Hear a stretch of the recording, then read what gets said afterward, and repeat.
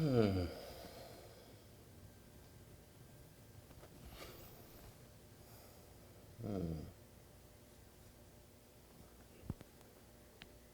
what? I don't know. What do you want to do?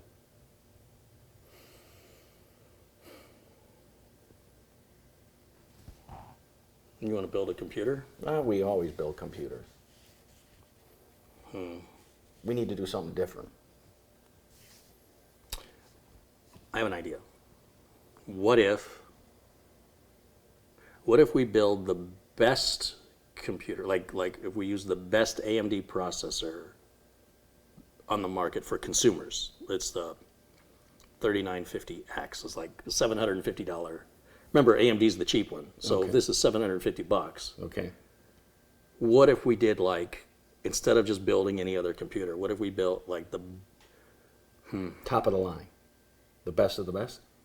yes, sort of like money's no object, but it's still got to be consumer based, not a workstation, not like Threadripper. It's got to be like, we put some RGB in there just to be stupid. Okay.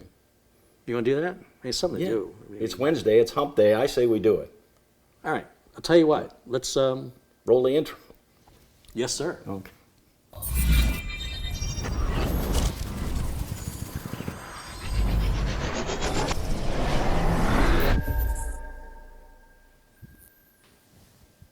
Welcome in, ladies and gentlemen. My name is Carey. This here is the man, the myth, the legend. He's full of Mitch. This is Mitchell, the man, Morrison. Related to Van Morrison? Yes, with my short hair and no glasses, folks. This is Mitch's twin, Rich. Yeah, Rich. Who's broke. Yeah. Don't let the name fool you. Yeah. So today, we're putting together an AMD 3950X CPU. It looks kind of like, here, Vanna White. Ooh. You gotta, ooh. Now, counter is filled with some stuff, and I want to talk to people about this stuff here real quick. Okay. So give me this back. You can't have that yet. So behind Mitch, let me get out of the frame. Yes, sir. All right. Your 5 minutes of fame are over. Oh, you're tall. You can stand back there. This is the 200R case from Corsair. You guys see me use all the time. And it's pretty rare that I have all three of these cases at the same time. So it was a great opportunity to give everybody a point of reference as to the size difference in both length, width, and height of the PureBase 500 from BeQuiet, which has no front ports on it.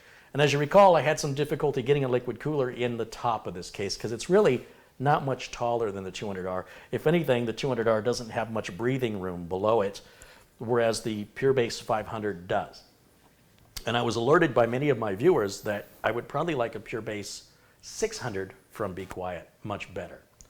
When I looked at the pictures of the PureBase 600, it looked 2-3 inches taller, but now here's the PureBase 600, and as you can see, it's just a little bit taller. Like if I try to use something to show you the difference, it's darn near identical to the PureBase 500. Both come with or without a window.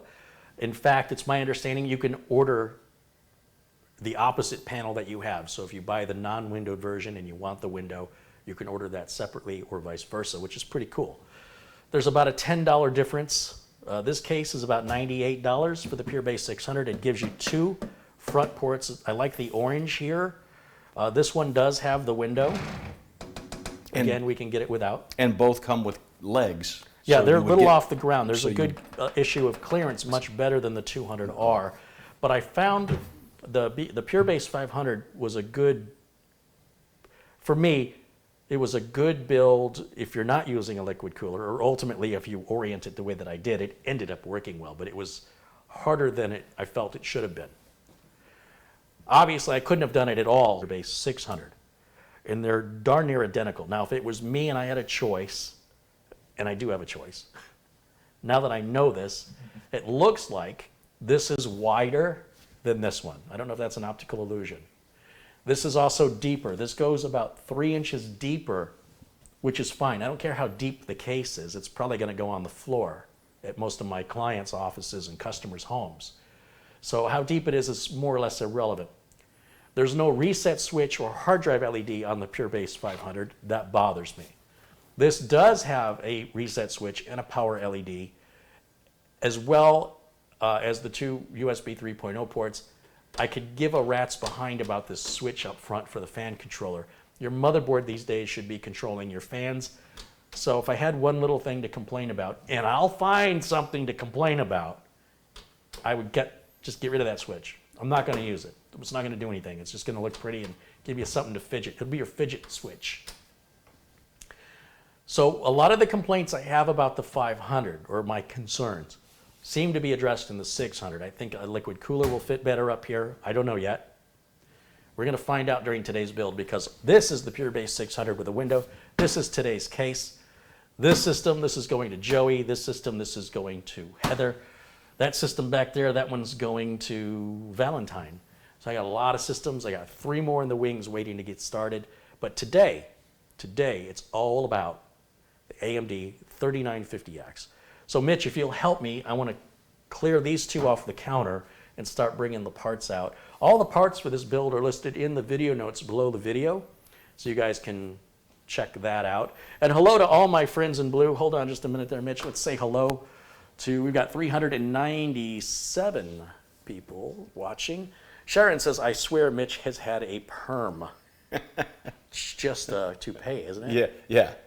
It'll fall off. Sometimes he goes with the perm toupee. Jesse Kirk's contributed $10. He goes, this deserves another $10. That's a great intro. Love it. We thought so, yeah. Oh, look at everybody says you're looking good. What do I get? I get spit on. Thanks. Luke Greeny says, man, I love that intro. Carlos is saying hello. Mitch, where's your hair? I chopped it off. 11 years with long hair. It was time for something new.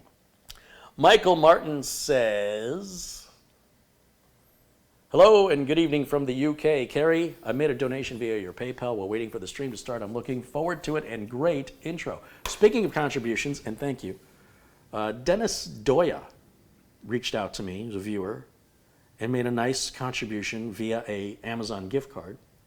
Nice. Which I just used more than twice of that to pay for a Synology NAS and 2 10-terabyte Seagate Iron Wolf drives that will go to my sister for future editing work. She created that intro, which is incredible. Did you see that intro? I'm quite impressed. Yeah, She did an amazing job. So if I give her better tools, I expect even better work. Okay. That's my theory. So I am using all of the contributions into putting it all back in the channel. I want everybody to know I haven't bought my yacht yet. Now, where are we going to put these 2 computers, Uncle Carey? Well, I'm going to get to that in just a minute. I wanted to say hello here to, again, Jesse Kirk says, my 2 favorite uncles, Uncle Carey and Uncle Mitch. You 2 are the best. Cheers to a great build. Oh, it's going to be great. You're blocking my good looks. All right. It's not coincidental. Yeah. Scroll. Oh, I see your name's in blue. That's awesome. Andrew Brockington's contributed $2. He says, this is for the show. Keep it going. Hello to Gary Tatum and Torgo Zero and David Griswold and Gil Garcia, Thomas Beckenstowe and Vern Mahorney and G. Wynn and Ray Sudbury and Sherry McFarland and Bill Leatherland joins us all the way from England. Dave Murray from Scotland. Edwin Ojeda. Stephen Bernstein, a good friend of the channel. Of course, you're all good friends of the channel. James Robson and Alice DePage. Mark Baggett, as well as Holly. And there is also J-Toy, also a recent contribution from J-Toy. Thank you for that, Jack. ANSPC Repair, been seeing you a lot in the chat room. That's fantastic. Thanks for joining us. Eddie Casanova, John Paul J. Bacon, and newcomer 8771, Paul 1961, Sharon Idle watches us in England. A lot of British viewers watching today. Rice Star Man and Stealth Mode. Welcome in, everybody. I don't have time to go through everybody, man. We've got to get this going. If I don't mention your name today, I will mention it eventually. Don't get upset with me, Philip Musto or Heinrich Bo Anderson. I'm just making those names because I just saw them. Anyway, thanks, guys. Let's get prepped. Let's get prepped, right? So we're going to leave this case out. We're going to get the Lazy Susan to put under here. But first, I have to find a place to put this. So let's take this one and just set it in the living room over by the boxes where hopefully we can't trip on This it. isn't too heavy, is it? You know, I'm an old man. If it's too heavy, you let me know and I'll step in. You need some different pants? Bend with the knees. Okay, and just set it here. Bend with the back. Yeah, no, with the knee.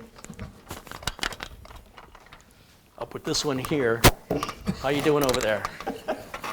Just set it with all the other computers. Okay. That's perfect. Perfect. In fact, I will just turn this sideways to hopefully get it a little more subtle. There will be some finalization videos on these builds that were started. I just don't have time to do that today. We have to get rolling on this. Could you just lift this up just a couple inches? Yeah.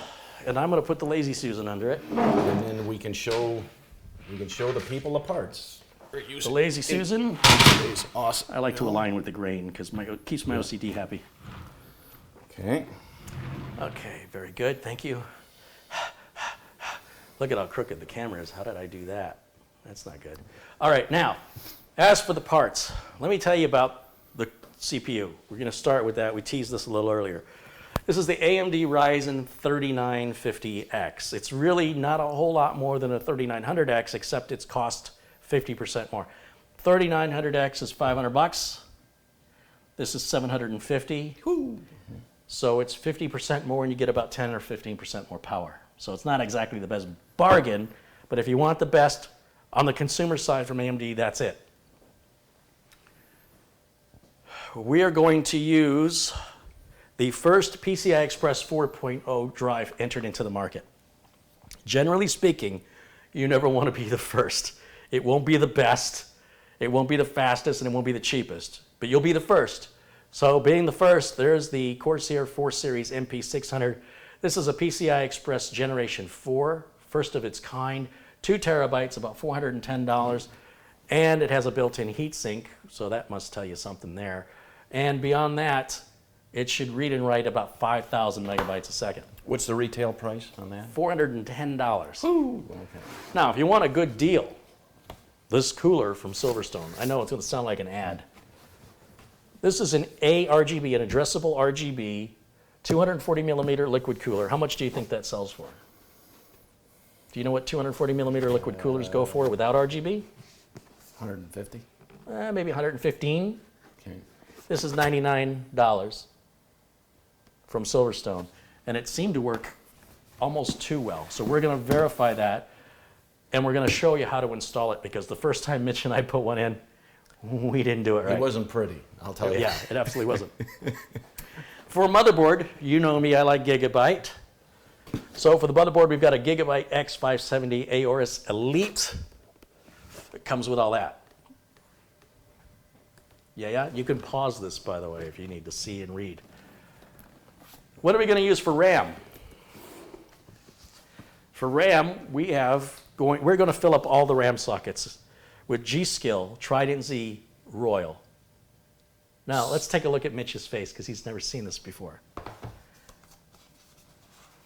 Look at that packaging. It's like I just got you very a snuffy. bracelet. Yeah, very snuffy. All right. This is what you get a nerd for Valentine's Day. Dun, dun, dun. It opens like this. I'm trying to show you and Mitch. Yeah. Ooh. Here's our Go Faster sticker. Just take that out. This is a microfiber cloth. Oh, right? I'm impressed. Stupid. Yeah. It's mirror finished with what looks like little crystals. It's just a solid piece of plastic that diffuses the RGB light, so it doesn't, it's not real harsh. And it's completely addressable as well. So we're going to fill up all memory banks. Show me that again. You need to check your... Is that good? Beautiful. Oh, you cracked it. All right. Very nice. So we're going to use 2 of these. So those are 8 gig sticks. 16. 16 sticks. We'll have a total of 64 gigs in this system when we're done. I'm just going to take this back off. I don't know why it matters. Very nice. All right. BeQuiet has sent us the case. So my thanks to the folks over at BeQuiet for sending me the case to evaluate it. They also sent me a power supply. Now, in the last BeQuiet build, BeQuiet sent me their straight power 11 power supply. For this build, they sent me the pure power 11. This one is 700 watts. Unfortunately, it's sold out on Amazon currently, but I still have a link to it, so I don't know what the retail price is. But it's a modular power supply. And Fully modular. look, here's the thing. All of this stuff is fantastic, but it needs a graphics card. So I opened up the wallet, blew the dust out of there, and forked out $800 for this. An NVGA GeForce RTX 2080 Super Black Edition, which includes a free PowerLink adapter. Now the PowerLink is interesting. It's a piece of plastic that looks like a letter L. And what it does is, you know how when you plug your power connectors into your video card, they go right into the freaking side? It's just ugly. The PowerLink is an L-shaped hard piece of plastic that plugs into those two connectors and then moves them to the side so that you can plug the cables in towards the back, closer to your motherboard, so they're not visually as exposed. It is sold separately. Obviously, you've got to get the right power link for the right video card because of the number of power connectors it supports. And I've never used one before. We'll see how all that goes together. And that is today's build. Now, did you say this is for a customer, or you would sell this one to maybe somebody in chat? Or so what I did is some contributions have come in, and thank you to everybody who's contributed. And that helps keep me sponsor free. In other words, typically what most YouTube channels have to do to put something like this together is they have to ask the companies what they're willing to send them. And then they have to sign a deal or make a deal that they're going to make the video within a certain period of time. And you may not get the parts you want. You get the parts they want you to have. Okay. So this gives us full independence. For full disclosure, BeQuiet has sent the case, BeQuiet sent the power supply, and Silverstone has contributed the cooler. Everything else is paid for with contributions from the channel. And then I thought, what am I going to do with it? Well, the X99 system that my sister is using, which were the original parts intended for the Xenos build, has been crashing on her. In fact, she sent me a blue screen today, and she's like, what are we going to do about this? Okay. The X99 is perfect for video editing work. But now I'm thinking this 3950 is going to blow that X99 out of the water. So I'm going to loan it to her. Okay. And we're going to see, does it work a lot better than the X99? Whichever one she wants to keep. Yep. Remember, my sister's the one doing the intros. She's doing all the quick tips edits. Also, when the build videos like this one are edited, she's doing all that. And these are big files with lots of edits. And it's starting to tax the X99. Right. And I've never been a fan of X99, X299. They're just too flaky. Okay. And I don't know why this has started. Like, she had to completely uninstall and reinstall the software the other day. And now it's crashed again. So we don't know what's going on with it. Okay. So if it turns out that this is not as good as the X99 for video editing for what she needs, then I will offer it for sale here on the channel. Okay. I want to emphasize all the money is going to the channel. I'm not sitting around playing games on this. I'm not going to load it up, and I'm not making a video for this week because I'm going to be sitting home playing Halo Wars Infinite or whatever it is. It's not going to happen. So I say what I mean and I mean what I say. And I'm hoping that if I give my sister better tools, she'll be able to produce better product faster. If not, I'll have a problem. Okay. All right, so I think that's the deal. I still have the Xenos build, which will be a step above this. It'll be we have two very epic builds. Right. And I don't want to dilute the value of this one, but please know on January 31st, you will be back helping me with the camera. We'll be using 2 of the 4K cameras today, but we're only shooting in HD 1080 because I don't have the bandwidth for 4K yet. But that's a better camera. It's like a 1-inch sensor, and it's just much better low lighting. And what do you think, Mitch? Let's just see what this camera looks like on you. Okay.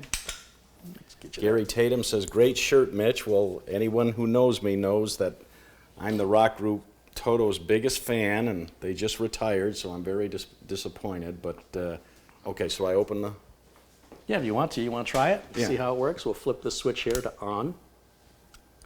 And then we'll flip over. Let me get around the other side. Here, you want to be on that side? So. And then we'll flip you over to camera 2. Let's see if you can do this, Mitch. Let's see if you're cut out for it. Let's cut to Mitch's camera. Not getting a signal. Is it turned on? No. Have you tried turning it off and on again? There we go. And since it's doing it, hey, hello. So we'll get Hi, Mitch. So we'll get some nice close-ups here. Yeah, on you'll be today's able to build. pan across the counter there, and we should Today's have. build. Yeah. You know, I'll try to have a steady arm here, folks, and it should be easier to hold that steady because it's bigger and heavier. Yeah. In theory. So let's switch you now back over to Camera the main one. camera there. And this will eat through the battery, so we want to shut this one off when we're not using it because it's definitely not the 5-hour battery life of those cheaper cameras. And we'll just set that there for now. So that's how that is going to work today, so everybody knows. And Rick Hubbard just contributed £3. Thank you, Rick Hubbard. And What do you think? Let's mix it up a little on this awesome build, and let's do something. You normally prep the motherboard. What should we do different today? Should we put the power supply in, or what do you think? Prep with the motherboard? You know, I always used to start with putting the power supply in. We're not going to put a DVD or an optical drive in this. So all there is to prepping the case is putting the putting the power supply in. Okay. And everybody wants to let's not kid ourselves. Everybody wants to see this, that. and everybody wants to see this. Okay. I guarantee, and everybody wants to see this RAM. Yes. So then, let's give the people what they want. Give the people the M. sounds good. Gary Tatum's contributed $5. He says, I've been waiting for this one. You and me both. David Santiago's contributed $1. Hey, thank you, David. Hugh Wong contributed $2.50. He goes, this will go towards the 3950X Carey. Great. I just need $747.50 more cents. No, thank you for that. It does add up. ANSPC Repair, 99 cents. Phil M has contributed £2. He says he's looking forward to the build. This is going to be a lot of fun. Are you looking forward to the build, Mitch? Meh. No, you just want to get it. Just kidding. Meh. Yeah. No. More of a Mac guy, Yeah. really. Yeah. Get out! Not me. So. Bear Paw's contributed £2. Thank you, Bear Paw. Mitch needs a Steadicam mount to wear. That'd be great. Yeah. Well, should we get this motherboard out of the box? See what's inside. I ain't stopping you. Now, Mitch knows he's been offered a drink, and he has declined it, but he knows where to get one when he's ready for one. Right. So I don't want anybody to think I'm rude, enjoying my crisp, cold Do I Coca-Cola need for which... anything? Not yet. That's in here. Let's show everybody what's in here. So in the motherboard box, there's this cardboard that the motherboard rests on, and stuff is falling out. That's one of the little M2 screws. Go faster sticker. Kevin Smith's contributed £2. What's the other Ryzen CPU beside the 200R? That's a 3900X Ryzen that's going to be replacing the 2700X currently in the streaming computer that I'm using right now to stream this video to you live, which Mitch will also join me for. And we will use that CPU, the 2700X, and we'll put it in Mitch's older black and white computer. Stormtrooper, that's about 11 years old. Yeah, he's got like old. DDR3 in there, so Yeah. he's already got the DDR4 memory. Yeah. I've already got a motherboard for him. That's another build video for the future. One of the, and you will see in Carey's videos, we basically gutted the thing where Carey put in a different power supply, and he put in a Mugen 5 in there, and so, you know, we kind of upgraded it, but the CPU is, 9 or 10, 11 years old, and so. It became one of those situations where a problem solves itself. I've got the 3900X and I'll put it in the streamer, but when I do that, what am I going to do with the 2700X? I should pay Mitch something for being here. Hey Mitch, you want a 2700X? Great, I don't have a motherboard. I have a spare motherboard. And, oh, well, you have an old system we can upgrade. Let's make a video out of it. You can have the parts in exchange for your labor. And he's and that's kind of the gone for it. Yeah, that's kind of, even though the graphics card is 10 years old, I mean, it's a good one. I can't give you the model, but that's, the Stormtrooper is kind of what I use to edit videos versus my black. We might be able to upgrade that video. my black birthday. We haven't talked about that. There might be some surprises in it for Mitch. We call it the Stormtrooper case because it's black and white. It looks kind of like Corsair, it's inspired by, is that like a 780T or something like that, Yeah. white graphite, yeah. So there it is, folks. Jim Innes has contributed $5. He says, I hope this machine does help Linda. I think he meant Linda. I love the Quick Tips channel. Thank you, Jim. Should I take the plastic off, sir? Yes, please. All right.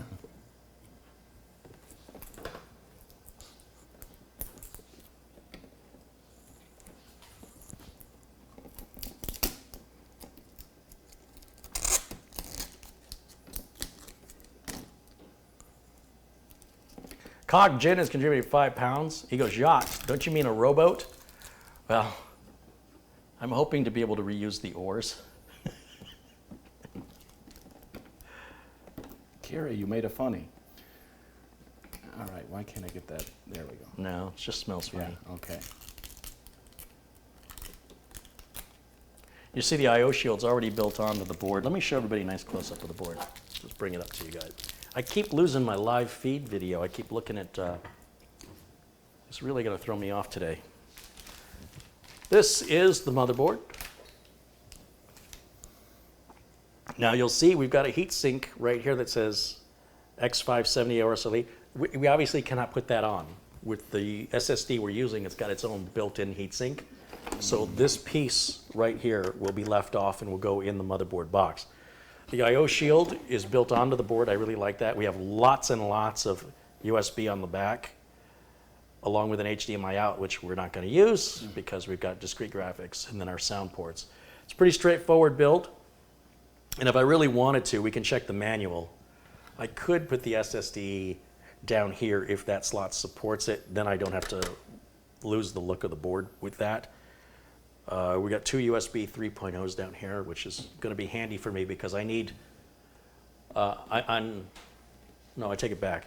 I need it on the streamer because on the streamer I need the front port USBs hooked up and then I need another set of front port USBs hooked up, and I prefer if they're both USB 3. So Did you want me to get the manual out? Because you said you're going to have to refer to. You know what, let's take a look at it real quick and see what the second USB port supports. I have a suspicion it's not going to be good. But if I can use the second one, it's mostly for aesthetics. I'm trying to keep it looking right. It'll still look good, don't get me wrong. What we want to look for in the manual, I can jump to it fairly quickly. Right up in the beginning. But you'll need your glasses. You're right. Because Uncle Carey doesn't have contact lenses like me. Beautiful. Or a toupee. What? Yeah. He doesn't really have a toupee, I'm kidding. And two connectors, da-da-da-da. Which one to use? MDB, blah, blah, blah, blah, blah, blah, blah. Blah, blah, blah, blah, blah, blah, blah, blah, blah. Configuring RAID. Doesn't tell me.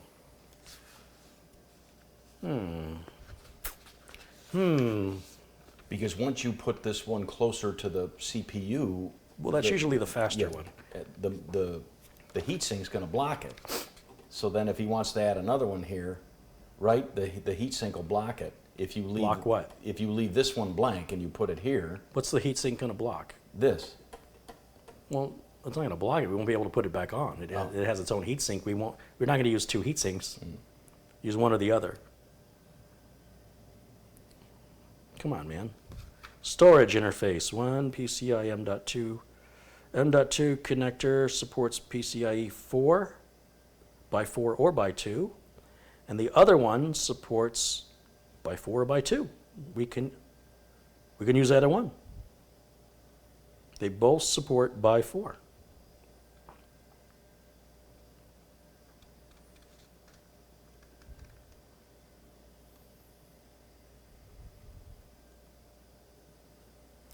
Oh, I see. Third generation AMD processors supports that.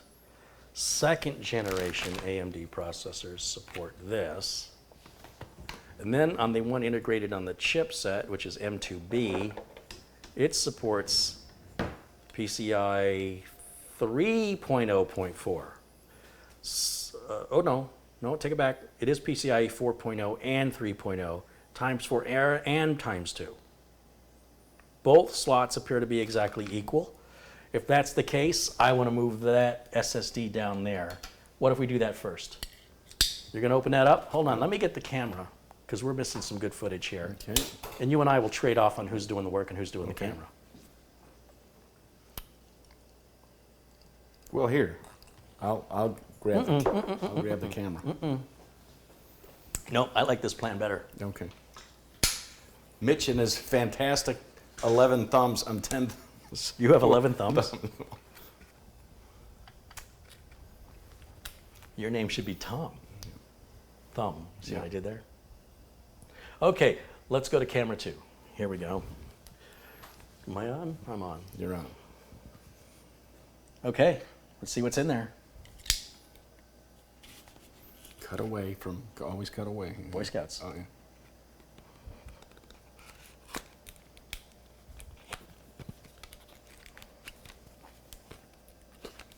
Twenty minutes later.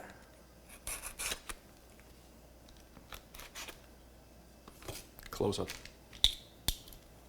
Close up where you close up with the knife? Yeah.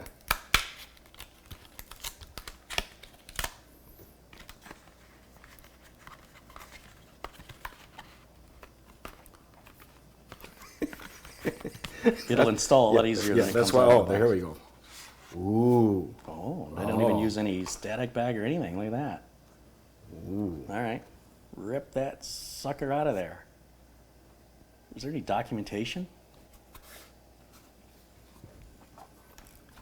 No dice. Well, that's good. I wasn't looking for any dice. Okay. All right. Okay, so we want to install that down into Yeah. this position. However, this will have to be moved first. So in the drawer, please locate the black-handled Phillips screwdriver. Oh. Phillips. Nope, not that. That's the one. And remove, if you would kindly, that screw.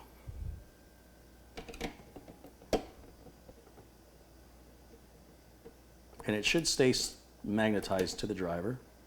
The key word there is shit. Okay. Yes, that is Ooh, definitely the there. keyword. And just set that down. Now we want to unscrew this piece, which will require another Phillips screwdriver. That yellow-handled one should work well. The yellow handle. That's it.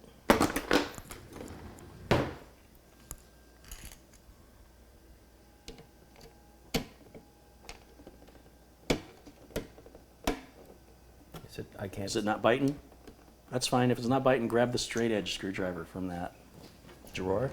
Any of the straight edges ought to work. Bigger one will be better. That might do it. Jimmy's really getting excited for this.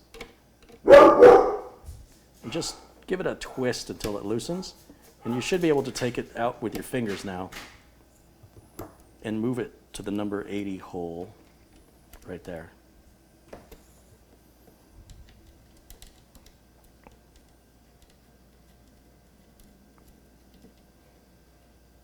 And just finger tight, right? Is all Yeah, you we'll need? tighten it with the screwdriver. Snug that bad boy up.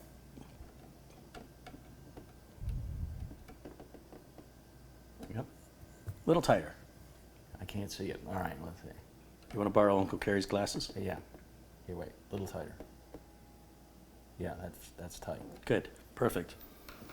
Now, insert the Corsair MP600 into the slot with the heatsink facing up. Okay, facing sideways. Just 1 second, folks. 1 second. Oh, Be with you in a look second. at him. He's is he getting glasses? What's going on? What's he doing? Oh, wait, look at the camera. Now Okay. put your hand on your chin like you're thinking.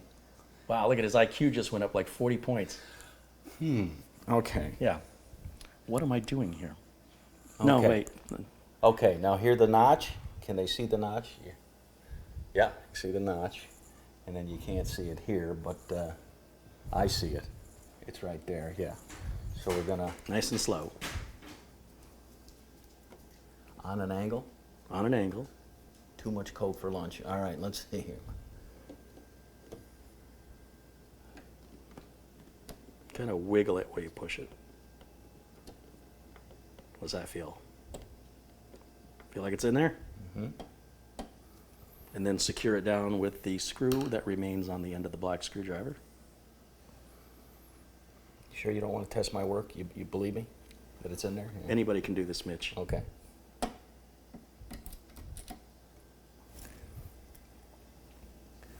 No pressure. Yeah. The game operation. Okay.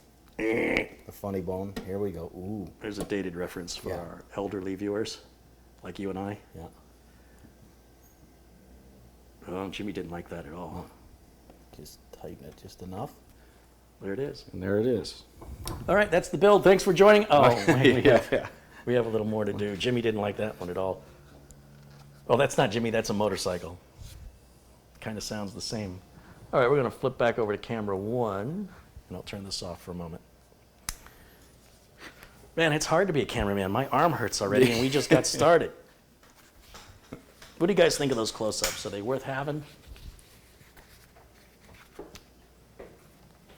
Ooh. Miguel Fernandez says, it's cold as heck today. Jesse James, haircut looks better on me or Uncle Carey? Uncle Carey's looking. I didn't get a haircut. I need one. He's looking a bit scruffy. Yeah, all right.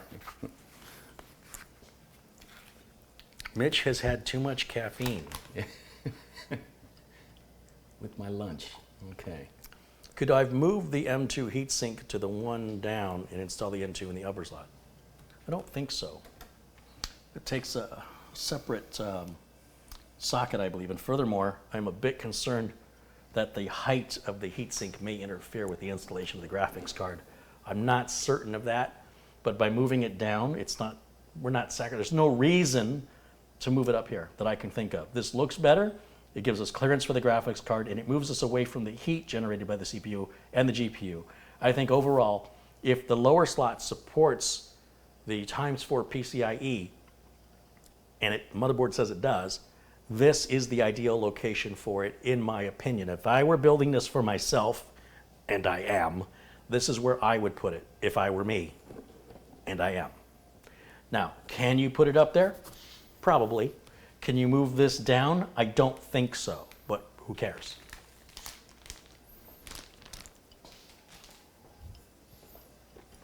Harry says it's 50 Fahrenheit here in Colorado Springs.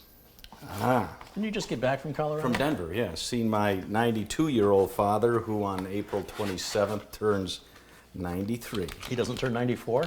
No, 93. No, it's weird how that works. Yeah. It's like he does that every year. Yeah. It's like another year older every single year. Tell him to take a break. Enough already. All right. CPU time, boss?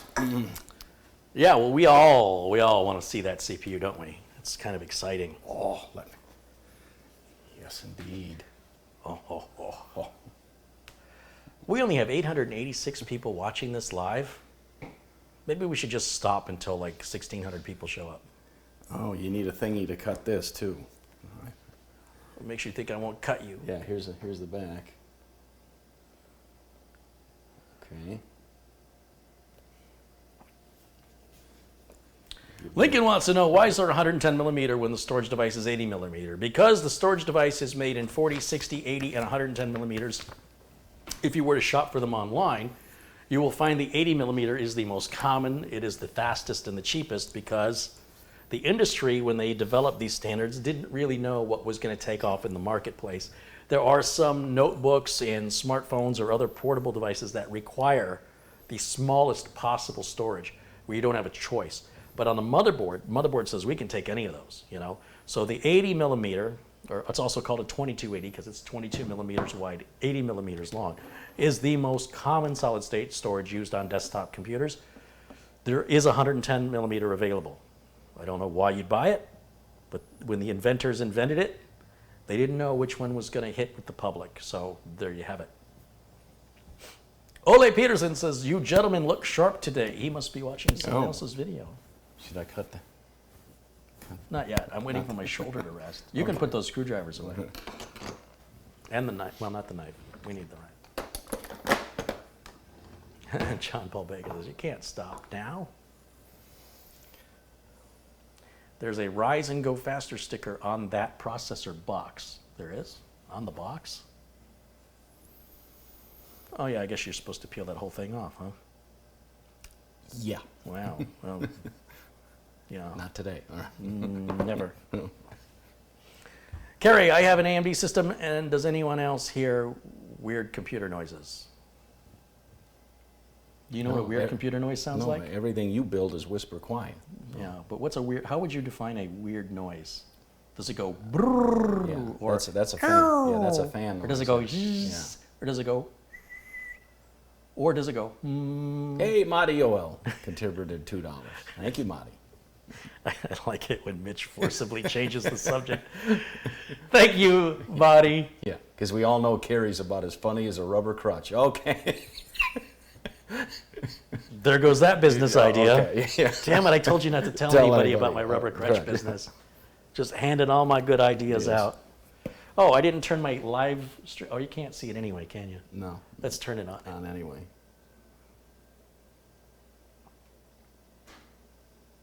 There it goes. There we go. Okay, I'm sorry, I just have to stop for a moment because I put an M.2 drive. I had to film you putting an M.2 drive in. I need a break. That's what happens when you get old. Yep. I moved. Now I need a rest for 20 minutes. A nap. Okay. All right, let me get camera 2 again. I'm going to get camera Dave right here. This is camera Dave. Well, again, you're going to install the CPU. I'm not installing. I think you can do it. I'm not installing. You're a not pricing. doing it? No. Man, yeah, I'm no. going to convince you to build this whole thing. Okay, all right. Well, there's a chance. You know, it's on your conscience. All right. Well, it's on my counter. Yeah, I'd rather. All right. You would pick the day I didn't wear my glasses. All right. Damn right. Yeah. It's got to be interesting. Okay.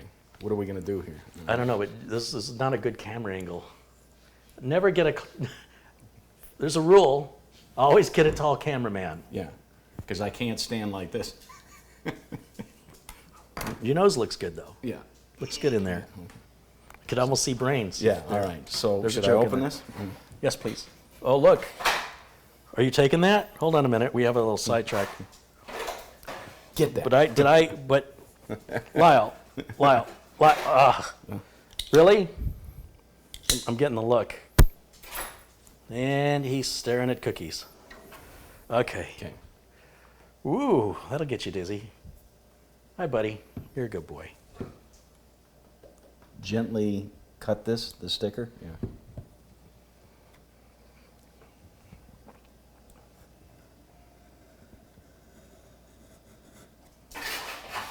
And there goes Lyle.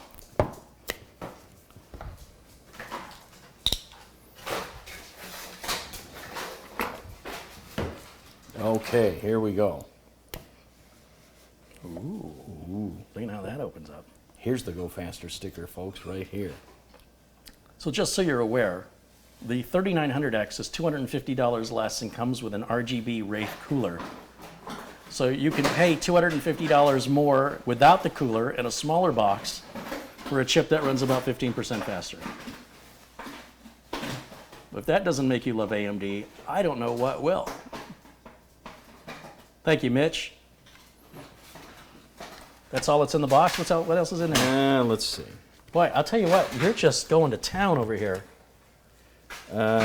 Some documentation. And that's probably it. What is that big? Oh my gosh, he's just got. He's got vengeance out for this thing. If I'm not going to get a you know what, I'm going to rip up. Geez, I hope I don't have to send that board back. Okay, so there's nothing in there but a big piece of foam? Yeah. That's what I call packaging. That's all it is a big piece of foam in there. That's it?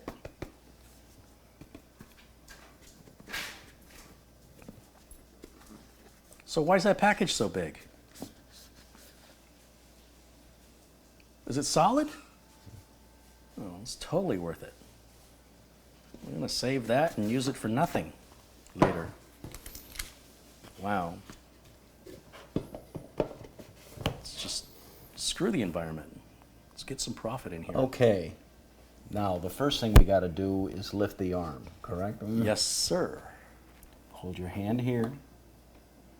Don't apply much pressure, and just give it a lift up. Beautiful. Just like that. Mm-hmm. Now, with very steady hands, you. That's my shooting hand. Yeah. Okay.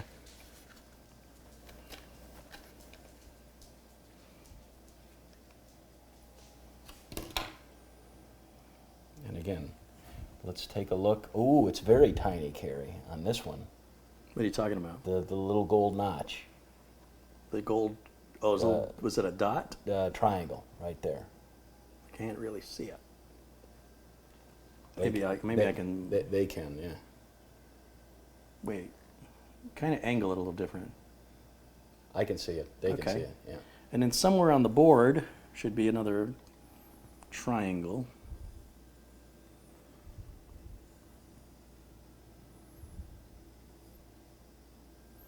Somewhere on the board. Yeah.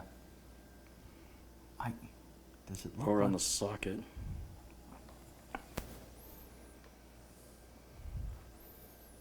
Boy, they're not very helpful with this, are they? On an Intel system, we don't want all the text to face the same Right. way, right? So, Right. so if I stood over here and looked at the motherboard from this direction, I can see all these words facing me. So my instinct would be to have the Ryzen words. But if you look closely on the socket, do you see these little, they're like little blocks. Do you see them? Yep. You see on the video? Look on the screen. You can see them. Mm-hmm. Now turn the CPU upside down. And do you see where those little blocks go? Mm-hmm. Right? Where those little squares are? Yeah. So we know it's going to go in one of two ways. Yeah. We know that those have to line up. Yeah. Can we switch here? I'm getting very You're nervous. getting nervous? Oh, I can see the gold triangle a lot better on the bottom. Oh. That makes a whole lot of Oh, sense yeah. because that's the part you're going to be looking at, not. Yeah. Thanks, AMD. Really thought that one through. Maybe the gold triangle's on the back side of the motherboard. Yeah. Idiots. Tell you what, let me see that. Give me this. Here, you want to take that camera for me? My instinct, ooh, it's heavy. Oh, you can stand right there, that's perfect. Well, the Ryzen words have to either go, in order for those little notches to line up with these notches, it has to go this way, or it has to go this way. It will not line up with the text like an Intel system does. So that does add a little bit of confusion. So I think the gold triangle's right there. And is that where you pointed? No. You better get your glasses too, because I for the life of me, I can't see it. No, And I don't. Usually I it's, don't need glasses, Okay. and I will tell you why. Okay. Wait, I don't see a gold triangle. How come I saw a gold triangle? Oh, it's on an angle. The triangle is on always an on the angle. top left with AMD. That's what Richard Prescott says. Top left.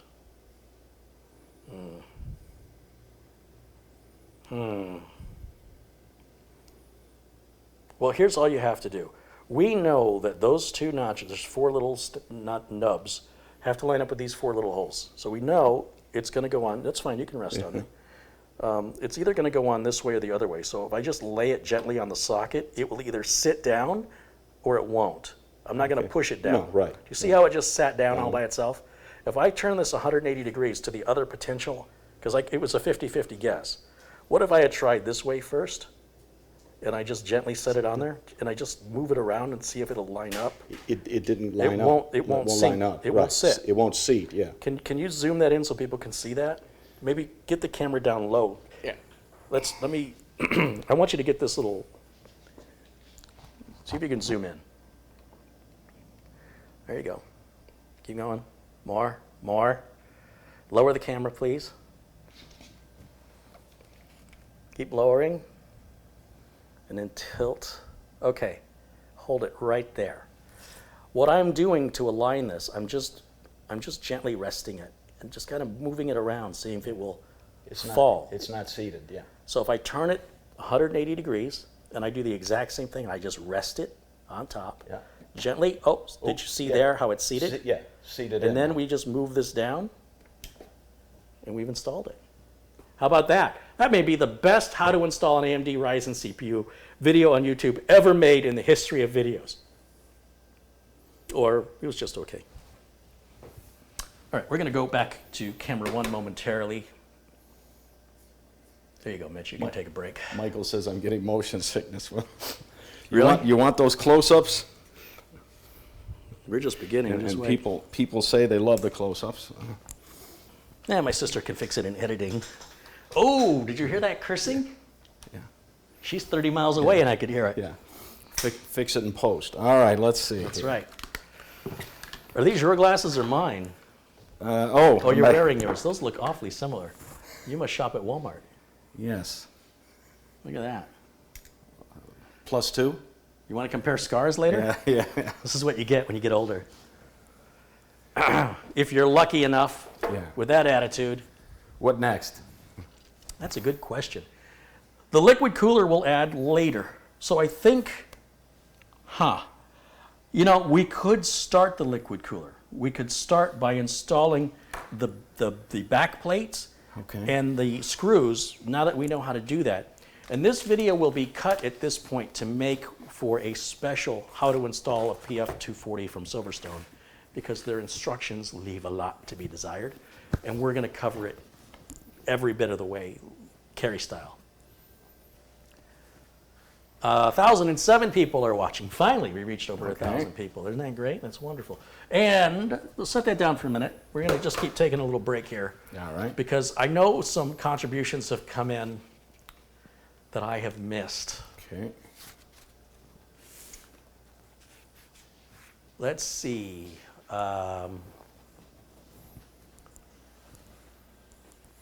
What do we have going on in the chat that I'm missing? Michael Danes, he's getting motions. And no, Michael, just have a little Dramamine. Put a rubber band around your wrist.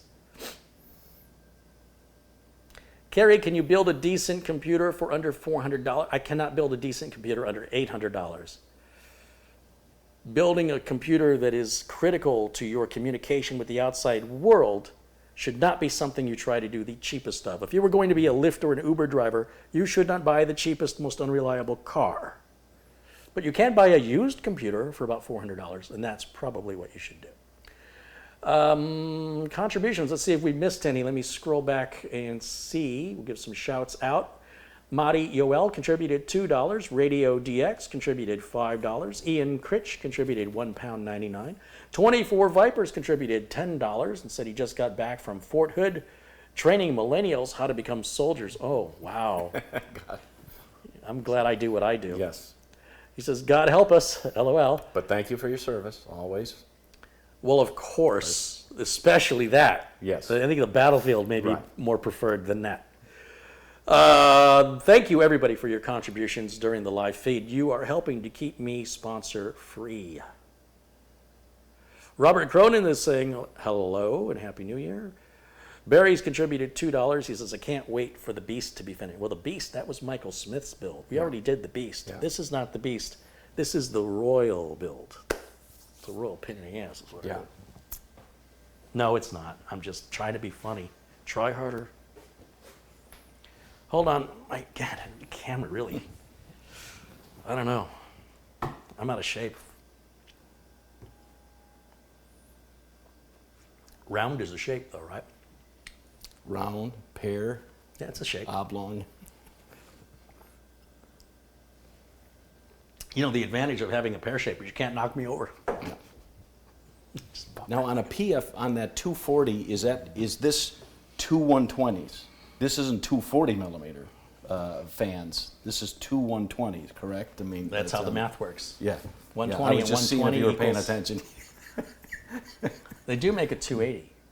Silverstone doesn't make a Silverstone makes a 360. Would that be 240s?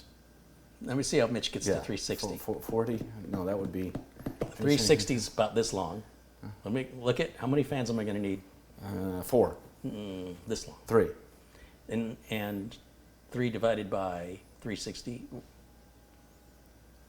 40, 80, 120. That would only be 120. So you need 6 fans, 3 on each side? No. You could. You could Okay. sandwich it. In other words, you could have a push-pull configuration. Okay. The fans are 120 millimeter or 140 millimeter. Like on the back here, on the cases, you'll see there's two 120. different size screws. This one doesn't have it. But on a lot of cases, you can put either a 120 or 140. That's 140 millimeters. Right. A 120 and a 140, from the naked eye, they look very similar. They're just a little bit different. But a 140 and a 140 is a 280. Okay. A 360 would require three 120 millimeter fans. 120 plus 120 is 240 plus 120 is 360. And that would be a 360 millimeter radiator. The longer radiator, you need a big case for that. Bigger the radiator is, the better your cooling. If you're overclocking, that's critical. If you're not overclocking, you just have a lot of money and a lot of time on your hands. So this, for $100, is the best bang for the buck. The 240 millimeter is the most common size sold in a liquid cooler. Now, if you have your choice on a case And like I do. this, would you front mount it or ceiling? Which is the better, if you have a choice between either front mounting it or on the roof, do you prefer up top is the thing and then drawing the air? It depends what you're trying to do. Like, you're phrasing the question as though I'm trying to get the best cooling performance. Okay. But in doing so, won't I hide those LEDs?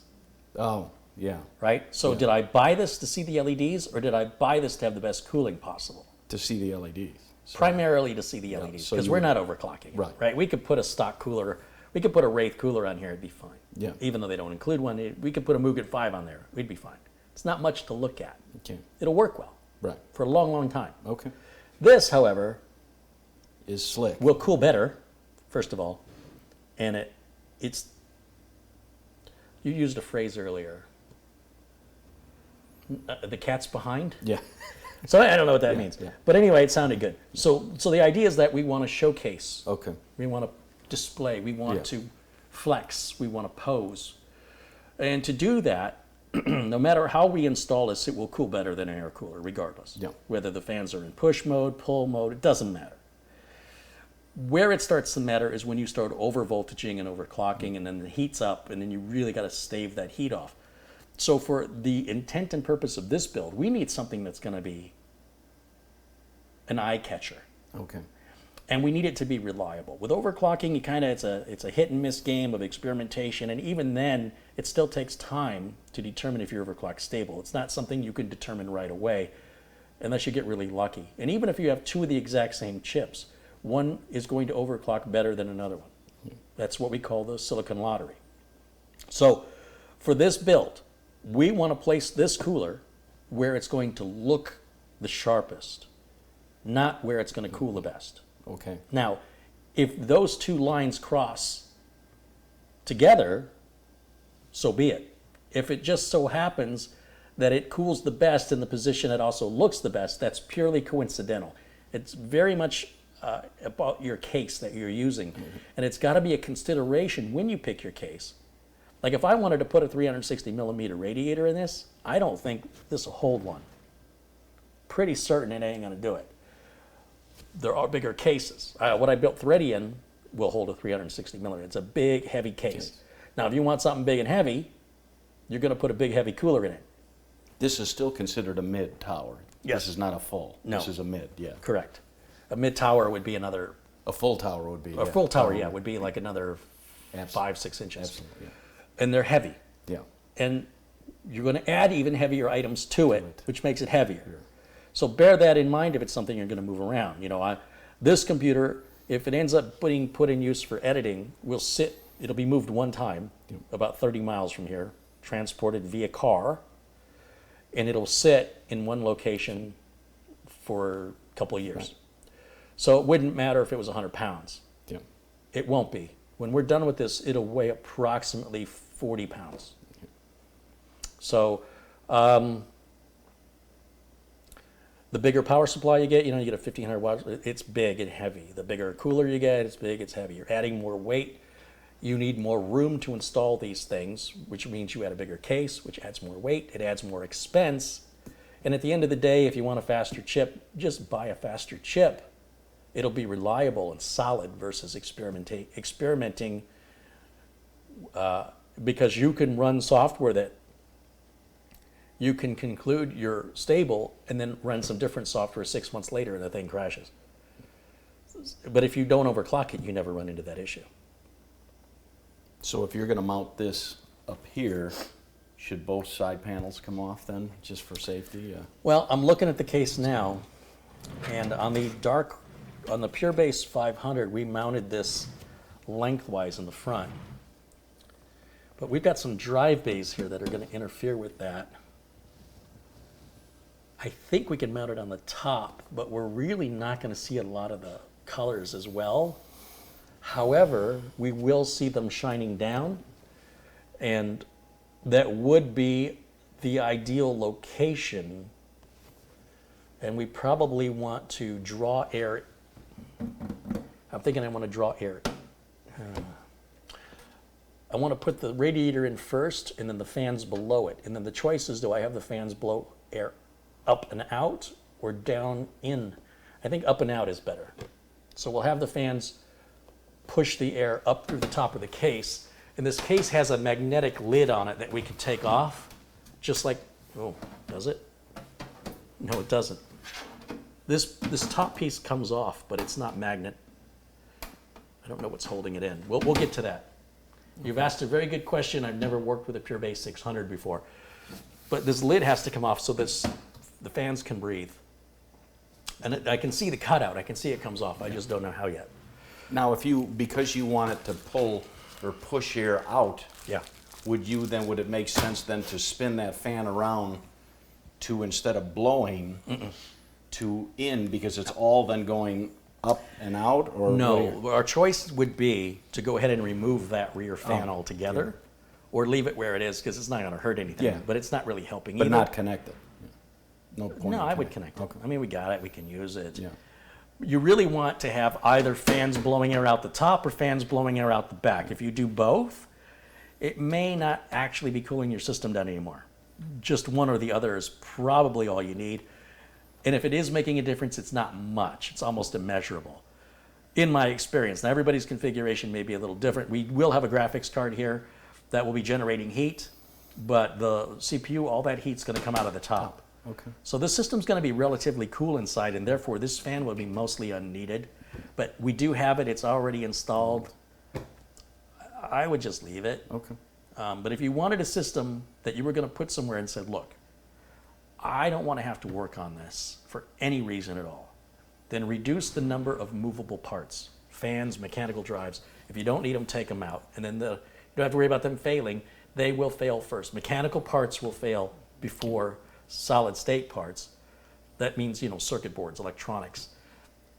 Things with motors typically fail first. So this will fail. Mm-hmm. And I may get a call from my sister in a year or two's time with the dusty environment that we live in going, hey, this computer's making a weird sound. And it may be this fan, or it could be the power supply fan, or it could be either of the two fans on the 240. We'll cross that bridge when we get to it. The fewer parts you have, the fewer parts can go bad. Okay. And the fewer parts that have mechanical parts, the fewer parts that are mechanical, the more you're putting the odds in your favor that this thing will just keep running and running and running with no maintenance whatsoever. Okay. Okay, but it's all odds and statistics. Rusty Nails contributed $5. Thank you, Rusty Nail. Get that bad boy out.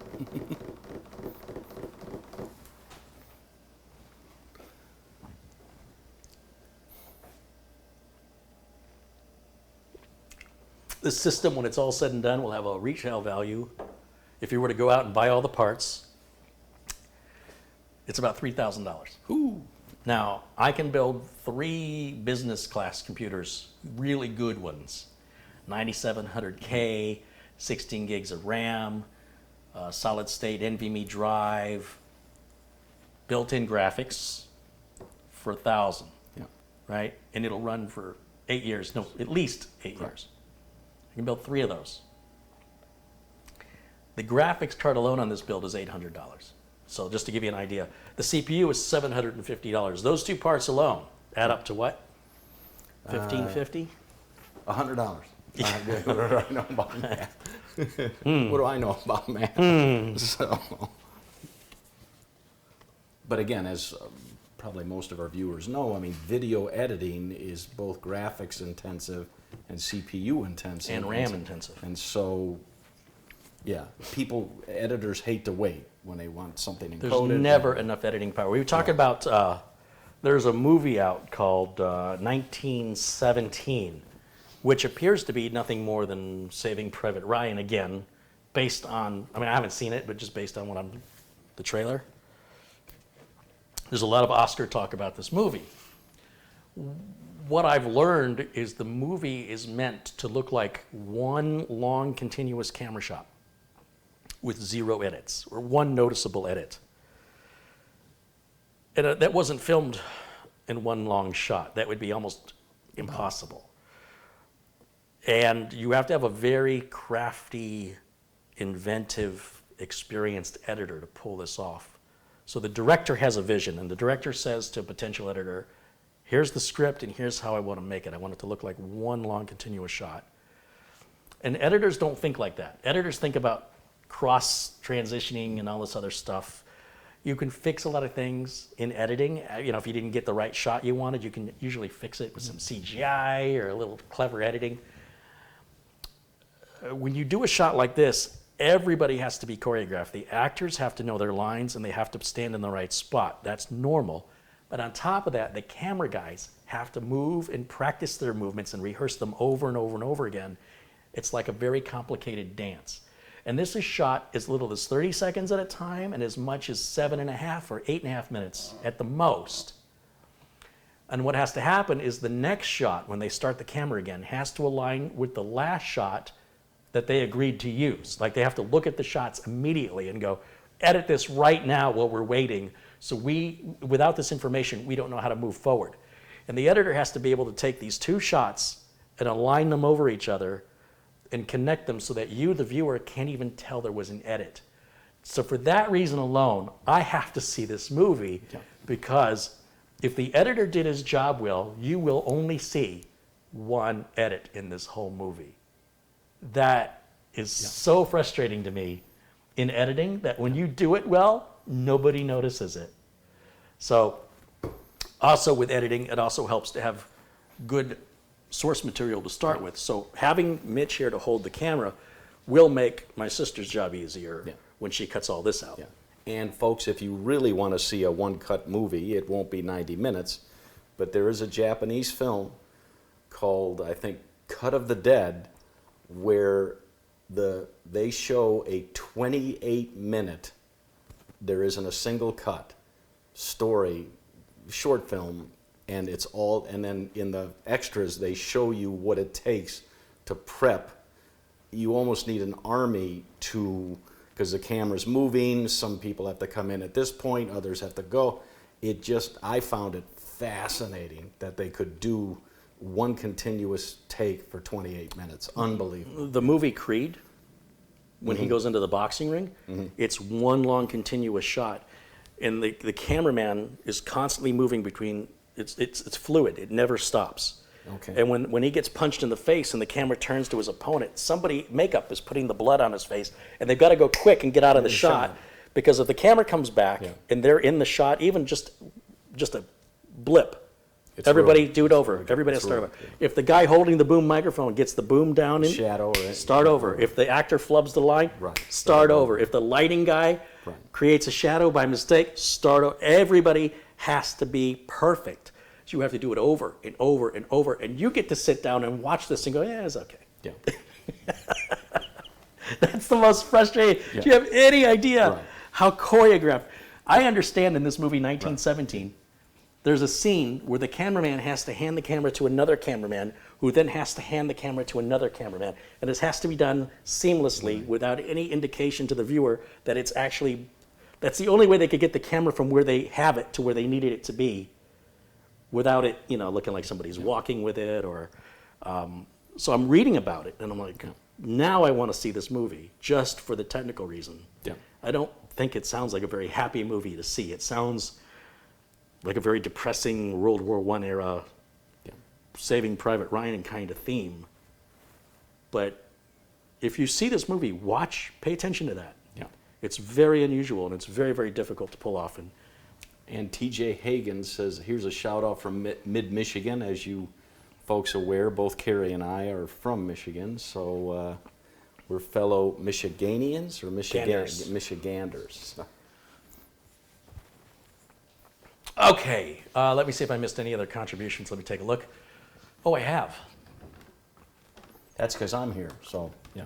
Andy Nicolaus contributed $2. Roy Starmans contributed $5. Are the dogs going to the studio? Well, there's no studio yet. Thomas X. Brosveen has contributed 50 Norwegian krona. Jeremy Clayton contributed $5. Says good afternoon. Thank you all for the contribution. Was there a comment on that Norwegian contribution? Yes. He says, I want to see the RAM. We're not ready for that yet. Stay with us. We're getting to it. First, we're going to get this motherboard prepped for the cooler. Go ahead, Mitch. You can crack that open.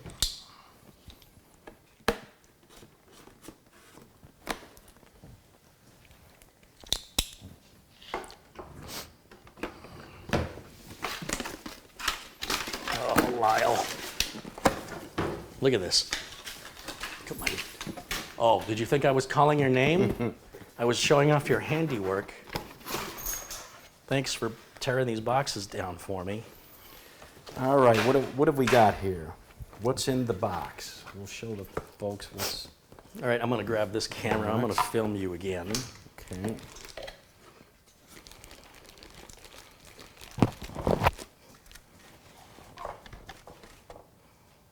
Why is it taking forever? There it is.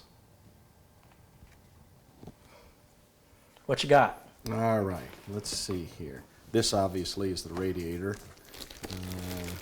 What have we got here? There you go. Radiator in here. You can leave that in the box. We're not going to need it For now. or don't leave it in the box. That's fine. And what else? Yeah, what else have we got here? We got brackets. We've got lighting cables, the RGB, and of course, our two fans. And Uncle Carey's favorite. All right. Silica gel. Okay. Kind of hungry. No documentation? There's usually nothing under there? No, this is one of the issues we had, if you recall. Let's take a little look-see. No, there's nothing. Go ahead and put this back in the box for me because I don't want to knock it over. That'll be later on when we put that part on.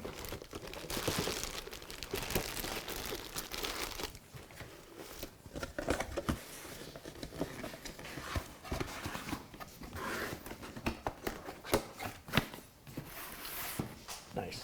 So what do we got? So go ahead and put the fans. Actually, the fans could go right back in the box. Just stick them on the box for now. Yeah. That's fine. Just keep it together. That's all I'm saying. We've got our brackets. Let's go over here to this empty spot. Yeah. Do they include both? Well, no. Let's dump this out onto the table. Let's see what's in there.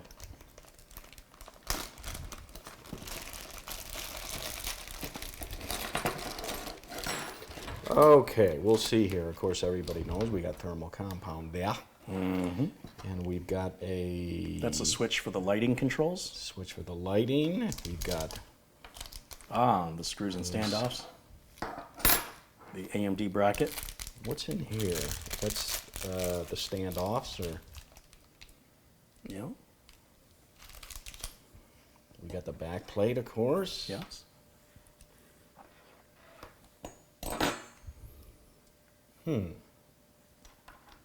Obviously is that for the fan? Of course, the two fans. Yep, fan splitter. We're not going to use this. This is if you wanted the fans to run full power at all times. We won't use it. We're not going to use this for now. We'll take that. We'll let the motherboard control it. And we won't need this for a little while. This can go on top of the box. Yeah. We will need this. I think we need this. I haven't done this on AMD before. You definitely need these. I think this is for socket 2011.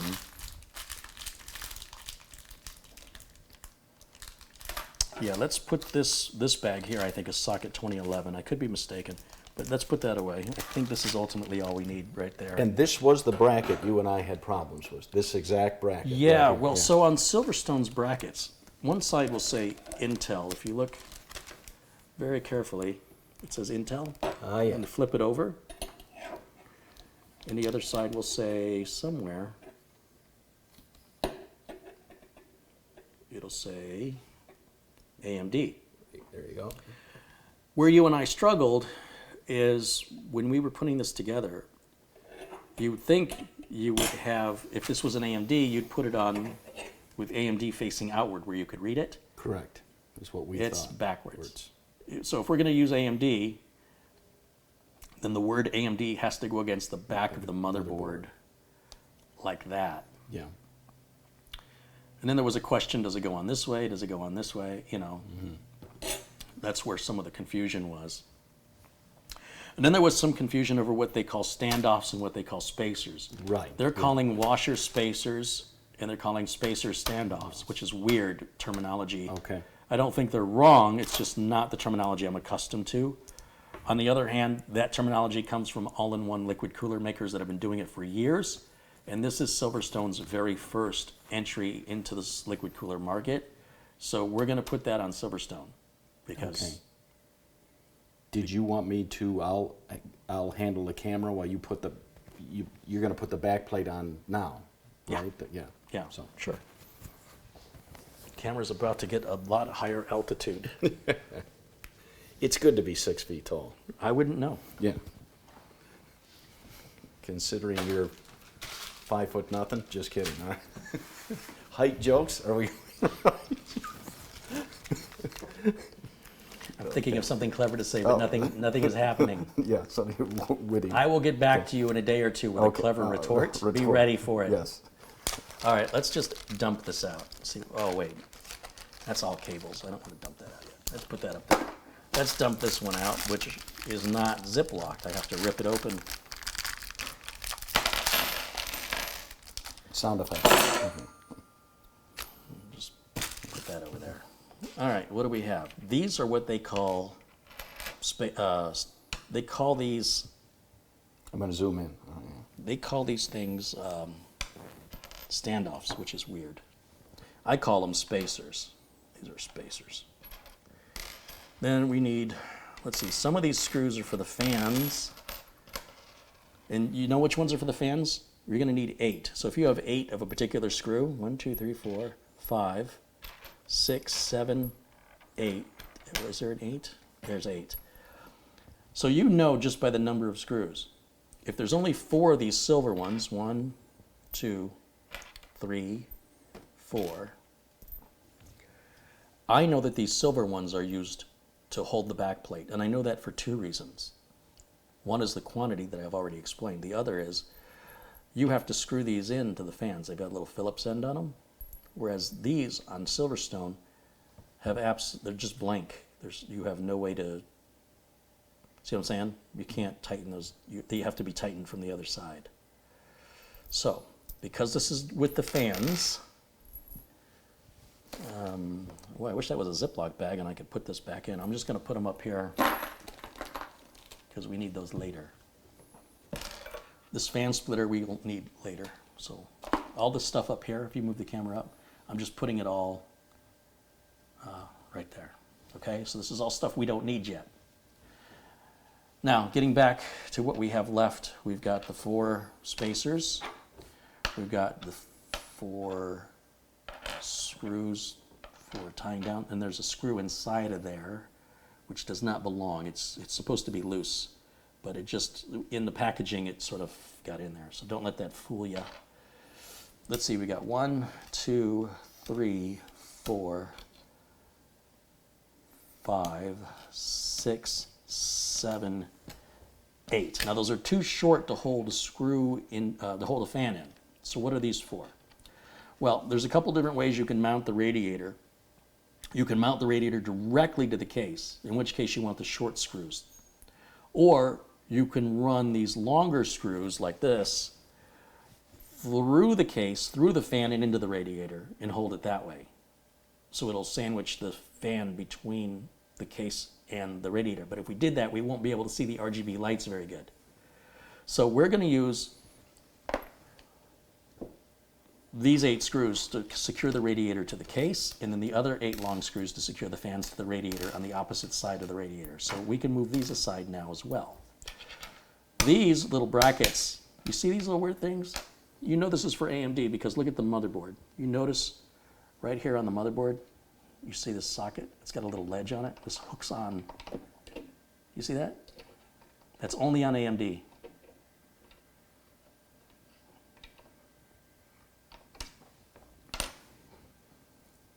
Which makes me very curious. If we do that, do we still need the back plate? I do not know.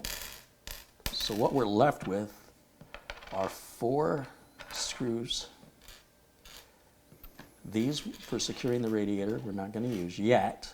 What do we need right now? Potentially, I don't know. I need those. I probably need these.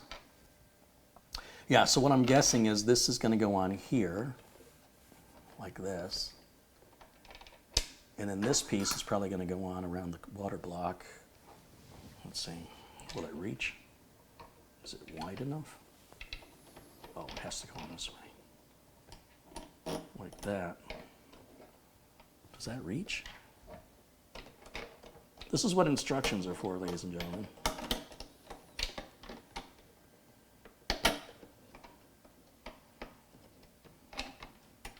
I'm just kind of doing a dry fit because I'm curious.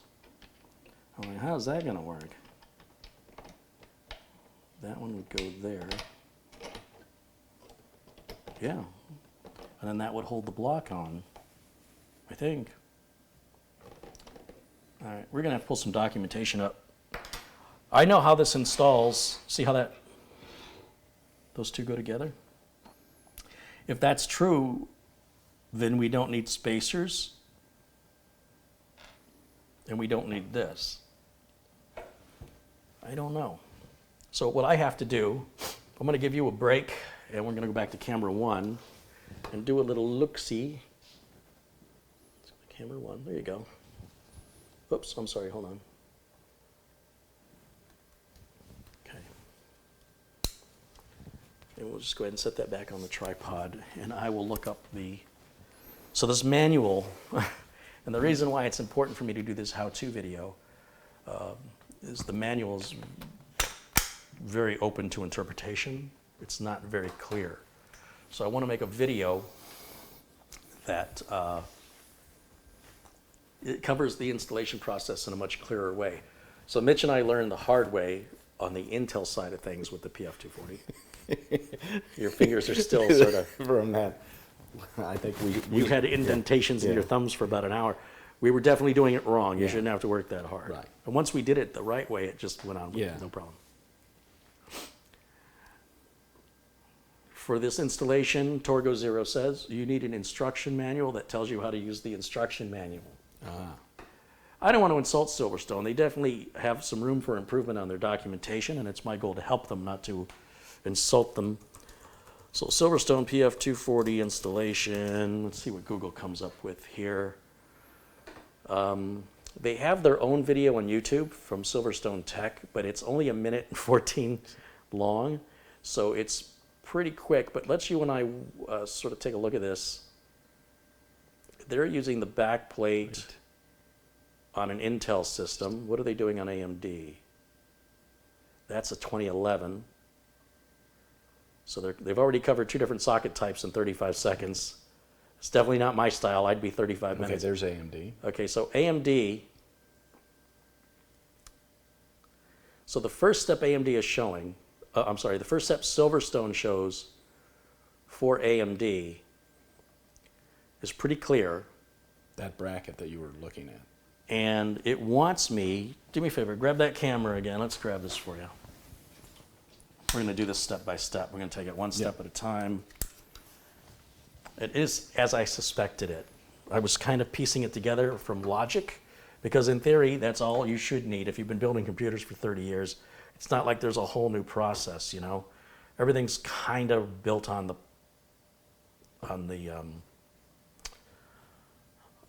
evolution of how everything's built on what happened before. So what it's telling me is to take these pieces just exactly as I had them. I was moving in the right direction. And to take one of these and to put it on here, like so. Now, I don't know how far they're turning it, but we'll just get them started. One there.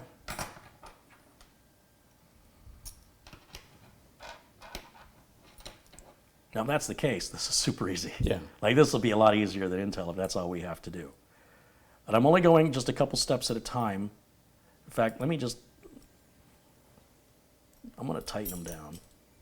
And they're going to go, these have to be towards the inside. See how that can be this way or this way? You want it towards the inside. But it's just going to spin freely until we're ready to install it. But that's the way we're going to go with it. And I'll just kind of snug them up a little bit. I'm probably going to have to loosen those. But that's the first piece. Okay. Now, stay there. Don't go anywhere. I'm going to look back at the video and see what they do next. Okay, next, the water block in here has a frame around it. And this is going to replace the frame. So I'm going to temporarily take all this stuff off. This is way too early. I didn't realize. There's nothing on the board apparently we need to prep on AMD. This is definitely a new process for me. So if you take a look in the box, so I had you put this away for nothing. I'll take this off.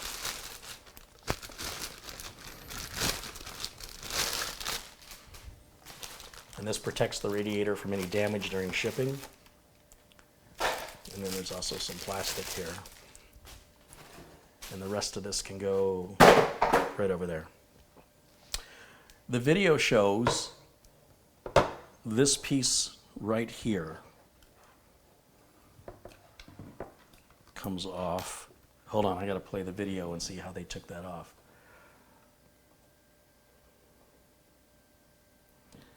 They're showing with the pipes facing me.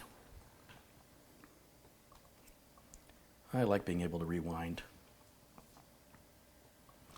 This bracket should come off. You see these pipes? This bracket should come off like this. Beautiful. Right? You see that? That's an Intel bracket.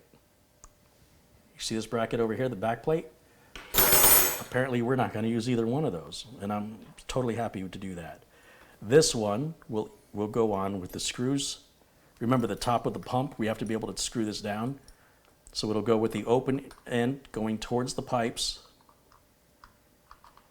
You getting this? Indubitably. Indubitably. And then it should just lock in.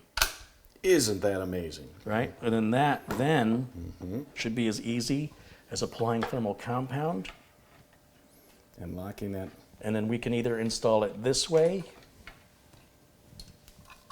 or it'll probably go in this, yeah.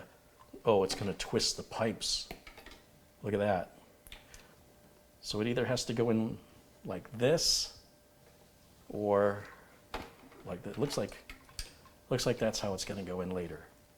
But if that's all there is to installing that, that is super, super easy. So what that means, in theory, is we will not use that, we will not use that, we will not use these, we will not use these, and we will not use these. That would all be for an Intel system. That's my guess. I could be wrong. Let me just watch the video a little bit more and I'll put a link to this video. This is from Silverstone. This video is only 1 minute and 13 seconds. You can film the screen if you want to show people what I'm looking at. So here's them putting, here, let me rewind it.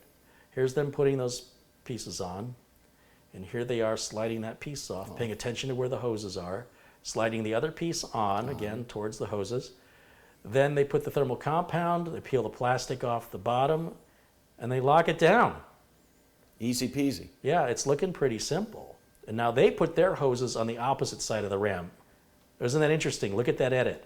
When they put the water block down, let me rewind. When they put the water block down, look at where the hoses are right now. Now in this next edit, in the next cut, when you're tightening the screws, now the hose is flipped to the other side. Did you catch that? Yeah. That's not a good edit. Let me rewind it one more time. Oh, that's interesting. So they put the bracket on, they put the thermal compound down, they peel the tape, they lay it down with the hoses towards the ram. Now they show a close-up with no hoses by the ram, and then they show the screws going down with the hoses back over the ram again. So I suppose there's no wrong way. You'll see how they've mounted the radiator here in this video. Can you see these, Mitch? The fans on top? Yep. Do you notice there's no support brackets visible? That means these fans are sucking air in and blowing it out the top. Okay. So this is how they're demonstrating it. They are showing the hoses between the block and the ram. You see that? Yep. And so we will use this as a guide. You don't have to do it this way. But since that's the way Silverstone's recommending, that completes the AMD install. And yeah, that's Silverstone. And I'll have a link to that video. You guys can watch it, so it's not a video of a video. That's a little Inception-like for my taste. So that's super easy, and that means now we don't have to do anything else with the motherboard with regards to prepping this. And so what I want to do in order to prevent more confusion is I'm going to grab a Ziploc bag, and I'm going to take these extra pieces. I can't get over how easy that is. So we're going to take all of this. This is Intel only brackets and spacers, and it's all going to go in this Ziploc bag. In case we should ever want to repurpose this for an Intel system, we will still need these to secure the radiator to the case. We will still need these to secure the fans to the radiator, and we'll still need the thermal compound. And then the rest is wiring. Doesn't that make you feel like a monkey's uncle after all the work you and I went through on that Intel? Suddenly now AMD's like a world easier on the install. So, that's news to me. It's a brand new process. Well done from Silverstone. That's maybe why they didn't include instructions. It's like, what do you need instructions for? It's pretty darn simple. Agreed. How about we slap some RAM in this thing? Yeah? You want to do that? All right. Okay, so since you're holding the camera, we'll do it right now. I have, move that over there. I have the RAM over here. Let me get this big old box out of the way because Lyle wants it, I'm sure. Oh, there's something. Oh, it's warranty information. Huh. Here, Lyle. Okay. RAM. Red RAM. This is G.Skill's ridiculous, over-the-top, unnecessary, and stupid Trident Z Royal Go Faster sticker. Do you know why it comes with this microfiber cloth? Do you know why, Mitch? Yeah, because they're mirrors. And Fingerprint magnets. Now, I don't know stop fingering your RAM, first of all. Okay. Once this is installed, no one should even be able to see it because they're getting bumped up against each other. So I don't get it. There's a little plastic on here. See that? Yeah, see? Probably on the other side, I betcha. I hear it. There it is. Ooh. Happy Valentine's Day, Mitch. yeah. All right, so we're going to open this up. I want to fill all these sockets. Load them up.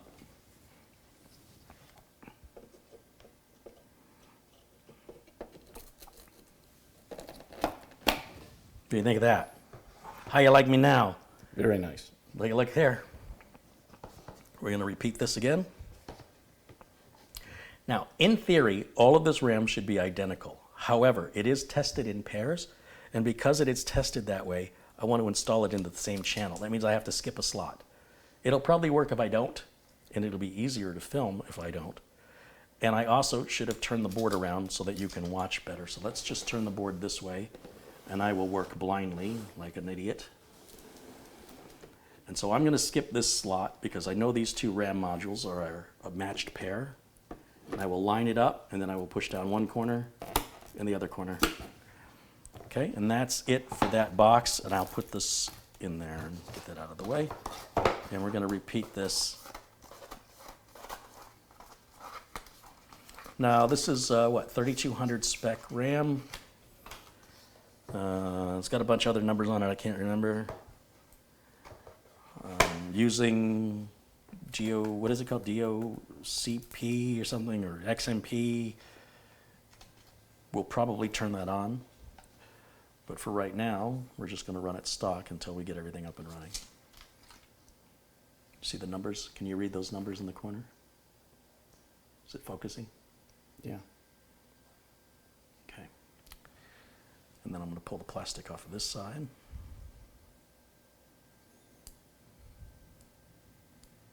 Y'all got any chrome RAM in here with crystal RGB?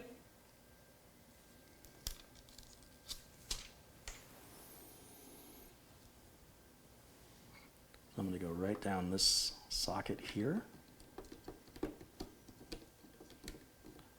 Don't use any brute force. It will gently slide into place, and then using my thumbs, I'll push down one corner and then the other corner. That one didn't sound good, so I'm going to take it out. I'm going to do it again. I should hear a click. That side doesn't want to click. I hope I'm getting it in there okay. And then we just have one more right here.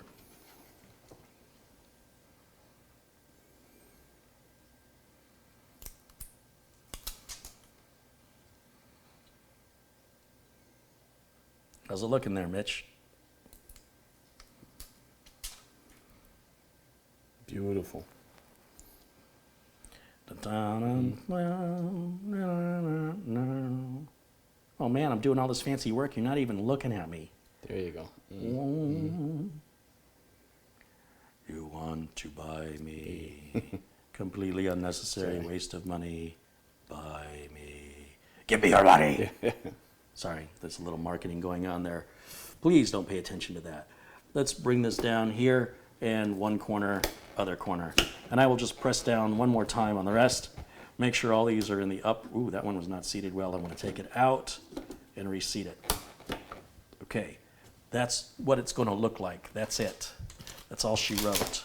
16, 32, 48, 64 gigs of RAM. The board will support up to 128 gigs of RAM, but trying to find modules that are 32 gigs apiece, a little bit difficult. In the future, probably going to be a lot easier. We'll look back and go, remember when Carey said 32 gig modules were hard to find? 640K ought to be enough for anybody. My arms are killing me. All right. Should I talk No. slower? No. Okay, let's give Mitch a break. Let's move back to camera one. You're clear, Mitch. Thank you. That was fun. Does it turn off automatically? I don't think it goes into a stand. No, I think this comes on, so we'll just hit the switch right here, just to the middle position. Save that battery. Like I said, that's going to eat batteries. I'm spoiled with the other cameras because they'll run 5 hours on batteries. That one, front goes in first, and then the back. There you go. Okay. Who wanted to see that RAM? Are you happy now? Need a Kleenex. Okay. What am I missing?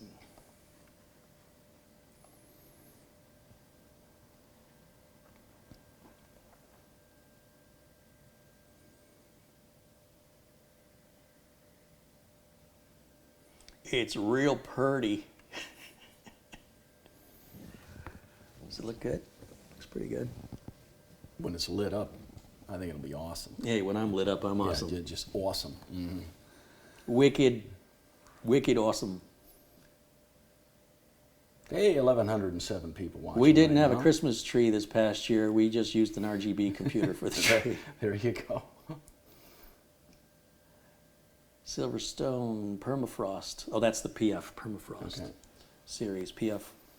There is a 120 version, a 240 version, and a 360 version of that cooler. So you can just imagine a 120 version would go like back here, right? Just a single little radiator in the back. Doesn't do a very good job. It'll do a better job or an equivalent job to an air cooler. Then the 240, which is the most common version sold, and the 360, obviously, you need a big enough case for that. It's a pimped PC. That's from Dance Forever 79. I agree, it is a pimped PC. It looks like your RAM is wearing costume jewelry. No, those are real diamonds. Yeah. Sure, why not? $25 extra for the packaging? Yeah, probably. Blinky, blinky, Torgo0 says.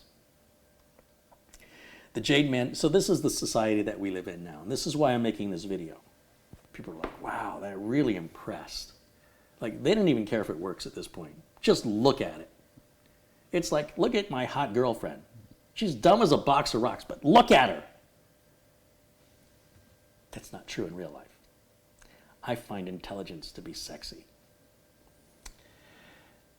Yeah, that's why you see a lot of men going around pinching women's heads. You know? Sorry.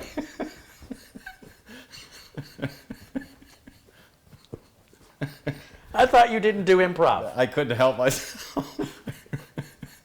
I'm sorry. Don't judge me. Yeah, you set me up. I had to knock it out of the park. Don't judge me. Okay, all right. Checking to make Yeah. sure she's Yeah. fresh. What it's okay to Yeah. do in the Yeah. for fruits in the produce department. Yeah. Nobody thinks twice. Okay. What do you think next? Maybe power supply before you put in the motherboard, or what are your thoughts? Could do that. Power supply. Well, I know we got to get the covers off. Yeah. Why don't we do that? Okay. You want to do it? Yeah. Get this glass off. Does that take a? Takes a big Phillips. Does it, or can you just take your fingers? Oh, yeah. Because it's glass. It shouldn't be Yeah. in there very tight. Yeah. Should be able to just grab that and unscrew it. Just don't let the glass fall when we take that last screw out. Oh, then. Yeah, take the bottom one out the first, for that reason. And that's what these look like, folks.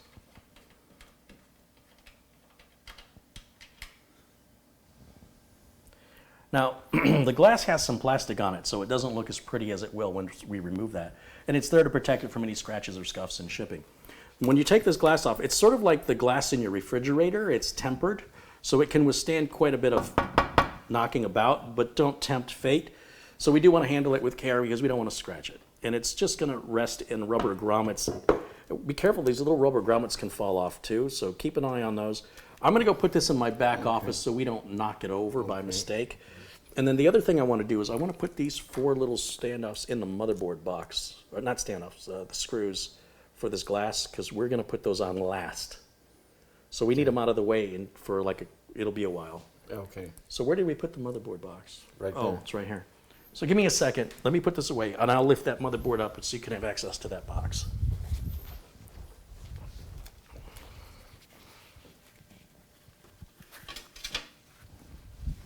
Pinching people's heads.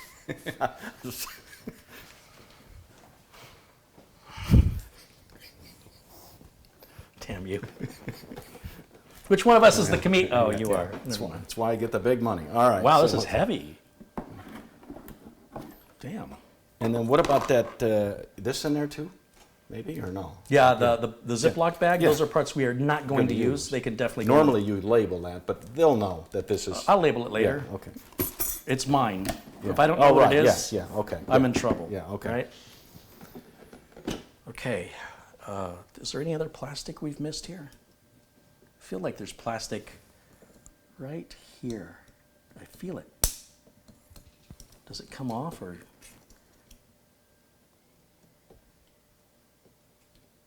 No. That appears to be a big sticker that Okay. leans over the heatsink and blocks the heatsink for some stupid reason. What do I know, right? Okay, fine. And this side, of course. Yeah, One and those side. screws are going to be captured. In other words, those screws are going to stay attached to the case cover, which I really like a lot. Lefty loosey. Yes. Should know I'm left-handed. All right. So And you'll see that there's some sound insulation material on the inside. Hence the name BeQuiet, right? You'll never shut me up. Give me this. And I'm going to move this back with the other one, so we'll keep them together.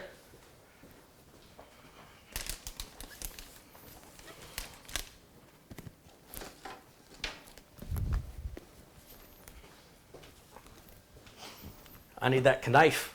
Open that bad boy up. Bear Paul's contributed 2 pounds. He goes, here's another couple of quid to build the coffers with. Right on. Thank you, Bear Paul. And did I miss anybody? As we watch Mitch commit Carey with a knife in the background.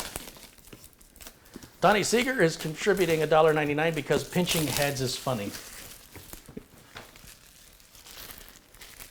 It depends if you're the pincher or the pinchee.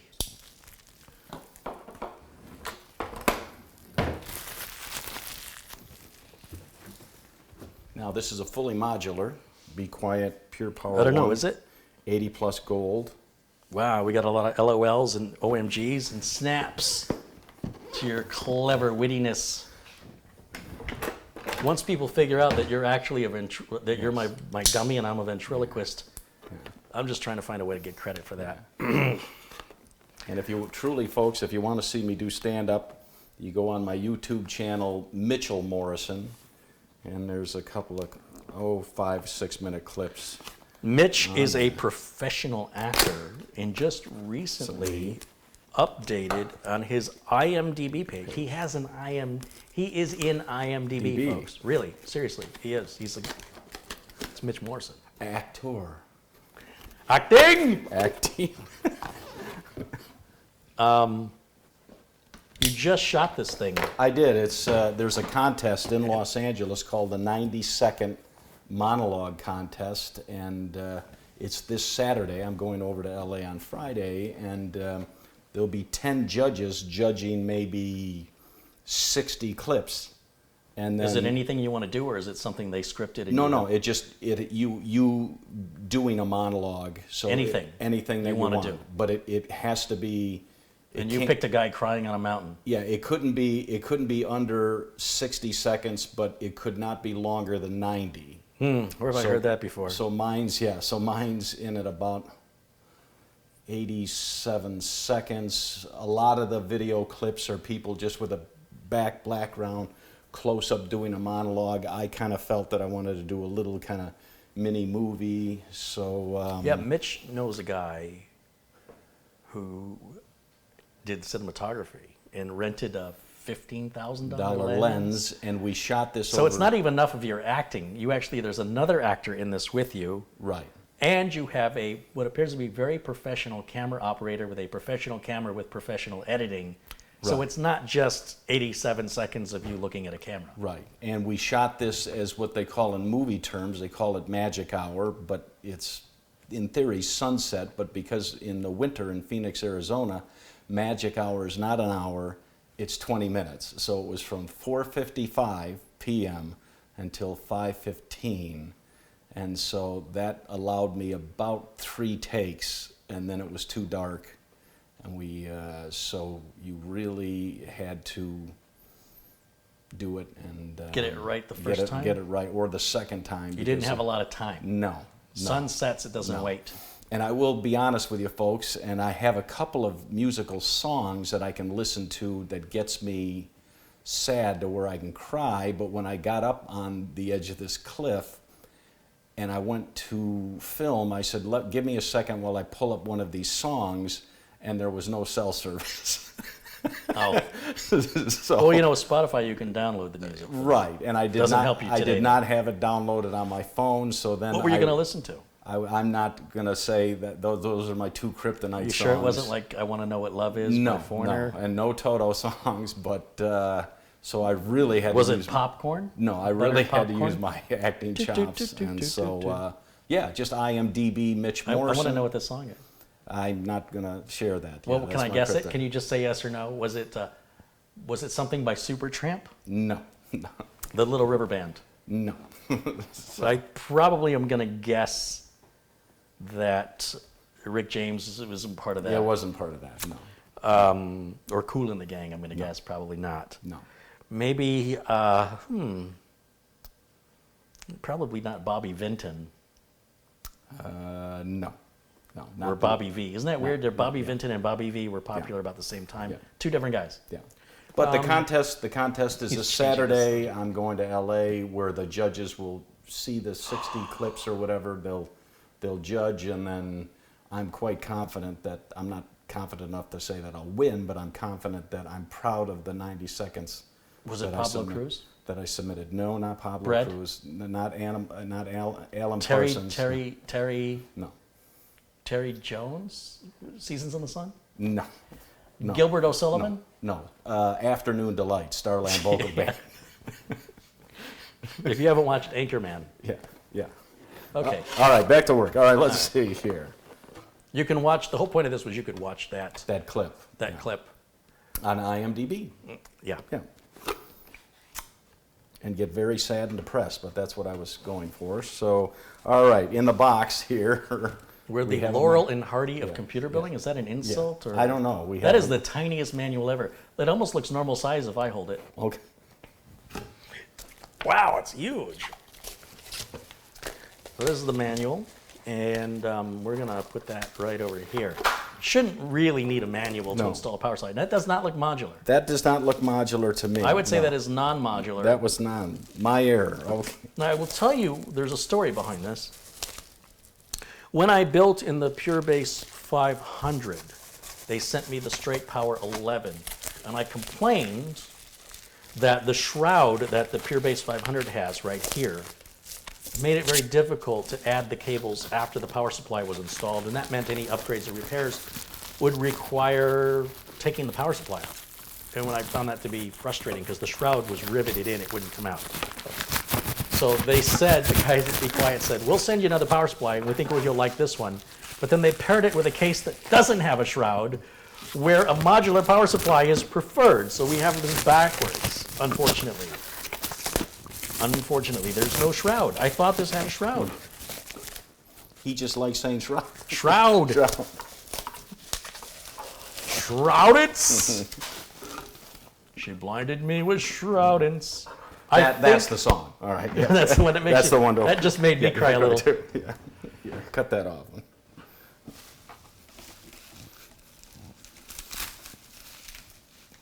Yeah, I see what you're saying. And any idea what this goes for, retail? Well, it's not listed in stock at Amazon. I'm not exactly sure. I'm going to guess it's probably right around $110. Okay. That would be a fair price. So the modular power supply is ideal in a machine like this where cables will be seen. When you have a power supply shroud, then you can hide all the cables in the shroud. So kind of doing things a little bit backwards. I totally get what email over at BeQuiet was thinking when he sent this to me. If I had it in a perfect world, I would reverse those. What did I do with the other one? Did I build it and ship it? Yeah, I did. I already built and shipped the other one. So, well, it's local, but it's too much work to swap it out. Rats. And the glass goes all the way down too, doesn't it? What do we have for cable management back here? Can I hide it? Oh, that's not good. Not good.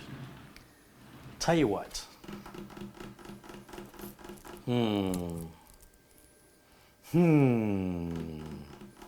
I have other power supplies. BeQuiet sent me this to showcase it on the video. So I feel committed. I'm not legally committed, but I feel committed to using it. This isn't exactly going to be a showpiece if we end up just putting it at my sister's house. She's the only one that's, it's going to sit on the floor. No one's going to see it anyway. But this is a video that thousands of people will watch. And I think if this had a shroud, this would be the power supply. This should have been paired with the PureBase 500. And the Straight Power 11, which is modular or semi-modular, should have been paired with the PureBase 600. Because you'd only plug in the cables you want or need. And then if you had to go back and work on it, you just reach down and plug them in. Right. When there's a shroud, you can't reach in and plug it in. You have to come in from the backside. And then there's a big hard drive cage right here on the PureBase 500. And you just even with my little hands, I can't get in there. So it makes working on it very, very difficult. So we've got the exact opposite of what I need.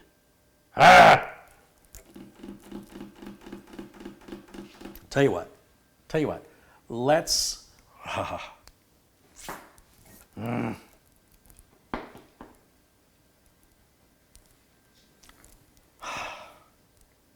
Decisions. Let's use this on another build. I don't want to use it on this build because I don't think it's going to look pretty. That's unfortunate. but it will show up in another build. Let me find something else that's modular.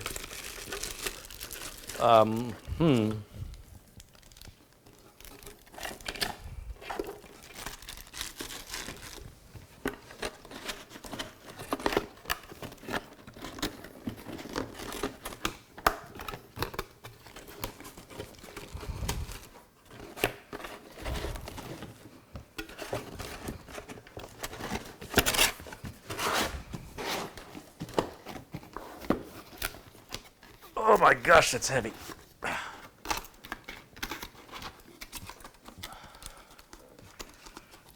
We've got two possibilities here, and they're both very heavy. Oh God, it's dusty too. Okay, this is an EVGA 1000 watt, which is like way more than we need. How much would you say that weighs? Oh, this is at least 15 pounds. It's heavy, Yeah. right? This is interesting. Look at this. This is from Silverstone. I don't like that it's silver, but it has no fan. It's passively cooled. Oh. So you'll see it's got 0 dB noise rating. Okay. That's helpful on the streaming computer. It's fully modular. It's the wrong color. Remember, we've got a glass panel. We're going to see this. Let's take it out back and spray paint it. We could. We absolutely could, but I'm not going to because if this case had a solid panel instead of a glass panel, that would be great. In fact, if it had a solid panel instead of a glass panel, the other power supply would be fine. Right. But then there'd be no point in spending money for the RGB liquid cooler or the RGB REM. Yeah, thank you. Yeah, so I'll put this one away. But this will show up in a build. Silverstone sent me this a while ago, and I just haven't found a use for it yet. But it's a fanless power supply.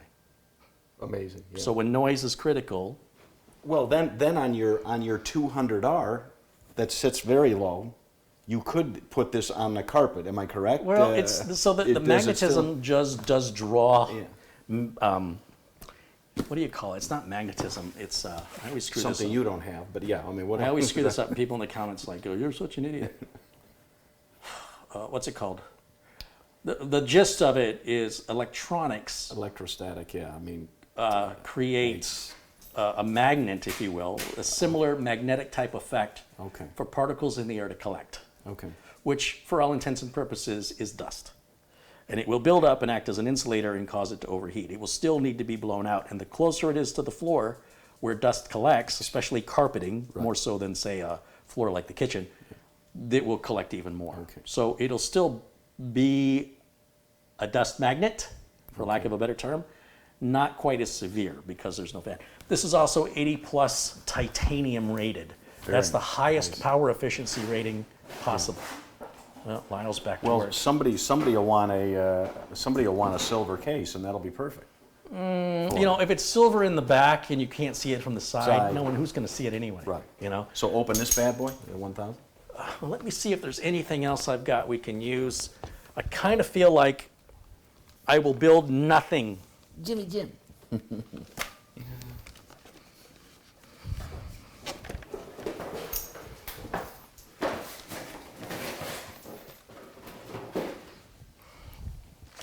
I kind of feel like I will build nothing with a 1000-watt power supply, right? No matter, like I'm saving this for some extraordinary build. This is a pretty extraordinary build. I mean, This is about as extraordinary as it's going to get, and even 700 watts is way more than we need. Like if we had two graphics cards that were 2080 Ti's, right. this is what you want. So yeah, let's open it up. I've had it sitting on a shelf over a year. I might as well use it. It's not like it's worth more money. Look at the dust on it. I'm so proud of that. Didn't you love living in Arizona?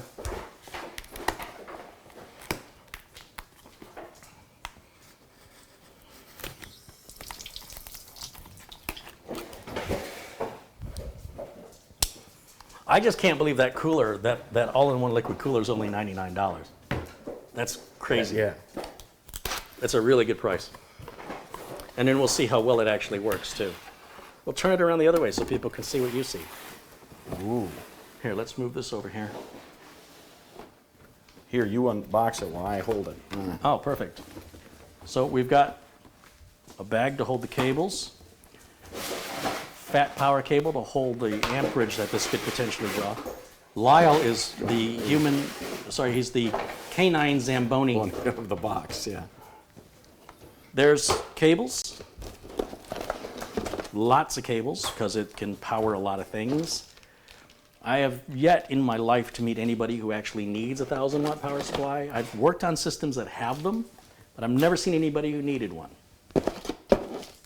We got black screws that match the color, which is good. What is this? Oh, we got a power supply, power on thing. Silica packet, you know how good that is. Instruction manual here. Now this pisses me off. As if this power supply wasn't protected by the box and the foam, and as if they didn't already give us a bag for the cables, they put the EVGA power supply, these high-end power supplies, in its own custom fitted bag, which is closed with Velcro. Here comes the cleanup crew. Closed with Velcro on one side. And oh my God, look at all the connectors back here. Woo, that's a lot. So we're gonna slide this out and then we can throw this away. This has no purpose whatsoever. I was at, wow, look at the length on this power supply. That's like almost twice as long as an ordinary power supply. But that's gonna work much more better. Much more better? Is that good English? Okay, you know the store here we got called Total Wine?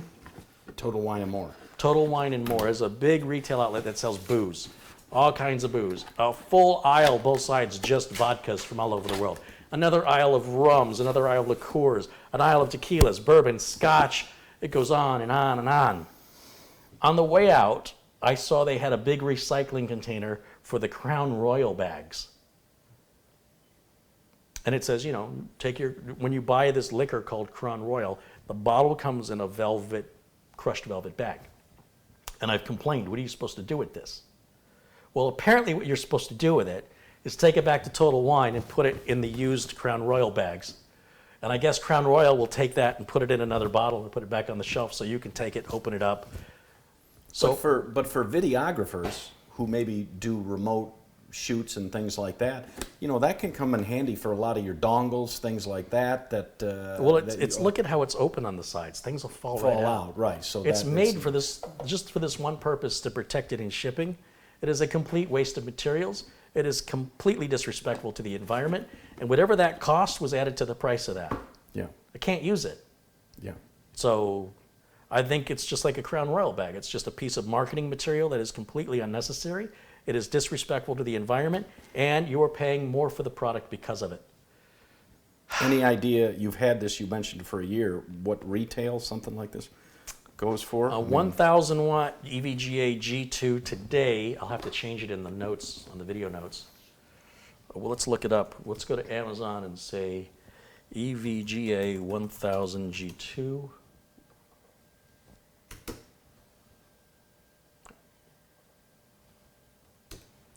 Appears to go for $180.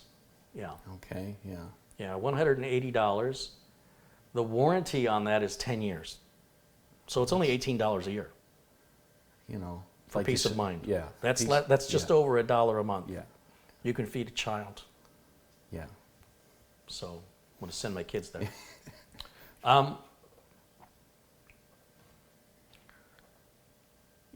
So I'm just going to line this up. Okay. This big look. Did your not to interrupt? Did the chat used to move, but now it's been frozen? Oh, the reason is you see the down arrow? Yeah. I have to click Yeah, that, yeah. and that should catch us up. Okay. So on the bottom, it's got the logo. When that logo is exposed, manufacturers, because that stupid cover wasn't enough, and the foam in the box it was in wasn't enough, you also have to protect the logo on top of that. So it's protection on top of protect. This isn't going to get pregnant. There's way too much protection. Well, and for that kind of money, like you said, I would prefer the fanless. If I'm going to spend that kind of money on a power supply, what wattage was that one? Was that 1,000? The one with no fanless? 600 watts for the Nightjar 600. So the Silverstone, let's see if they still make it. Gosh, they sent that to me a long time ago. The Silverstone Nightjar 600 is $199, but it is titanium. Okay. The power efficiency is titanium. This one is what, gold? So, yeah, there's an 80 plus logo right here in gold.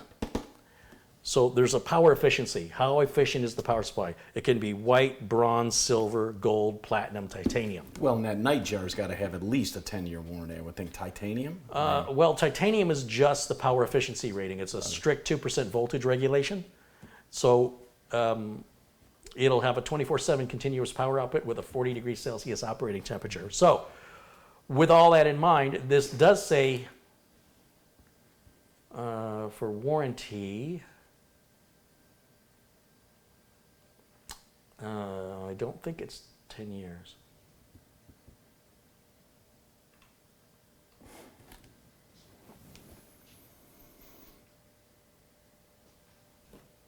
The 80 plus titanium level efficiency reduces waste heat and enables an open grill design that can operate reliably without a fan attached.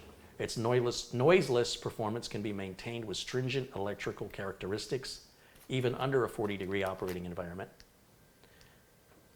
It has a plus 12-volt output of 50 amps for high-end system usage, and its flexible, flat modular cables make assembly easy for improved case airflow. For studios, recording studios, or sound-optimized laboratories. Okay. But I'm looking for the warranty info. A lot of good review. Well, of the few reviews it has, they're good.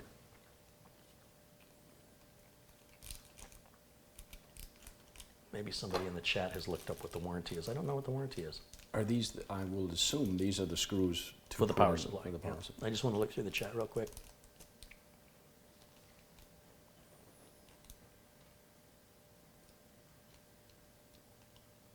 If you guys are, yeah, thank you for mentioning the thumbs up button. If you like the video, there's a little thumbs up button below the video. If you click it and turn it blue, that lets us know, the creators know, that you like this kind of content and you would like to see more of it.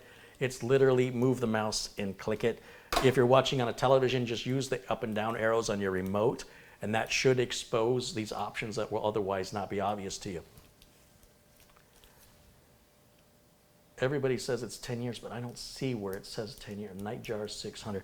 Let's look at, maybe Newegg has the information on the Nightjar.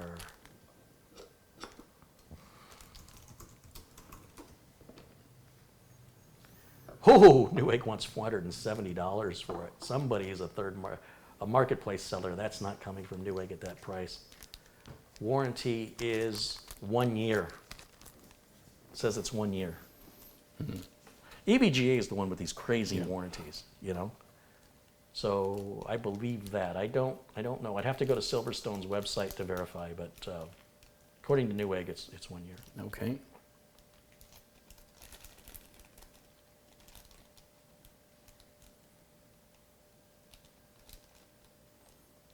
Yeah, I don't think I've ever seen a power supply with a 10-year warranty that's not made by EVGA. Anyway, so I'm going to just go ahead and set this in. It installs like any other power supply. It's quite a bit longer. For your reference at home watching, a regular power supply probably is about that length right there. So this is extended in order to have all of the electronics in there to produce up to 1,000 watts. Now, it's sort of like having a 1,000 horsepower car. This will provide up to that much. It doesn't mean it's going to use that much. If you have a 1,000 horsepower car, it doesn't mean every time you get in it you have to drive 200 miles an hour, right? You can use up to 1,000 horsepower on a car that can provide it. And power output's no different. But you start losing your power efficiency rating. Like if we're only going to draw 200 watts out of this, it's not going to be very power efficient. It'll do it, but not efficiently. So just buying bigger is better doesn't always make sense. Will you hand me my red electric driver, please? Kind sir. I was going to go. Pick your poison. This one right here, please. Thank you. And it's not lining up. I don't see a single mounting point. Oh, you know what? Don't put it in this way. This part here is the part that you have to plug the cables in. and not paying attention. Be awful tough to power on. I'll tell you what, it'd be hard to screw it in because there's no mounting holes. Holes, yeah. Excuse me while I stand dumbfounded at the door that says pull, and I'm pushing on it trying to figure out why it won't open. That is the direction the power supply goes in. Wow. These are the kind of tips you just don't get in other YouTube channels. And Carey has the screwdriver on a clutch. I do. It'll shut off on the 3 setting, which is pretty low. Yeah. And these little tiny screws are all that holds that big heavy power supply. So I'd like to make sure they're pretty tight. I would be very nervous about shipping this without a shroud, Yeah. because if these little screws break free, And I'm Right. telling you, folks, that thing weighed at least 10 pounds. and I'm those guessing little 12 screws are pounds. all that holds that in. If that In breaks free shipping. in shipping, it's going to destroy the whole inside of the computer. So if I had a shroud on this, Right. you know, it's funny. All I did was bitch about the shroud. And now I'm wishing I had one, because if I had one, I'd use the other power supply. And if I had one, I wouldn't have anxiety about shipping this and having those screws break off. So for that reason, I am going to tighten these screws down a little bit more than standard, because I don't want them to vibrate loose. If you over tighten, you can shear the head of the screw off. So you really want to find that middle part. So that's about the only piece I put a little more muscle into. And I have seen it happen. I've seen the power supply break free, and I've seen what it does. Now there is a little metal strap right here that's going to help keep that power supply in place. Regardless, it's still possible.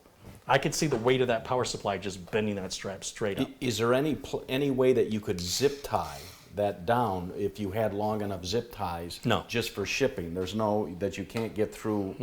No. There's no holes on this side. So once the panel goes on, no. Yeah. You would probably mar up the glass if you did that. Yeah. So the glass is there for a visual aesthetic, to be pleasing, and to mar it up would be the opposite, the opposite reason of why you've got it, right? I guess we can put the board in. Okay, that people love the camera to be, so we'll lay the Should I put the board in or should I put the cooler in? I would put the cooler in. That's what I'm thinking, to make too. sure that it fits. Yeah. All right, let's set this instructions over here. Michael Dane says duct tape works wonders. Not duct tape, Gorilla Tape. This broadcast is brought to you. Yeah, right? Gorilla Give me some of that Gorilla Tape money. money. Yeah. How does this come That's off? got to pop off. Oh, I know on it does. Yeah. I know it does. But- I could have watched a video review from somebody else's channel on how this is done. But you can't chip it or something like that. Maybe. No, yeah, I thought there'd be clips under there. You need, Yeah, you I need thought your there might be you some need your clips. flashlight. Something's holding in it. Oh, there is a clip. Flashlight. Now I'm going to be stubborn. Okay. Oh, I found it. Steady now. Steady. See? Yeah. You see? Oh, okay. Yeah. Can you guys see? There's a plastic tab. Yeah, I'm glad I didn't try pulling it up. It probably ripped my fingernails off. It's in there good. There are 4 plastic tabs that you have to get out from inside. Go ahead and lift that straight up, would you?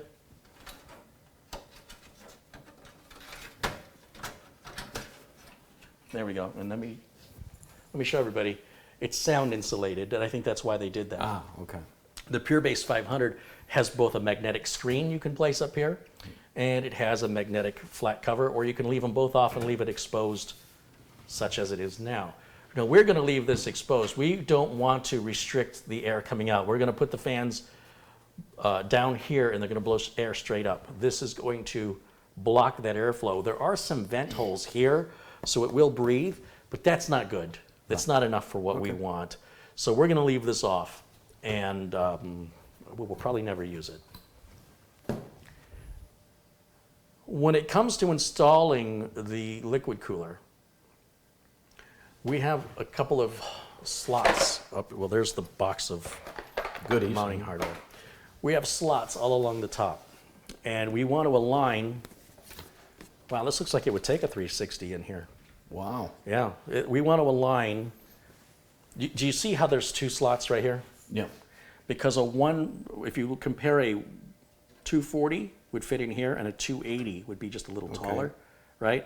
And then a 360 would be back down here, but then it would extend out longer. See how this goes longer than these? Right. So these would be for 360, those would be for 280, this would be for 240, and then this in the back would be for a 140. Okay. You wouldn't be able to do a 120 on this. Does that sound good? Did it sound like I know what I was talking about? Meh. All right. All right, So, we'll take it. I'm taking it. so are you gonna put that on its side and then I'll grab the Not camera? yet. No. No, I want to sort of visualize how this is going to go on. So I'm thinking, if you can just hold that, tilt it so the audience can see. What I want to do is figure out where the holes align. So for this to align for me to use all 8 screws, it's got to be pushed more towards this side.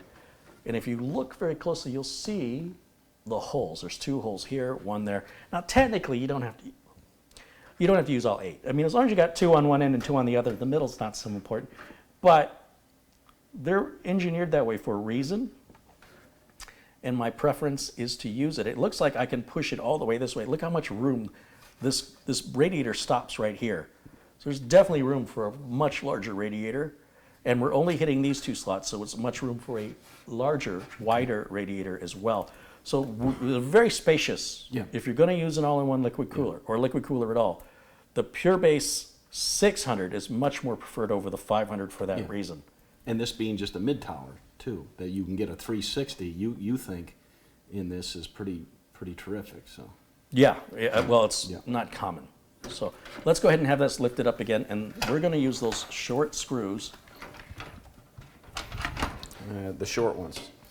You know what? Before I mount this, let's put the fans on it. So since I know this is mounting this way, I want to put the fans on now.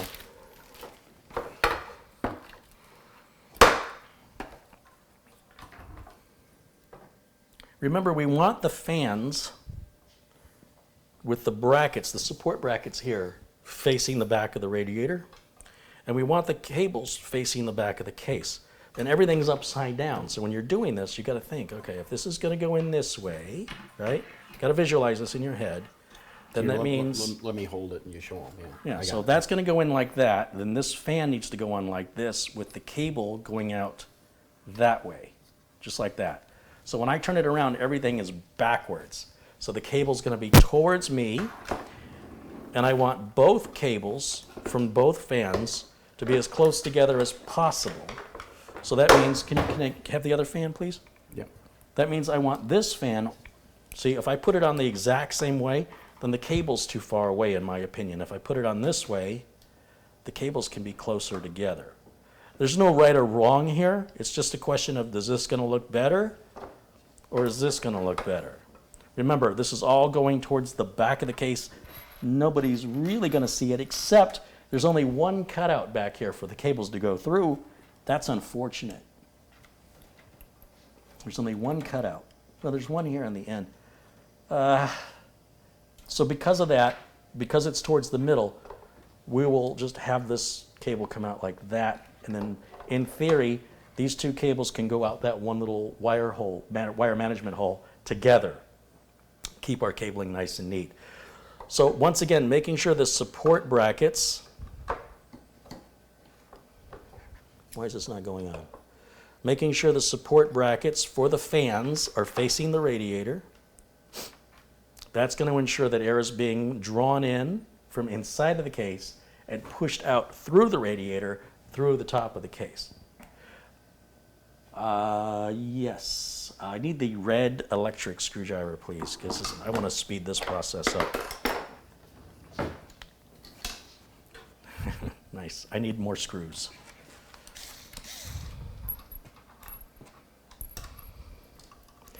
Now, the material that a radiator is made of is very soft material. You must be very careful when you tighten these screws not to over-tighten them. You will strip out the radiator threads. And in doing so, it will give you a very bad day. Now, this clutch setting is only on 3. And you can hear that driver stop when that clutch setting is hit. You should tighten all screws by hand, unless you are a seasoned professional and well marinated. So not the clutch on 2 or 4, but 3. And 5 is lucky right out. 3. Poor old Terry Jones died today, huh? 77? He was 77. Yeah, he suffered from dementia, though. Dennis, there's some lovely filth down here. He was the guy that always did the really bad female voice. Right. No, he's been a naughty boy. You cannot see him. And you're telling me these little screws They're going to hold it. But there's 8 of them. Okay, Right? gotcha. So they're going to Yeah, share yeah. the load. That's another reason why you want to use all 8. Yeah. So now here's where the fun comes in.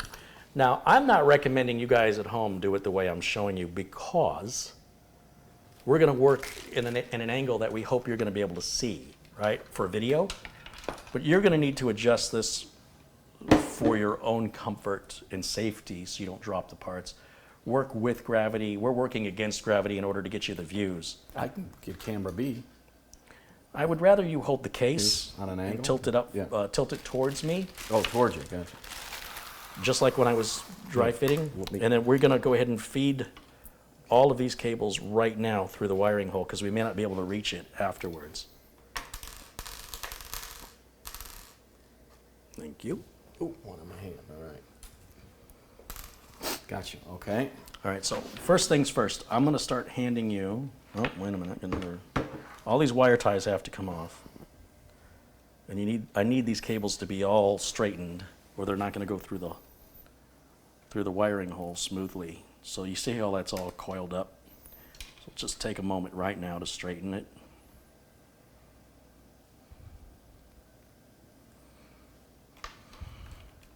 You do add a lot more cable management work when you're doing RGB because the RGB cables triple the number of cables you got to have. You know, And the are fans the- only need 1 cable And are each. those mostly 4-pin for RGB versus 3-pin? It depends on the style of RGB. The fans themselves are 4-pin power to spin the fan, but it's this little 4-pin, where is it? ARGB connector looks like this. It's a pretty unique looking plug. And it's 4 pins wide, but with only 3 active pins, and it won't focus. And there's nothing that holds it together, which is really frustrating. There's no clip or, you know what I mean? So it'll fall out. It's really important you do your cable management right, or it'll just fall out. So I'm going to start feeding to you these cables. Here's one. No, you got to take it from up here. Oh, There you go.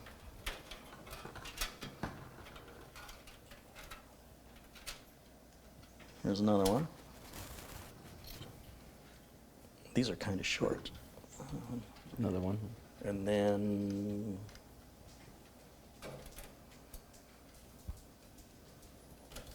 see if you can pull that all the way through. There's 2 little plugs in there. Woo, excuse me. 2 little plugs in? Yeah, keep pulling it. You got them? Yeah. Okay, so now we're going to bring this in. Keep pulling. Pull all that slack. There we go. Nicely done. Great. And now tilt the case forward if you would.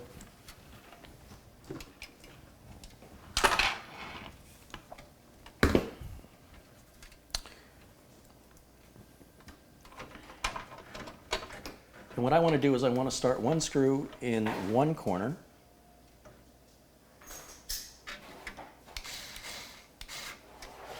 And I can't let it go because it'll bend. And all I have to do is put one more screw in the opposite corner, and it's going to hold that radiator exactly where I need it to be and allow me to adjust it. That's it. Okay, so I can slide this radiator. So let's go ahead and put this up on its feet. I've got 6 more screws to put in, but I've got to decide where do I want this. See how I can slide that? Got about an inch either way. Okay. The closer it is here, the harder it's going to be to mount anything. If I want to put an optical drive or something, it's going to be tight getting right in that space. So So I push that back towards as close as I can get to this rear fan. It's possible. It's still going to be tight, but since the drive, if we use it, is going to come in from the front, it's just a matter of getting up in there for the power and data cable. Overall, I'm much happier with this case for RGB, for liquid cooling. The PureBase 600 is definitely my preference.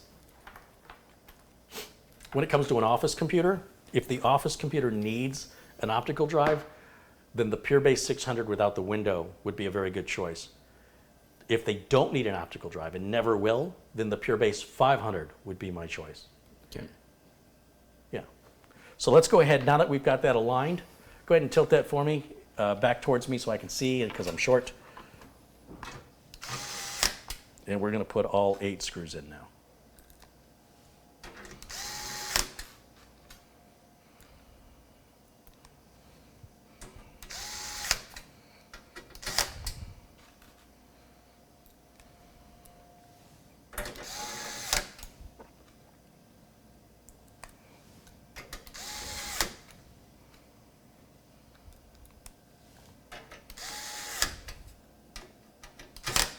That's it. Radiator is installed.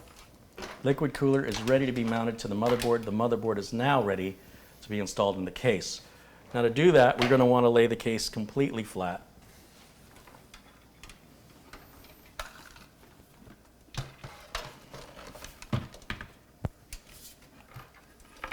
And we'll just leave these pipes hanging off to the side. And I want to turn it this way so people can watch this has a built-in I/O shield already on the back of the motherboard, so it's just really a simple matter of lighting it up. We want to make sure all the standoffs are in the right place, and I can already see we're going to have a problem.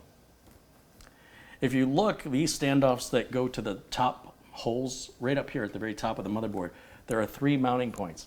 And unfortunately, our fans are going to block our ability to put the screws in. So that means that this radiator has to go in. Unfortunately, the case just needs to be ½ an inch taller. So I'm going to take my recommendation back off, because that means if you're going to use a liquid cooler, you cannot install the liquid cooler first.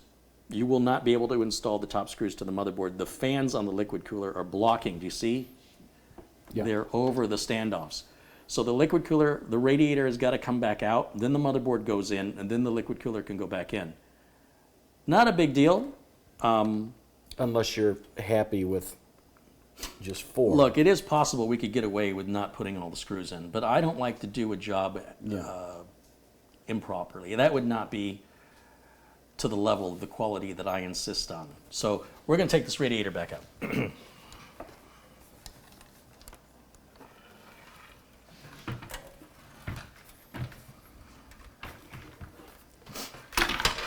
Now to take the radiator out, I always want to leave 2 screws opposite as the last ones. I don't have to worry about the radiator falling. It will damage relatively easily. And you'll see, it's really no big deal. This is going to happen relatively, blink and you miss it. It's going to be quick. Okay, so that's 6 screws already removed. That's how fast that is. So when I take out one of these last corners, I need to support the radiator to prevent it from bending the heck out of the one remaining screw. It'll bend the whole radiator, right? So I will support it, take out the last screw. Again, it helps to have a magnetized screwdriver so it doesn't fall. That's all right. You can go ahead and lift that straight up again. Now I got to feed you the wires, right? Yeah, and we'll do this again after the board's installed.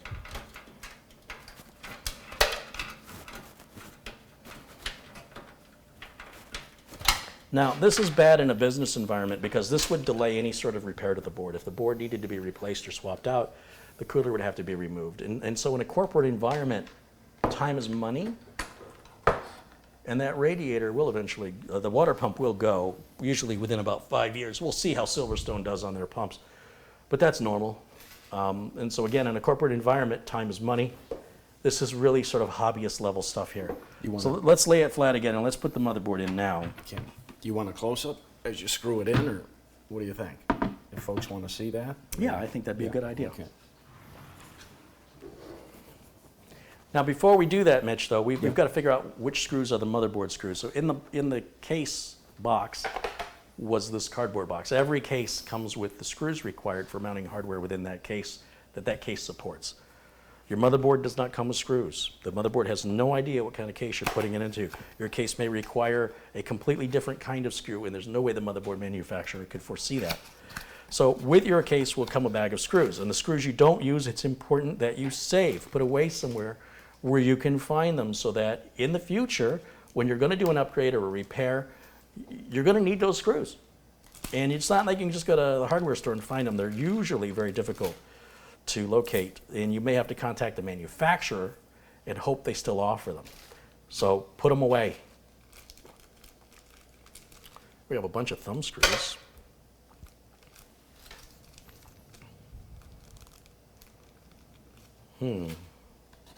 Nothing else. They didn't give us any nylon zip ties. That's kind of bogus.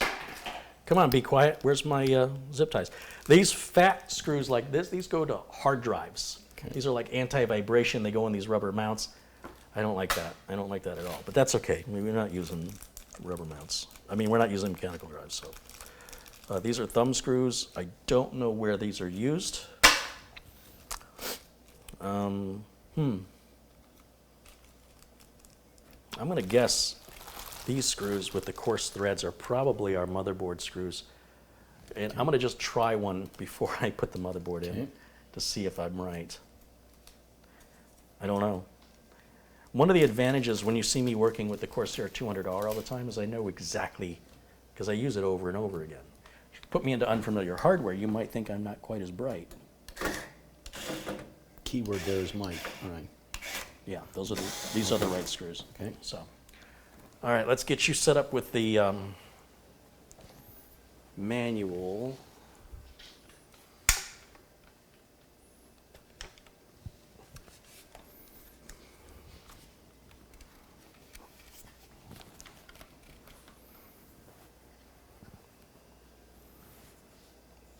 Okay, let's go to Mitch's camera. There he is. You ready? Take the board. Notice how I'm holding the board. I don't want to touch any of the components. And I'm going to gently place it down inside of the case. I'm kind of working. You're sort of standing where I need to be. Oh, That's okay. okay. That's okay. I'm just going to set it down first before I move. So I just laid it down in there, and then I'm going to move over here. Now, normally when you work on this, when you're doing this at home, you would have the case lay flat like this. And you'll be looking at it from the top down, not from where Mitch is. Mitch is showing how the I/O shield is about to line up. And so to do that, I'm just going to pick the board up by the edges. I'm going to lean it forward and tilt it so the back end of the board is facing up towards me. And then I'm going to start to gently lower it, and hopefully it will center itself over the... If you can stand up here, Mitch, and then look right behind. You see this part right here? You see this? Right here, there's a post, right? So there's three mounting holes, 1, 2, and 3, and then 3 across the top, 3 across the bottom. And this case already has the standoffs placed there. If I push this board this way towards the back of the case, it should automatically center over that post and secure the board if I do it correctly. And this could take a little bit of wiggling. There it goes. There it went. Now, in theory, these should all line up. You should see the standoff back behind here, back behind there, and there, and there. And there are a total of 9 mounting points. That's standard on an ATX motherboard. If we're not using a standard ATX motherboard, we may have to move some of these standoffs. Some motherboards, for example, micro ATX, would have another mounting point right here. If this case came with a standoff right there, we can't see it. It would short out against the back of the board and prevent us potentially from not only turning on, but it could cause permanent damage. Make sure when you're putting your motherboard in the case, count the number of holes your motherboard has and count the number of standoffs your case has. If the number's different, fix it. With that said, I can start securing the board.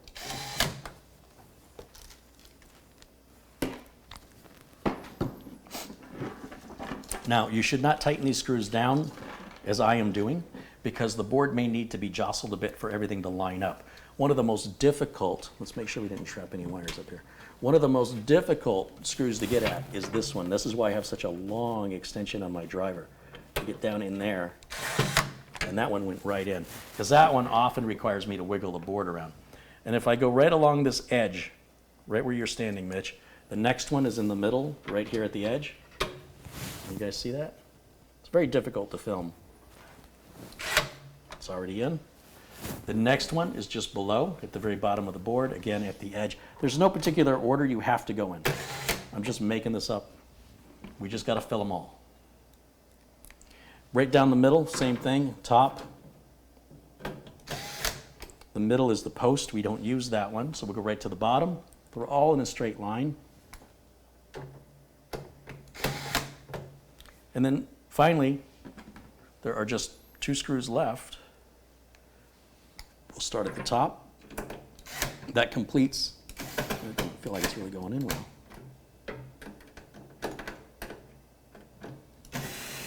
Okay. I can see the standoffs coming out with that one. That's okay though. And then that one we already did, and that just leaves one more. And wouldn't you know it, that bag is empty. They gave us exactly the right amount of screws for an ATX board. A micro ATX board may use fewer screws and require fewer standoffs. So pay attention to that. If it's standard, then it's just, there's nothing you need to modify. It just goes right in as you've witnessed. With that, we can pick the case back up and spin it around. And you should be able to zoom that out with your finger. You should have a zoom out. Or That's is as far that, as it's all zoomed out? So you need to step back. Then we can remount the Now the radiator can go in. Go ahead. Yeah. I hope. Now we're going to find out if anything blocks that radiator. yeah. That's all you can do. We'll just try it and see. Want me to I set, think it's probably going to be fine. want me to set this down? And then, Yeah, let's switch back over to camera 1, or camera Peter, as I call it. You're good. Thank you.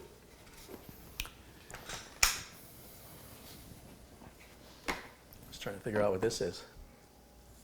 Oh, they're little wire management Velcro. those zip ties, Yeah, there's 3 of them. Okay. So now back, you want it facing you again. Well, wait a minute. I want to feed the cables to you first. Oh, Get that's these right. cables out of the way. Yeah. So,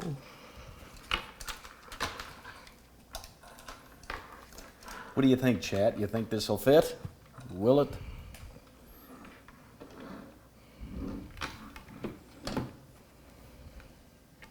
I think it's going to be fine. If I didn't think it was going to fit, I wouldn't try.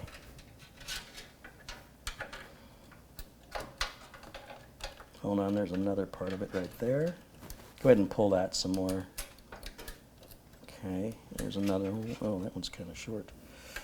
Where's this one going?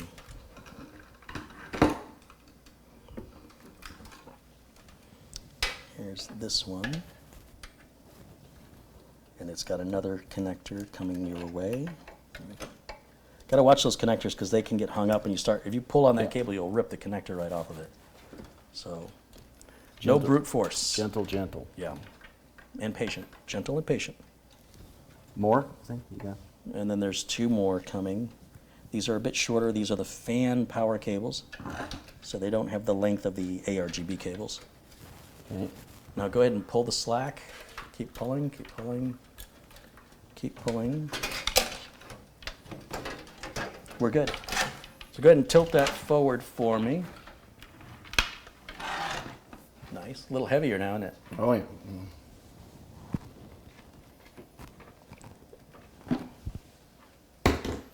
I'm glad I have you here because this would be very difficult to do by myself.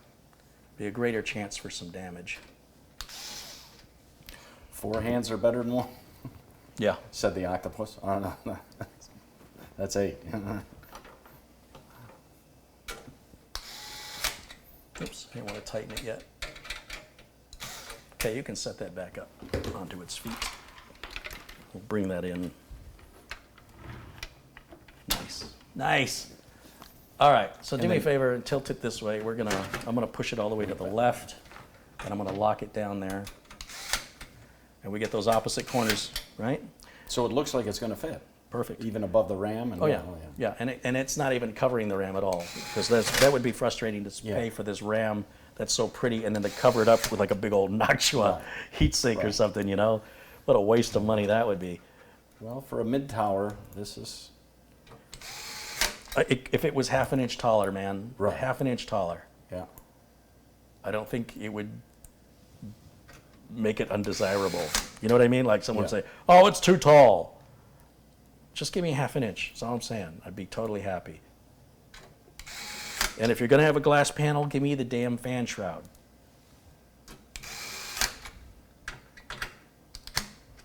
One, two, three, 4, 5, 6, 7, 8. And if you don't want to give me a fan shroud, then don't make the glass go down beyond the bottom of the board. Put a metal plate like NZXT does. Thank you. Come again. Whew. I am tired. What time? We've been doing 2 hours and 40 minutes, but we've not struggled with anything. No. No. I can't get over how easy the Silverstone cooler is to put in. There's a plastic over that too. We'll take that plastic off of there. Is it glove time? Almost glove time? I said glove. All right. Yeah, in fact, it is. Let me look at the chat room, see what I've been missing for a while here. We've been working. And let's see what it says. Let's see what they say. First of all, have I missed any contributions? No contributions have come in this whole time. Wow. 1,082 people are watching live. Tell me where you are watching us from. Where in the world are you watching this broadcast? Carey, will you be able to connect the power cable to the motherboard? Oh. Oh. I hadn't thought of that. That is a very good question. Break out the forceps. No. Why don't you take a look in there, Mitch? And tell me if you can see the little 8-pin CPU power connector over the corner. Yeah, you don't even see it, let alone can reach it. So this is not a forceps situation. What that means is we're going to take that radiator out again. It appears that that would have been my next discovery within the next few minutes, and you just beat me to it. And who was kind enough to bring that to our attention? I don't know, but thank you very much. Yeah, whoever that was, they saw further ahead than I did on this. Give him status. The cooler is lifted from the socket the way you have it. The cooler is lifted from the socket. What?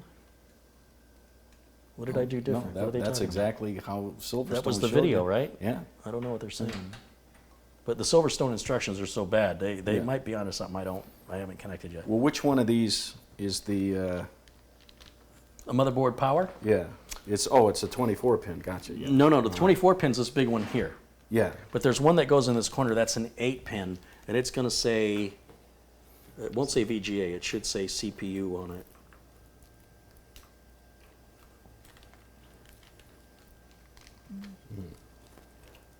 It says VGA. SATA. So that's the big 24 pin. We're going to use that. And that's VGA. Wow.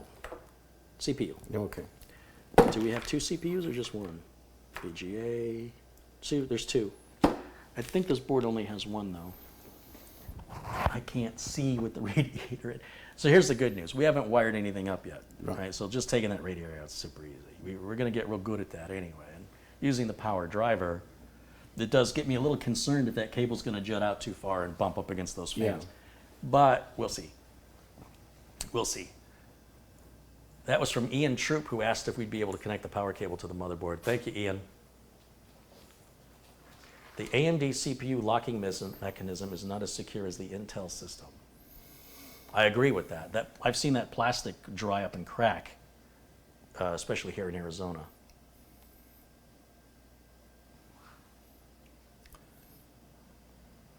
Well, we'll pull that radiator out.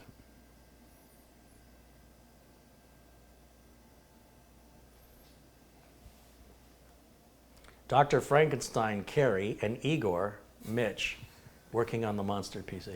Oh, I okay. thought Igor was the little one. Right. That's Igor. All right. Igor. Yeah. It's Frankenstein. Fine. This is a limitation not because of Silverstone and not because of Gigabyte's motherboard design. This is because of BeQuiet's Pure Base 600 design. Once again, half an inch. Yep. Half an inch. It's just a half an inch too short.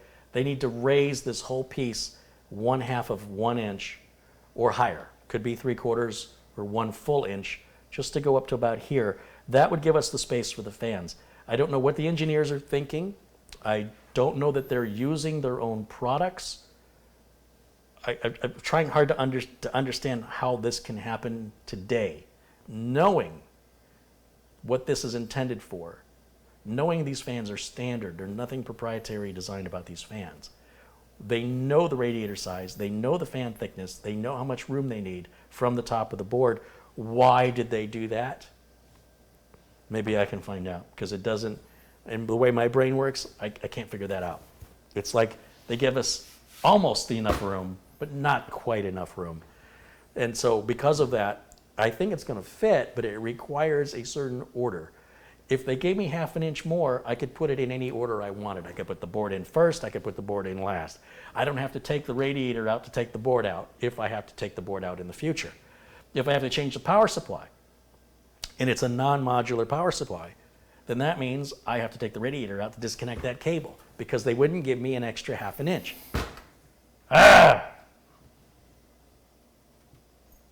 Now, we could take this radiator and move it to the front, like we did on the Pure Base 500. We could certainly do that. There's room for it right here. And there are vents where this will draw in air, and it will work perfectly fine there. And by moving this liquid cooler to the front, we would avoid any more interference with screws or cables. Now, in theory, as long as we're buying good quality parts, we shouldn't have to do anything to this for a long time. But there will come a day. I guarantee there will come a day. And the question I've got to ask myself right now is, But then by doing so, you can't put a DVD drive in. no, I could. The radiator would go Right from there. here to the bottom, Okay. and the pipes would come out right here. This fan would be removed. It'd be just like I did on the Pure Base 500. It'd be exactly the same. I like it on top. Don't go there. Please don't. Please don't go there. It's like, who asked? Yeah. I could. It's I a could, little TMI. I could hear the gears grinding. That's all right. The car's Okay. in neutral. Okay. So, I'm a little thirsty. You thirsty? yeah. So Let's let's get something. Let's take a break. Yeah. Thank God I've got that electric driver, or I'd be having carpal tunnel at this Right. point, taking it in and out, in and out, in and out. This is a case design issue. Yeah. Not a major one, but enough to be really, really annoying for no apparently justifiable reason, unless there's something I don't know. What would you like? Agua. I guess water. Agua. I've got agua. Thank you. I think I need a Gatorade. I need some green Gatorade. And you could see how frustrating this would be for a first-time builder, because he's thinking he's doing it wrong, and it's not wrong. It's just even someone like yourself, seasoned, like you said, it has to go in a particular order to go smooth.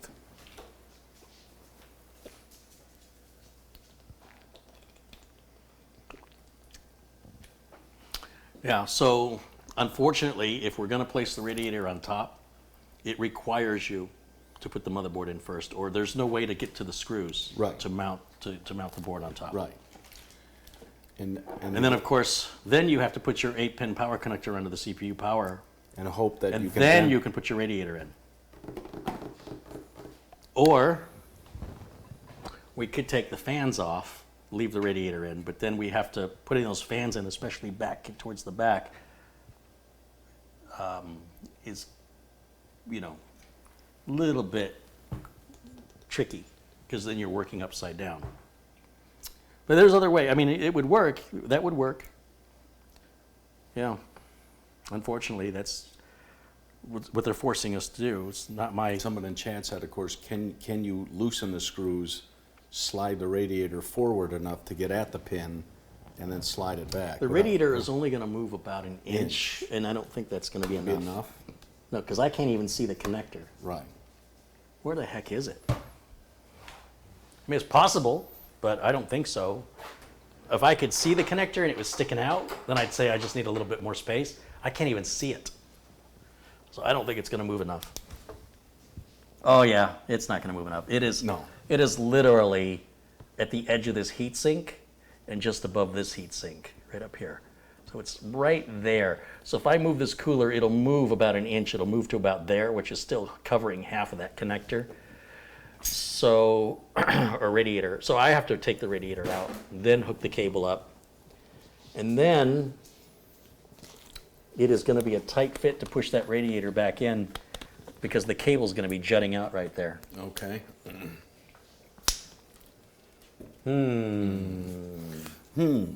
I'm going to pet Jimmy. How you I'll doing? tell you what, let's do this. Let's do this, Mitch. Let's take the radiator out because I think I want to move it to the front just like I did on the Pure Base 500. Okay. Because this is not easy to maintain and the fans aren't going to be as well seen. If I do the exact same thing I did before,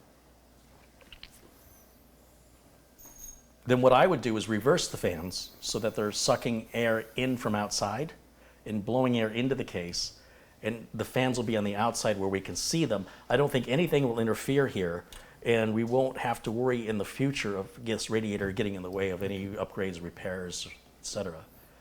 So traditionally, radiators go on top, but you know, traditions are stupid. And I've already proven on the Pure Base 500, this cooler works damn well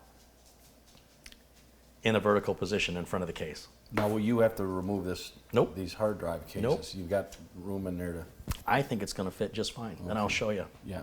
Keyword there is think. All right. So, Well, sure. Until I put it into practice, I don't know. This Yeah. is sort of the fun of building, is you sort of you get into these situations where there's more than one solution to the problem, and you just have to figure out what's your preference, right? And my preference is I can make this work. I know I can.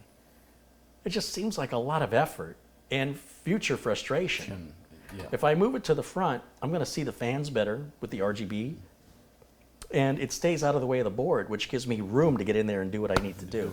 Okay. So I'm fairly certain now I want to move that to the front. We'll take that fan out, we'll replace it, we'll put the radiator here, and the fans will sandwich the radiator, and we won't need the other 8 screws. Okay. That simplifies our install, gives us a cleaner overall look. It makes the machine easier to upgrade and access in the future.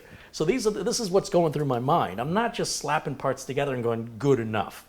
No, I'm thinking of tomorrow. I'm thinking of next year. I'm thinking of 3 years from now. Look, let me show you something.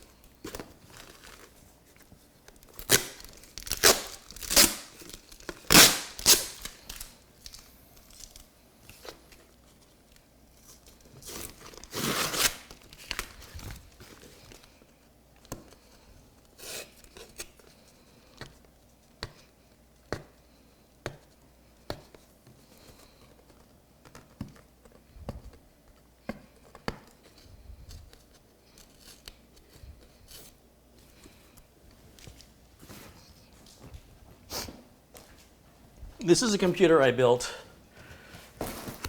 It's a micro ATX machine that I built in 2015? 2013? I can't remember. I think it was 2015. And a a mini ITX build like this, everything's real tight, right? And you think, well, it's got it however I got it, and I ship it to the customer and I'm done with it, right? I'm never going to see it again. This is not the way it works, ladies and gentlemen. If you want to stay in business, this machine is likely to come back someday. If you did a good job, you'll want your customer to reach back out to you. Now, in this case, I built this for the channel and I sent it to a friend. In the time of ownership, the machine had a problem, and the friend ended up gutting it for parts, unfortunately. On the other hand, 2 other machines he's got are now running, and this went into the garage. And I said, why don't you send that back to me and I'll upgrade it. So this arrived yesterday from Illinois. Okay. Now I'm gonna have to open this up, and I'm gonna have to work on the work I did 4 years ago. Okay. It's not good enough to leave something like that and think it's never gonna come back to haunt me, Right.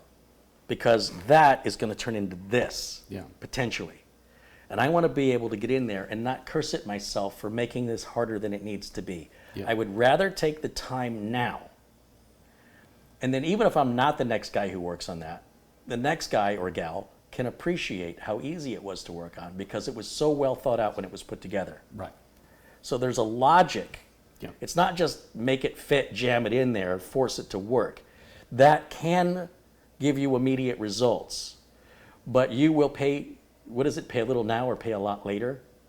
So inside of this box, there is a PCTU100, it's silver, and the video for this was posted back in 2015, and you can watch the way I built it. A couple of parts have been removed, I think the SSD and the video card, but everything else should be exactly the way I left it.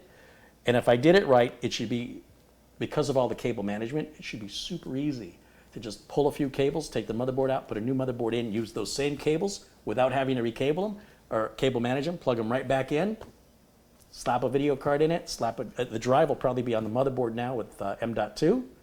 This will be in and out of here in a short time because I made life easier for myself when I built it. And I actually like smaller computers that you can either load in a car or actually set on a desk instead of always underneath it. So Yeah, it's got a carrying handle on it. So So yeah, this went to Illinois. It's been in Illinois for the last few years. It's the silver version. It's come back to me, and wouldn't it be horrible if I opened it up and it's just a big old mess of cables with no management, and I got to get all that out of my way before I can even take the parts out. So hopefully we can check my work on another video another day. But that's what's going through my mind, right? I'm thinking about how I can spend a little bit of time now and save me a lot more time later. That's all I want to emphasize. That's the only point I was trying to make, that it's not just unlikely. Okay. It's very likely. Nothing lasts forever. Yeah. This will come back. Right. Right? There's going to be a time when you go, what did you have in there? Oh, it's an AMD 3950. Oh my gosh. Is that 12 years old? Why are you still using that? Oh, should we upgrade it? Yes, we should upgrade it. It's so slow. That day will come. And how much work and how much time it's going to take depends how much work and time we put into it now.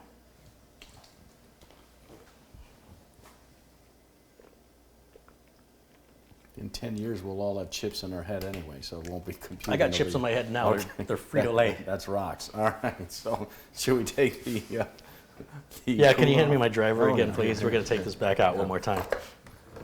One last time. 3 times the charm. Okay, Yeah. here we go. I'm getting real good at it, though. I am the king of radiator removal. No, stay. Times like this, I am so glad I've got this driver. So does that front come with just one 120 fan, or are there 2 there? I think that's a can't say. 140. 140? Yeah, one in the front, one in the back. Yeah. And just like on the PureBase 500, I removed that fan. It's sitting on a back shelf somewhere to be used as a spare for somebody who needs a fan. And likewise, we'll do the same here. It appears to be par for the course on the PureBase 500 and 600 with regards to 240 millimeter radiator installation. I really thought, based on comments from my viewers, that this was going to solve my problem. My viewers were wrong. Well intended, I'm sure, but they were wrong. So, no, this case is still short by ½ an inch minimum. I do want to not sound like I don't appreciate BeQuiet's generosity in sending the case and allowing me the opportunity to evaluate it. And I hope they take my evaluation sincerely and reconsider their engineering designs in the future for accommodation of liquid coolers. Either accommodate them or don't. Okay, if you don't want to accommodate them, make the case an inch shorter. If you do want to accommodate them, make the case an inch. It's like they went right down the middle and said, you can't really have one, but we're going to tease you like you can. Or you could have it, but you got to make sure you put all your parts in a certain order, or it isn't going to fit. That's not helpful to me. So does the front have to come off, you think? Yeah, or so no? on these cases, let me get this out of the way so I don't drop it. Let's put this, we'll put it over here for now. Keep the stove cool. This case, if it's again like the Pure Base 500, this piece will just pop straight off. Before doing that, did you want to plug this in? I'm just No. curious. No. Because like you said, now you got access to it. So. There are little tabs, tabs. little plastic tabs, and you can feel them. Okay. When you squeeze them, you'll see that the side starts to come off here. Again, you don't want to use too much force, but you can see that this piece has sound insulation material here. That's also going to block dust and debris, and it's got holes along the side. That's going to allow air in, so we're not going to suffocate our cooler. We're going to set this piece over here for now, and we're going to take this fan out. We're not going to use this fan at all, and this fan is being secured oddly from the inside. So we'll turn this around, and we're going to remove one screw here. And these are just standard fan screws. I have so many of those. This piece is in the way. So, see, I don't like that. I don't like that I have to remove an unrelated item.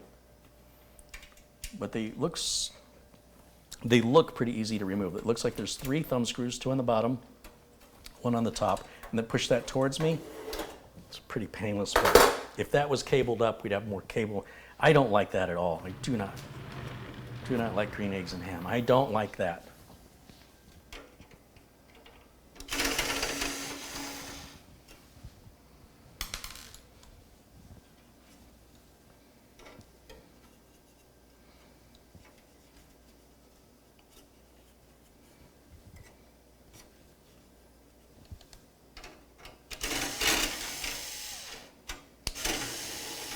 I would have preferred that BeQuiet would have done more of what Corsair does. Corsair uses a long screw with a long shoulder, and they go in from the front, and it Bites. bites in here into the back, and it's so much easier. So I wouldn't have to take these out. In fact, all of these are going to have to come out for me to secure that radiator. I'll show you. That sucks. It totally sucks. I don't like the idea you've got a case this big. There should be plenty of room for me to get in there and do everything I need to do without having to take something out first. Each component should be isolated from the other components and should not overlap. I don't like this design at all. You could have a straight, see like this is dead space. Yeah. It's no point. What is the point of this space? This is a bad design. I'm sorry, this is a horrible design. A straight hard drive cage that bolts to the bottom of the case would be much easier to remove, wouldn't get in the way, and furthermore, wouldn't need to be removed because it's still far enough away from the power supply. And furthermore, as we move away from these 3.5-inch mechanical drives, which are only used for mass storage these days, these are becoming less and less needed. I like the idea that they give you 3 of these and you can potentially add 2 more, but these are going away. If this was a server, that would make more sense as a server case for your own little RAID system or something. I don't like this design. I think one large cage that holds 3 drives rather than 3 individual, we're dealing with 9 screws. I'm not happy.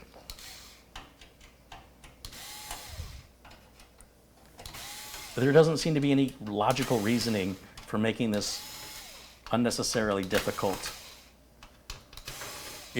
I could have designed the exact same, give me the same space, right?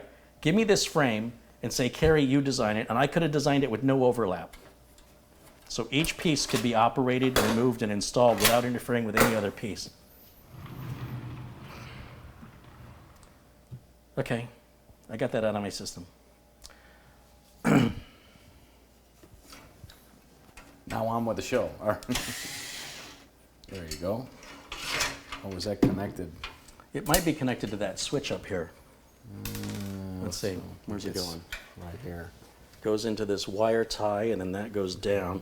So we got a couple wire ties that have to come off.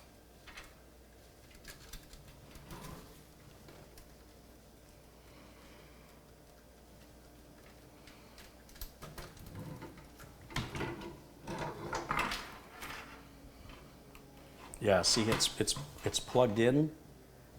And I would get rid of this stupid thing. I mean, the whole point of a motherboard these days is to control your fans intelligently.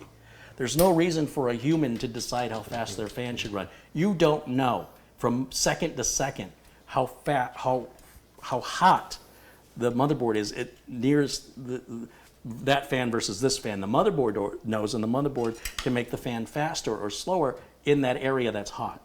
It's all automatic if you plug the fan directly onto the motherboard on a modern motherboard versus a fan controller, which is 1990s. It's ridiculous. This is for control freaks that are probably causing more harm than good by trying to think that they can outthink the computer. I think it's a bad design. I would have liked this design in 1996. I don't like it today. Boy, I turned on BeQuiet, didn't I? I really started out with this case, really looking forward to it. And it between the non-modular power supply without the shroud, with the modular power supply with the shroud, this, I don't know what they're thinking. Have they ever built in their own cases before? It's weird. And I like them. They're good people. I don't want to insult them, but what are you thinking? I'm frustrated because it doesn't make sense.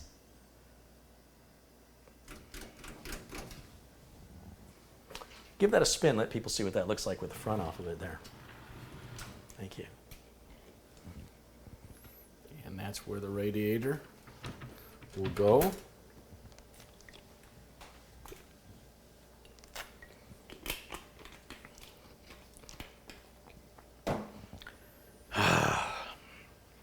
Radiator now for the fourth time. Here we go.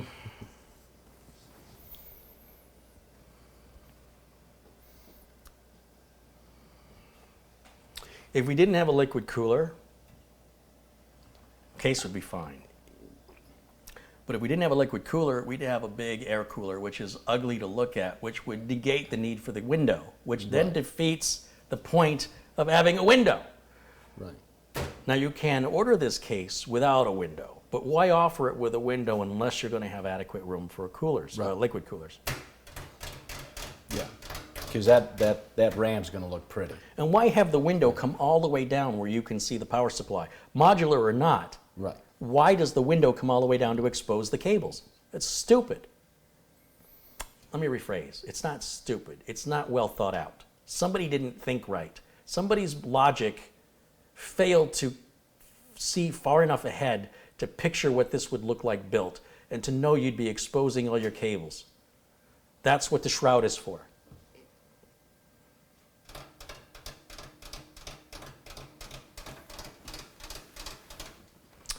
Okay, so what I'm thinking on the cooler is we take these fans out. Let me think about this for a minute.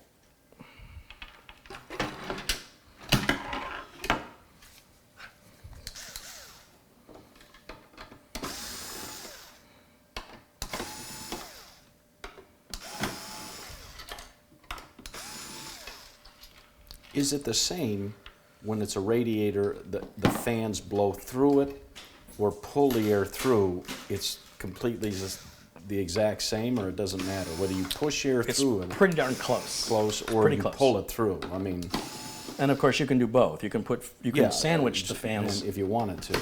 but you're drawing a lot more power. Yeah. Significantly more power, which generates more heat. And more fans that can go bad. I mean, That's true too. I Yeah. mean, when you hear the terrible clickety click.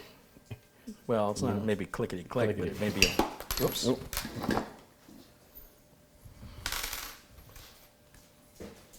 What's up, Lyle? He says, who are you yelling at in here? Why are you so angry?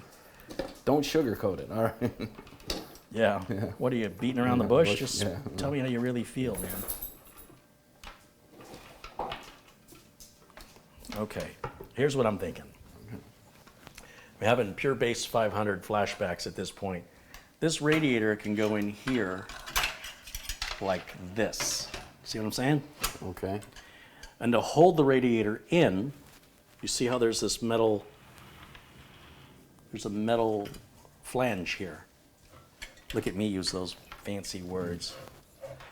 The hoses have to, so there's a filling cap here and two hoses. So the radiator has, I can't drop it to the bottom.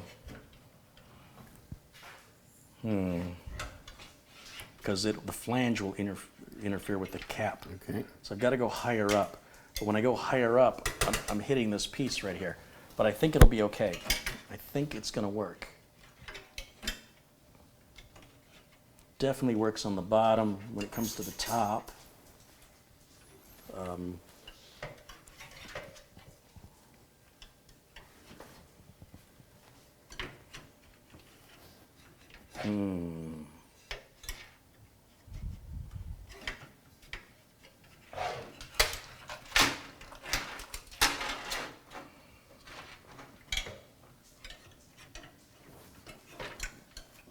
so there's a filling cap right here. Yeah. You see, and it's hitting the flange, and that's going to interfere with our ability to put the fan on.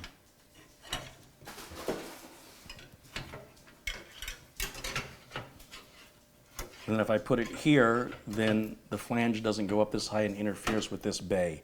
So it cannot go on with the hoses down. With the hoses up, it looks like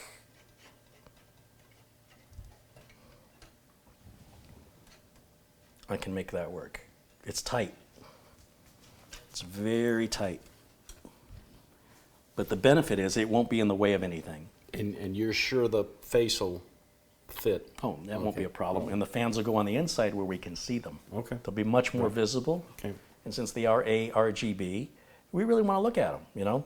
And so by putting the fans on the other way, the fans will go through the flange and into the radiator, negating the need for screws on the other side. Okay. Those fan screws will hold the radiator onto the case, while at the same time holding the fans onto the side of the radiator.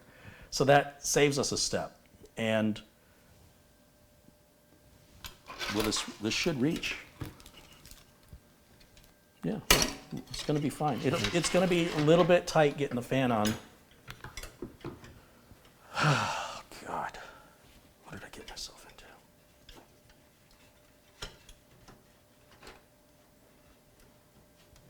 into? I might be wrong.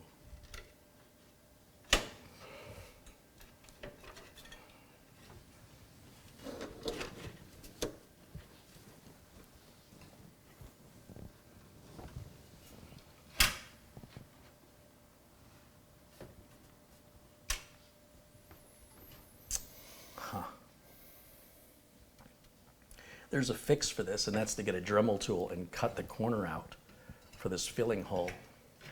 This filling hole is an issue.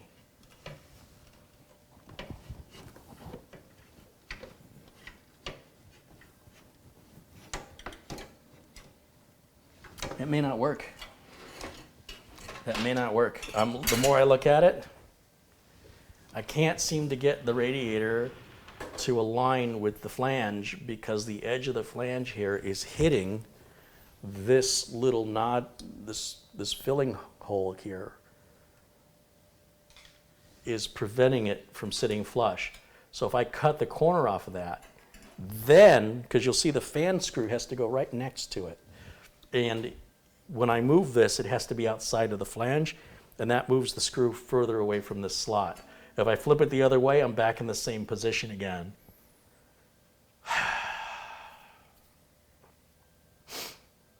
And you're still the exact same thing if you put that on the inside? Yeah, the radiator on the inside too. You got Well, that, if I put the radiator on the inside, the filling hole won't get in the way. Let's take a look here. If I put the radiator on the inside, okay, you don't. and then have I an put issue. the fans here, you won't see them. Right. There'll be no RGB for you to see. You might see a little glowing, maybe. If I put the fans on the inside, then these won't go back in. because we'll interfere with the ability to put those in. So the fans can't go on the inside unless the radiator goes on the outside. If the fans go on the inside, that's all well and good if you had no RGB, but then why did you buy the RGB if you're not going to use it? But does your sister need the cages, the drive cages care. for mass storage? I mean, I don't care. I want to use this case in how it was designed. I don't want to get a Dremel tool out and a welder and make it the way it should have been made from the very beginning. So that puts us back to where we were on top and having to have it interfere. This sucks. This really sucks because it's limiting my choices. It's basically saying we're not going to allow you the flexibility to put the radiator where you want to put it. We're only going to give you one place where it's going to fit. Now, there are lots of other radiators from lots of other companies, and this may be unique for Silverstone's PF240. You know, maybe a Corsair radiator would fit differently, or maybe BeQuiet's got radiators that would be ideal to fit in BeQuiet cases. I don't know. And this is part of the research you have to do when you decide to put parts together, where you end up in frustration, because we're very close to doing a power on self-test. What's preventing us is a fitment issue, not a bad part. John Paul Bacon says that filling hole on an all-in-one is a newer and not as common part. Yes, well, regardless, it's what I have. Now, you can point the blame at BeQuiet for failure to think ahead for possibilities. You can point the blame at Silverstone for failure to think ahead for compatibility. There should be industry standards, and they should all be following them regardless. I realize there may not be one case that fits everything all the time. Certainly, like a big case would have no problem, like a big old Cosmos 2, you know. But we need both of us to lift it. That's not practical. But there should be some standard, look, with the most common size of case is a mid-tower. Most common size radiator, 240 millimeter. Most common size motherboard, ATX. At the very minimum, case manufacturers, motherboard manufacturers, cooler manufacturers should all be designing around the most common platform. And then if you're going off the most common platform, that's your problem. so what are you thinking? Maybe put the CPU, plug it in, and try it up top again? I mean, Yeah.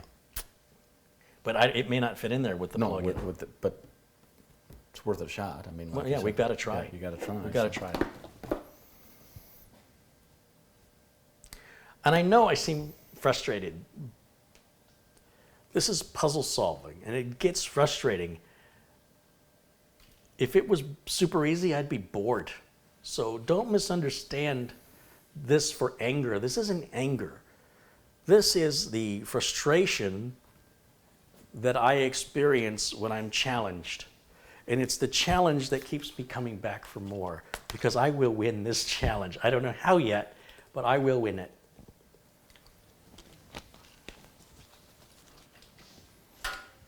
Can you see this coming through the other side? Let's see. Mm-hmm. Got it. Yep. Okay, go ahead and pull that through. Right there for now.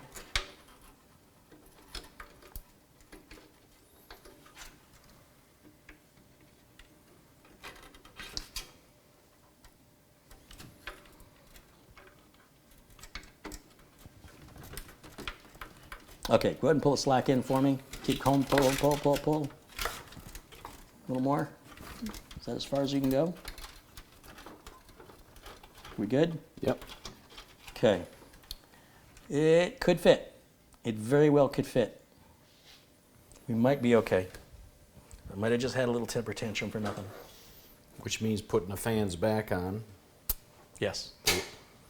the radiator.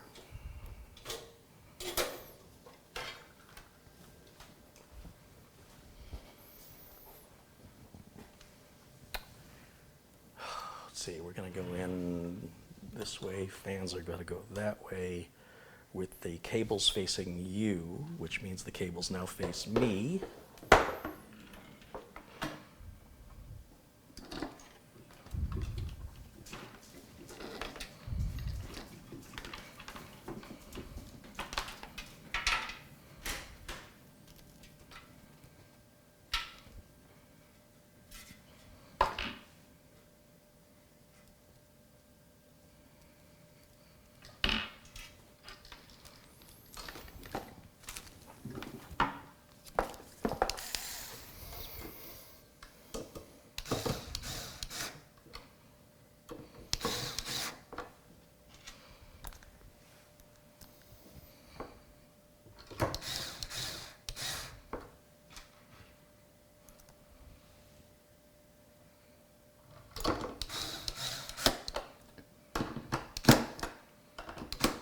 earlier in the chat when you asked everybody where they were, you should have seen the countries. mean, I was looking. Yeah, I it was- didn't shout them out, but I was. No, I but always they were screaming by so fast. Yeah. It was pretty.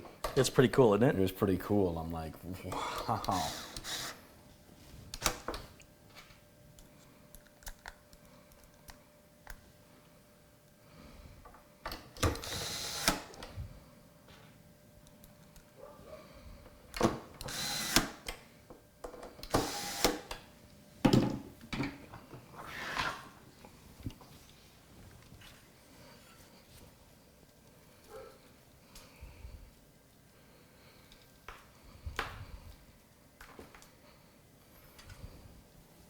Okay, I'll feed that one over to you first.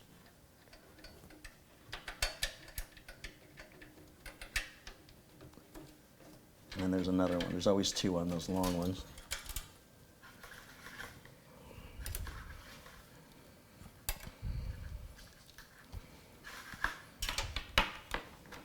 And then here's another one. Keep pulling that through. Okay. And then we'll go here. Where is it? Right there. And we'll go right there. Okay. You know I'm going to be cursing when I have to take this apart in a couple of years. But let's just hope it fits. I'll be happy today. I'll be pissed off 2 years from now. What was I thinking when I did this? Please tell me that's gonna fit. Please tell me it's gonna fit. Uh-oh. Uh-oh. I think we're okay.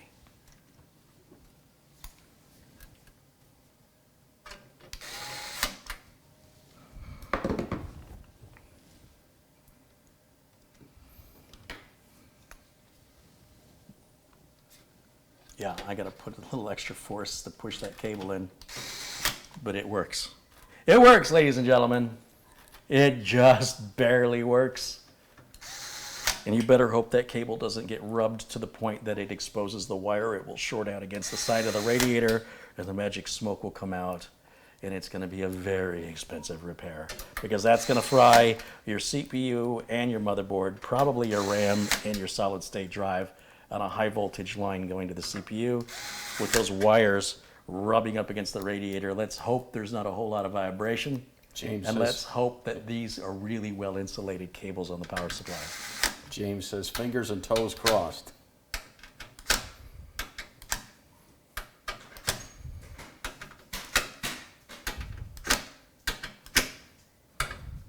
God, I love this screwdriver. Mwah. Thank you. You just saved my wrists from how many times would I have had to do that? Frickin' 24 screws plus another 16 after I've taken it out 3 times, plus 2 times on the fan. 60 screws, the equivalent of what I just did. Okay, now for us to put this on, it's gonna go on this way.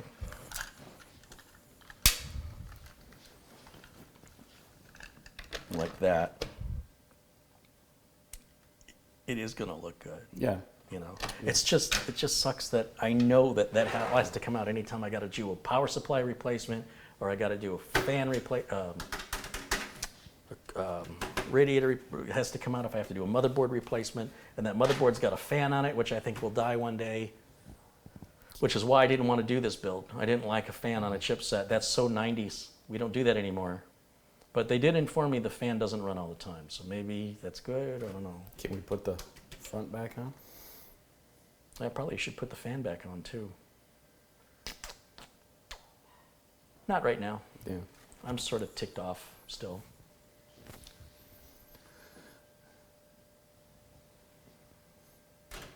Three hours and 24 minutes of building. Then grab the glove. No. We're almost ready for the glove. I want to do a little more cabling here. Yeah. So on the, let's get this straightened out here. Let's get the wire tie off of here.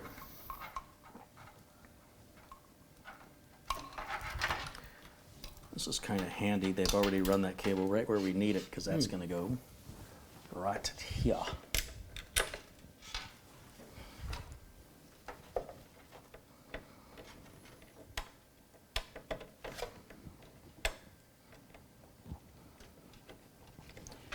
Just like that. This is audio. Ooh, they don't give us much for that. Need the flashlight? No, I need another. 3 inches. Well, they're cutting it close. They are cutting it close. Normally on cases, I have way more cable than I need. I don't know why BeQuiet has done this, but this audio cable that controls the front headphone and audio jack, it appears to be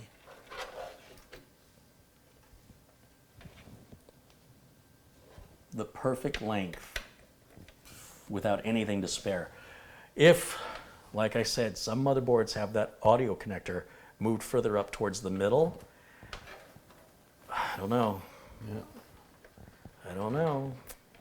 Seems like an awfully strange design choice. But because it works, I'll give them credit. There's a fan connector here. This has got to be for the fan controller. Yeah, this is the one you're wiggling. Yeah, pull that for me because we're not going to use that. We're not hooking that up. If I had wire cutters right now, if I knew I was going to keep this, that would go because it appears, unless there's lighting on the, no, there's no lighting on the front of the case because there's no lights. So this appears to only be for a fan controller. And on a modern motherboard, it can control the fans much better than you can as a human being. This is not the 90s anymore, BeQuiet. God, that's frustrating. This would have been so great to have 20 years ago. These are all extra cables now, but as far as I'm concerned, should be cut away. I'm about tempted to cut them off right now. I'm so ticked off. It's completely unnecessary. It adds to the cost and complexity for no good reason other than that's how we used to do it 20 years ago. I don't get it. Sorry, I'm not getting this at all. Oh, and here's another one that can go. Look at all this. All completely redundant and unnecessary and stupid. I'm about to cut the car. I'm about to do it. I'm so angry. It's beyond any justification. Unless you're putting a 20-year-old motherboard in here, in which case this would be great.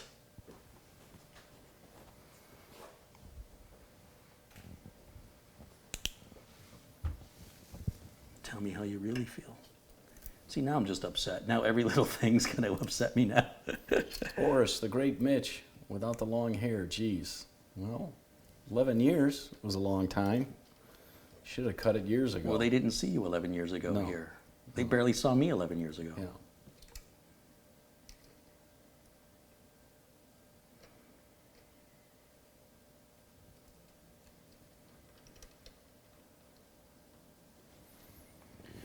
So people sometimes think I overreact, and perhaps I do, but I'm having a hard time wondering with the connection that we have of information that it's no secret what's needed to build a computer. So how can a manufacturer make such horrible, bad judgments without knowing when they're doing it, what the results are going to be ahead of time? It's not like we're entering unfamiliar territory here. There are standards, and these standards have been around a long time. And it's almost like stubborn refusal to accept progress. And it upsets me because it seems unnecessary and unjustifiable that it's not saving money, it's not saving time, it's not providing us a benefit or a feature, it's pulling us backwards. And I'm like, why? Give me a reason to pull us backwards. And I can't think of one. Doesn't mean there isn't one. I just can't think of a reason why they would do that. Irving T contributed £5. €5? He's €5. French. Yeah. And then you got one other contribution. Thank you, Irving. Okay, so USB, front port audio, front port umbilicals are hooked up. I'm leaving the cover off. I'm not Yeah. doing it today. I'm so done right now. All I want to do is put this cooler on and test fire this thing, get Windows 10 installed on it, and call it a day because I'm done. I'm so done. Stick a fork in them, folks. All right, let's see.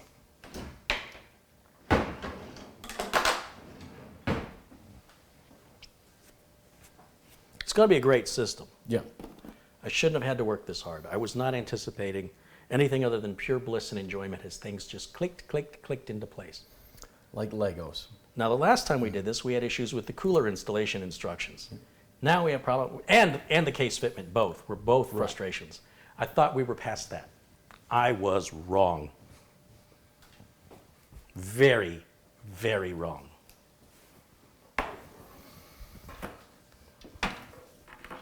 Now, if we didn't have RGB, we'd have been finished an hour ago. Yep.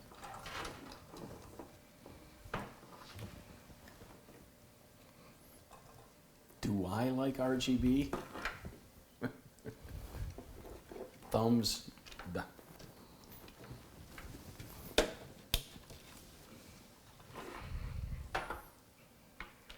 I'm going to hand this out to you through this orange grommet way up at the top.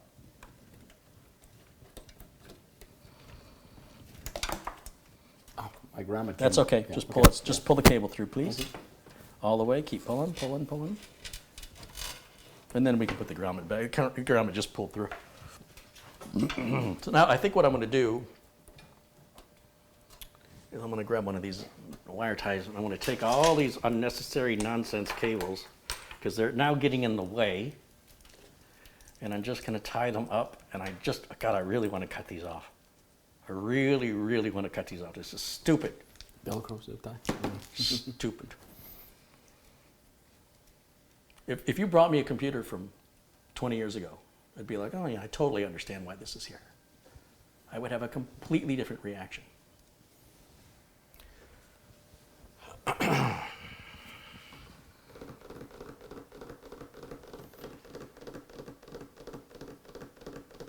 John says, Carey needs a hug. Not from me, John. I'll tell you that. Oh, Mitch. Ah, Just like my father. yeah.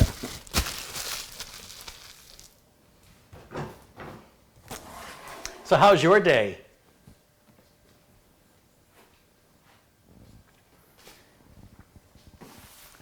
It's Wednesday. Feels like a Monday. Hump day? Yeah. Mike. It's glove time. I think it is glove time. I think it might be. I'm just going to put this orange grommet back in place.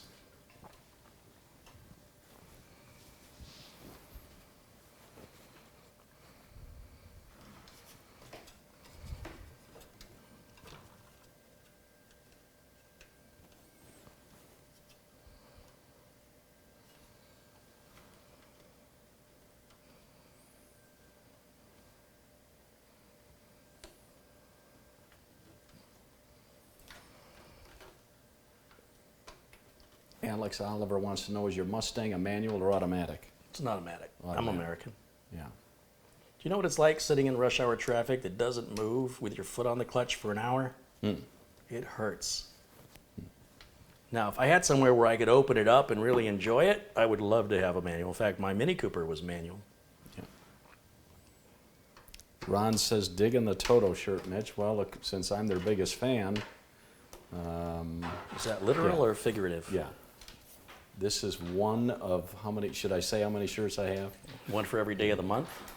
How many shirts? How many concerts have you been to? 37 Toto shirts. So, Are you saying you have 37 total Toto shirts? yes. Total. Say that, try to say that fast. 37 shirts. 37 total? Dave Murray, pinch his head, Mitch. Oh, you stuck around that long. That's good. That's good. Okay. Need a little levity, you know. Yeah, it's getting for a sure. little tense in here, you know. Yeah. So. Yeah, and I don't even like camping. Yeah. Little tents, camping, never mind. It's a joke, son. You missed it. Okay, where does CPU power go on this? VGA 1, VGA 2, VGA 3, VGA 4.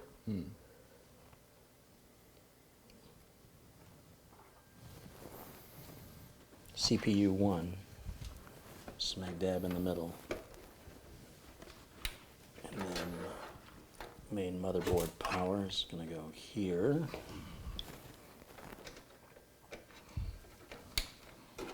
And here.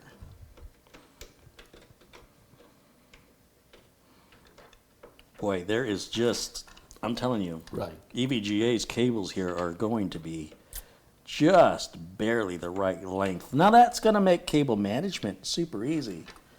And that's just dumb luck. There is very little room. Okay. That's everything except the cooler.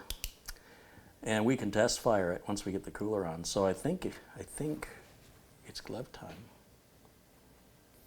Ed says I need a couple more Toto shirts. No, I think 37, Ed, is plenty. I just needed one for every day of the month is what Steve Lukather at Toto.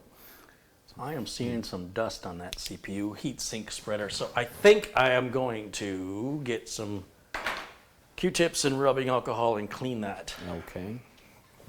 And while he does that, I will give a shameless plug to my band Toto, who has a new Blu-ray disc out called 40 Tours Around the Sun, which is them in concert, and beautiful surround sound, and it's great concert. And Carey asked, how many times have I seen them in the 42 years they were together? I'm thinking, at least 42, so it'd probably be over 50 times I saw them in concert. He only performed 72 concerts.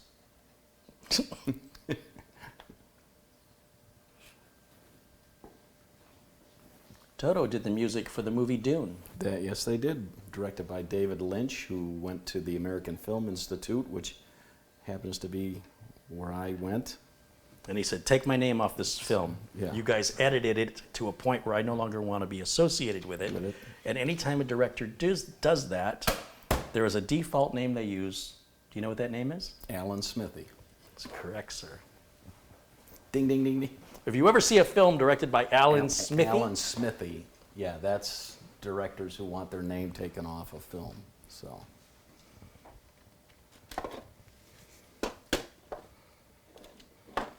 Mitch, did you like Neil Peart? I did, because I myself am a drummer.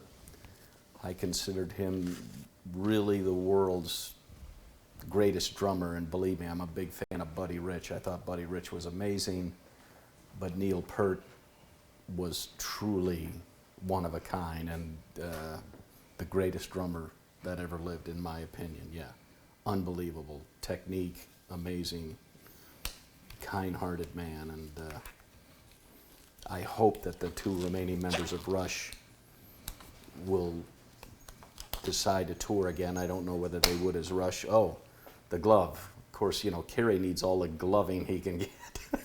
Huh? No? That's good. why are you moving away from me, Mitch? Yeah. Look. We won't go into Look, you worried it's not clean? Yeah. Look, Okay. Yeah. it's clean. You want to smell it? I'd rather not. Now, okay. And again, there are 1,000 videos with the pea shape, a grain of rice, the pea shape. You want to grab this I and you don't can agree. do the close-up here? Yeah. I don't want to touch that with the glove, though. Yeah. I want to keep my glove clean. Because, you know, they're going to put it places. So we'll flip that to on. We'll open that up. And we'll switch over to camera 2. It's about time for a camera angle change. There he is. You want to zoom that in a little bit? Well, I'll step in. That's even better. So here's our thermal compound that comes included with the Silverstone PF240. They give us a lot. That's a way more than we need. So that's good. That's the way it should be. And usually these just twist off or pull off. I hate to use the glove on that side. There it is. And now I'm going to put a dab here. Now, of course, in their video, on Silverstone's video, they show the traditional sort of dab and then you shove the heatsink on. I don't like doing it that way because I have to support my systems. Customers will call me with problems. So I like to assure there's 100% IHS coverage. The IHS is the internal heat spreader. That's this metal piece I'm painting with my finger. And I like to put a nice thick coat of paint on there. Shouldn't be too thin, shouldn't be too thick. But because many of these CPUs now are APUs, they don't just have chips in the center. They used to say as long as the middle was good, but now you really need to make sure. And people go, well, you're going to get air bubbles. Well, no, we're going to tap on this, and we're going to make it kind of... Ridges. Yeah, little Ruffles. ridges. But you can see it's leaving little gaps, which suggests to me I did not put enough. There's quite a bit more coverage required on an AMD CPU. An Intel CPU is a bit smaller. So we'll just put a little bit more on there because I want to be able to tap on this and not see any silver behind it. And we're losing light here, so it's dark for us too, guys. But yes, you will use more because the surface area of an AMD CPU is larger than the surface area of the internal heat spreader of an Intel. But it's the same process regardless. When you put that little dab in the middle and you squish your heatsink down, how do you know if you've covered it entirely without taking it off and looking? And if you put too much on it, it'll ooze out the sides. It makes a mess. It's very difficult to get off, which is why I wear the glove. And then I will just turn the glove inside out and throw it away and keep my hands clean.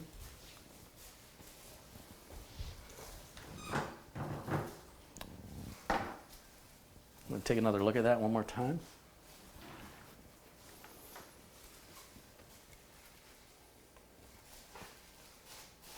That is the Holzman method. Coverage. With 30 years of experience behind me, I know from time that that is effective and works. It's not the only way that works, but it's the way that works that I use. And if you want to do it like me, you can. And if you don't want to, you don't have to. So, okay, Mitch, you're clear. So put that in your pipe and smoke it. Pass, puff, puff, pass. How do you like them apples? A lot of people on the internet think their way's the only way. Jim Jim.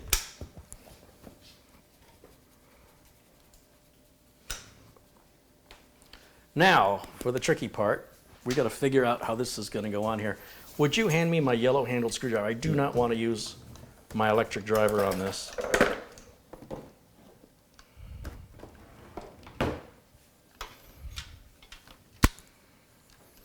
Where's our shoe? Here we go.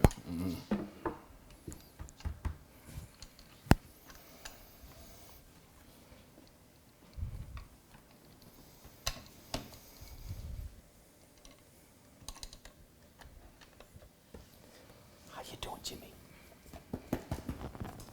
Oh, you're a good dog. Yes, you are. Yes, you are.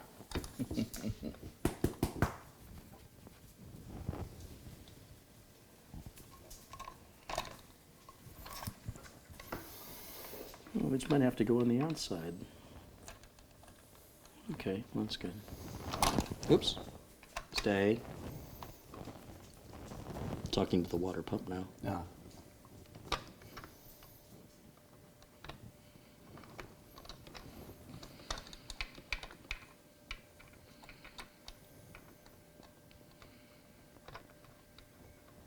So again, the best way to do this will be to lay this case flat because this is profoundly difficult to do standing upright. I'm going to just try it one more time, but I am definitely doing this the hard way by trying.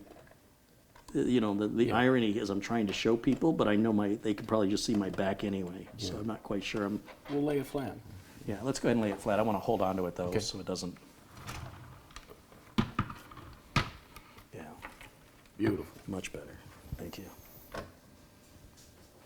Should just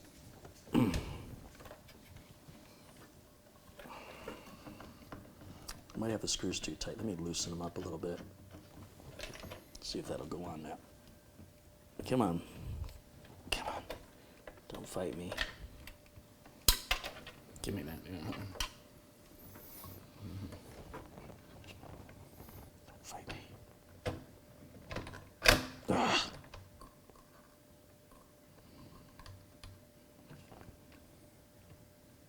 Well, in their video, they made it look real super easy. Yeah.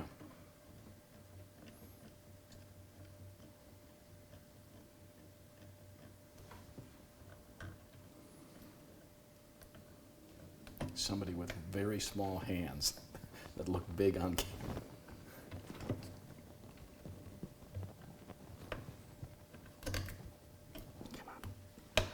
Well, I'll tell you one thing. I'm going to have to remove that plastic off the bottom, or my.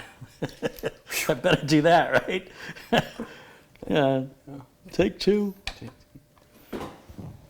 Pretend you didn't see that. All right. No, pretend you did. But to pretend you did. Yeah. Because I did not secure it yet. I'm still struggling to get this to clasp onto the, Whatchamacallit. yeah. Yeah, on the thingamajig. on the doohickeys. Yeah. Oh, now see, now it's going on super easy. What'd I do different? It was the sticker.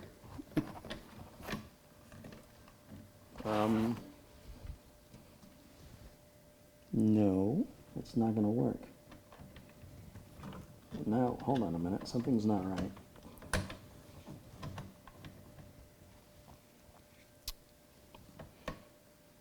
I'm a clear inch away Okay. from the top of the CPU. I'm on both clasps, and the water pump is sitting this high above the CPU. What am I doing wrong? Something's not right. Did it show, let me show you here. Do these brackets need to be removed? No, those brackets are what I'm Oh, using to secure. okay. What do I know? All right. I'm missing something very important.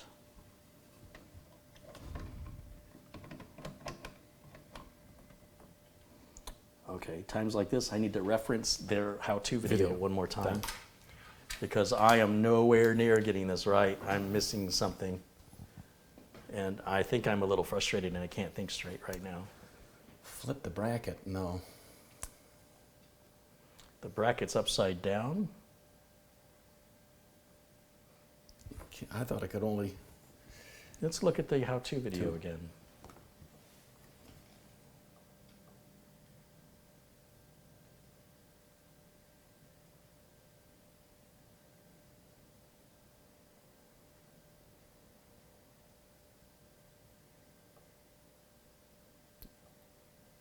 Yeah, that's how you have the brackets, right? In that.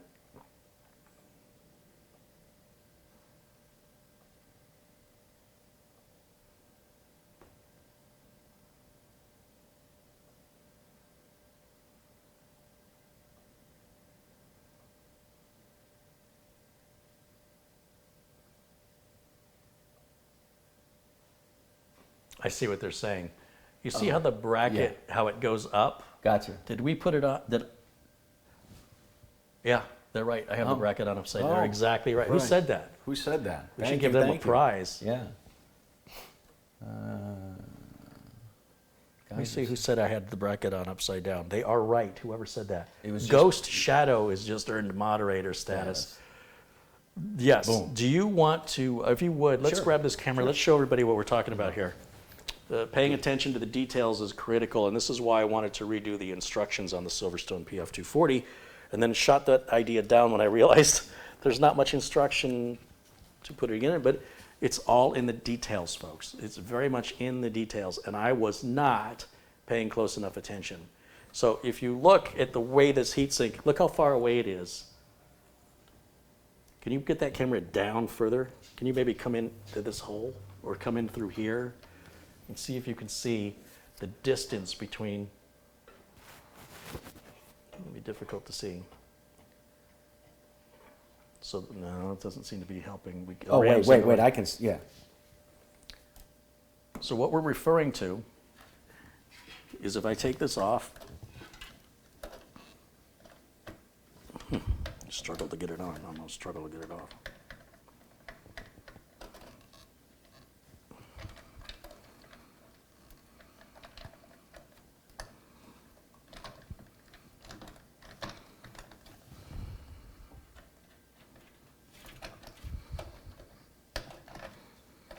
So what we're talking about is this bracket. Do you see how the bracket goes down See this Okay. bracket? Yeah. This needs to go up. This piece right here. Mm-hmm. See how it goes flat? It needs to go flat up here. That's going to allow us to go much lower. So once again, remember this came across, this came out by pulling it this way. Mm-hmm. So this has to go on this way. And that means I've got everything on upside down. Okay. You know, if it can be put on upside down, I'm the guy to do it. One of the advantages, when you see me using the same parts over and over, is for efficiency. Right. Once I'm familiar with how a part installs and I know what to expect, I'm much faster at my job. You start throwing different parts at me, Yeah. this is what happens. It requires more patience than I have. And look at that, that's going to lock that to keep it from spinning too. That solves two problems I was having. Well, thank you, Chad.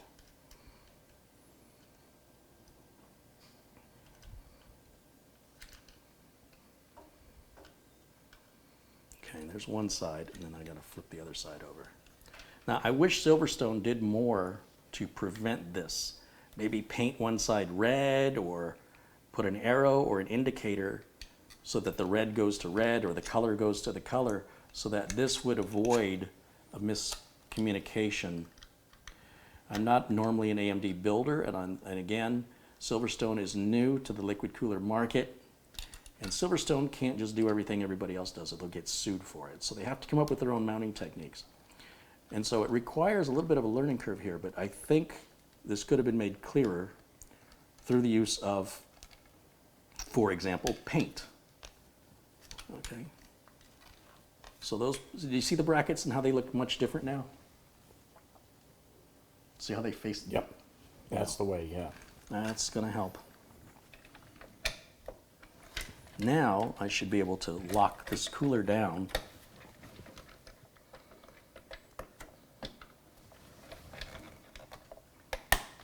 Aha! Do you feel like you're on the CPU? Oh yeah. Yeah, yeah. Oh yeah. Yeah. Oh yeah.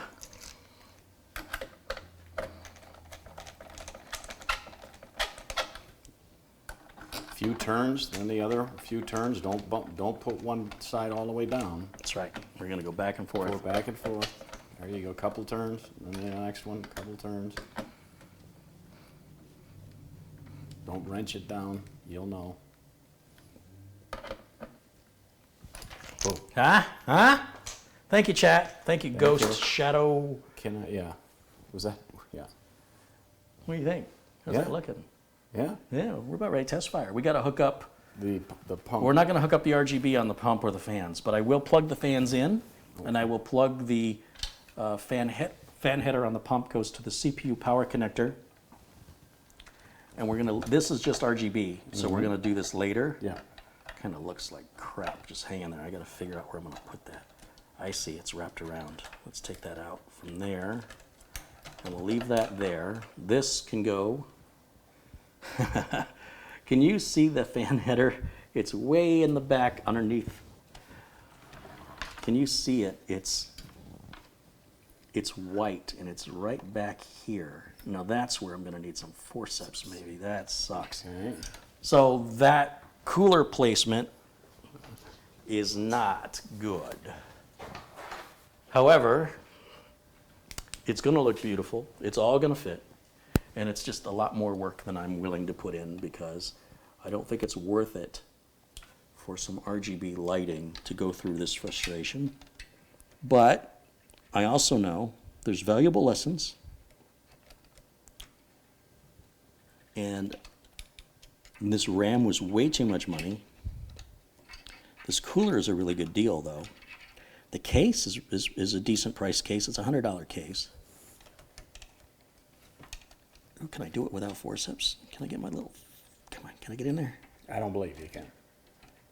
Believe, You Mitch. just did. Okay. Be a believer, my Okay. friend. Okay, now here's the next step. To hook up these fans, and this is something I learned last time as well. Silverstone did something pretty unique here. But it took me a minute to think about it before I understood. And that is, they included a fan splitter, which is this right here. You guys see that? Now the reason they included the fan splitter, if we look back here, This is all the RGB stuff, okay? So I'll hook up the RGB stuff later. That is not my concern at this time. When I hook it up, those fans are gonna be nice and pretty. What I wanna do, just to keep myself sane, is I wanna grab one of these little wire ties I pulled off earlier, and I wanna just tie this up so it's just really getting in my way. And I will deal with this later.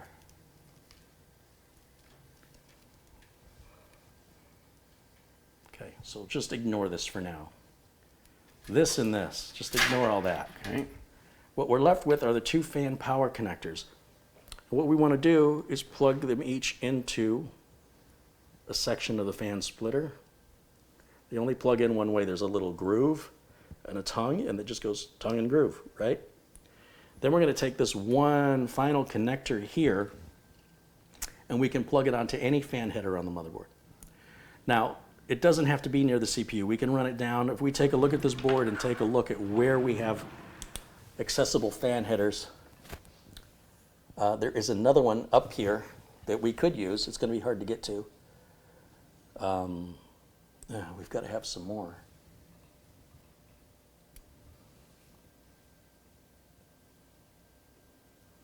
Does this thing even have ARGB support on it?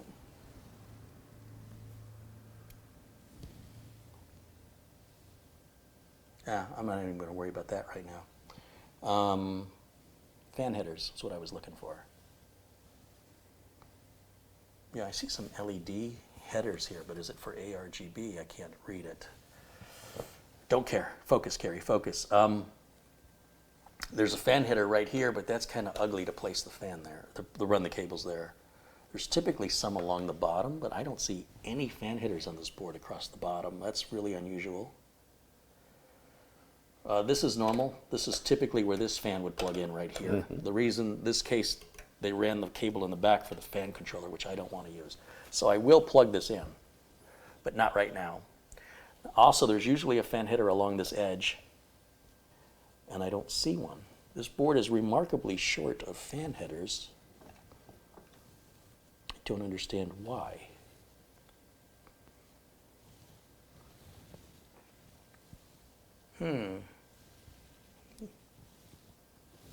There is a fan header right here, and there's a fan header up there.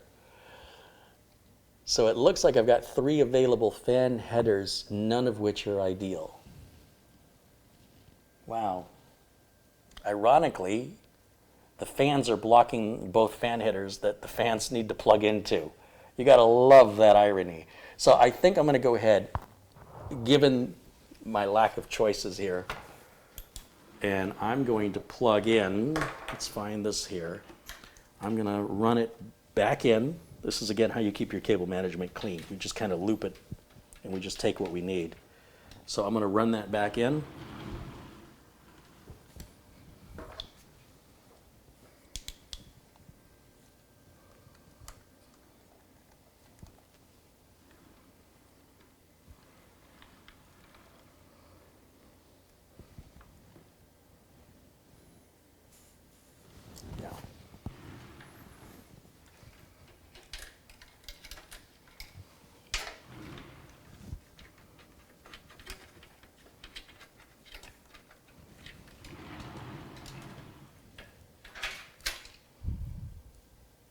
Sometimes it helps to just pre-bend the wire because I need it to go down immediately. And what's happening is it's going in rigid straight against the back of the fan and I can't see where it's going. So I need it to immediately start moving down as soon as I push it in so I can see it on the other side. Once I see it on the other side, I can pull it through. There, oh, there it is. You see? Mm-hmm. Now, I can remove this RAM if I need to. I'm not sure if that's going to help me or not here. I definitely need more slack.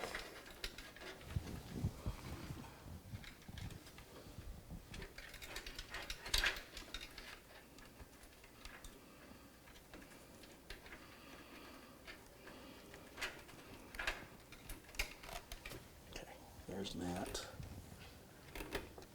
This needs to go up like this.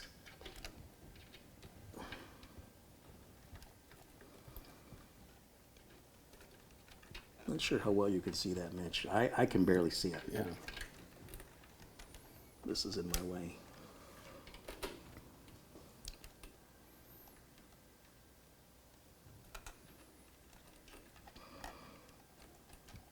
This is the CPU optional header that I'm trying to plug into.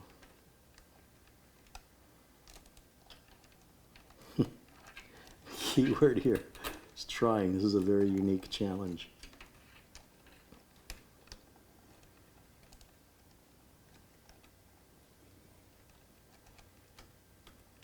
Come on, baby. You could do it.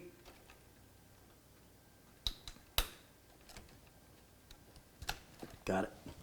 Now I can pull that slack back to try and hide this cable.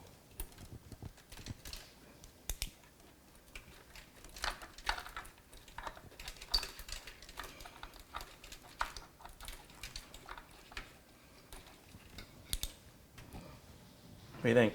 Yeah. Should we turn it on? Here, let's. Does this thing have built-in video, or do I have to plug a video card in? I don't know. Does the 3950 have built-in graphics? I don't know. Is it an APU or no? See if somebody in the chat knows. I don't think it has an APU. It doesn't say anything about Radeon on it.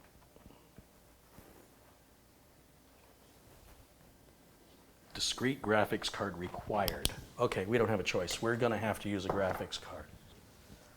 Okay, so it's going to slow us down a little bit. I was anxious to turn it on. Let me give you a break, Mitch. So we're going to put you back on, we'll put everybody back on camera 1. There you go. Thank you.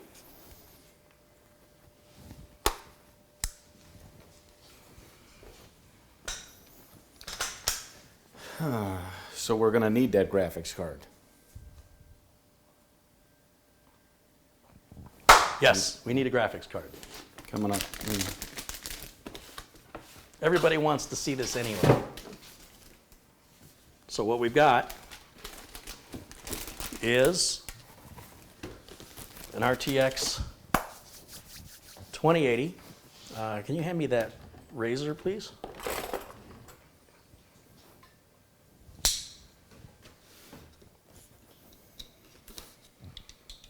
Thank you, sir.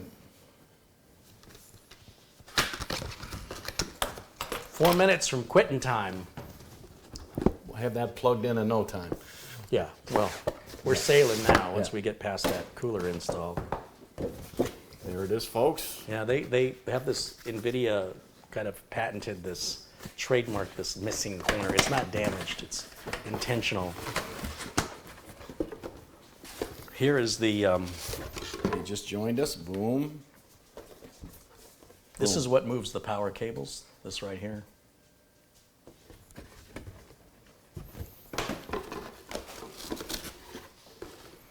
There's a little catalog, I don't know. This is apparently all you get. Well, they certainly pack it well. That's really well insulated from damage. It's very cushiony. I'll put it back in the box. Yeah. There you go. Thank you. Thank you. Brand new, live, unscripted. Everything you're seeing is as it happens in real life, just like real life happens.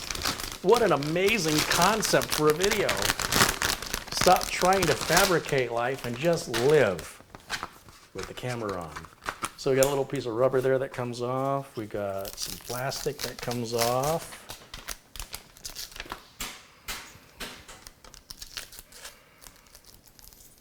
What a beast. What a beast, man. Yeah, it's all right. It'll do. It's all right. It'll do.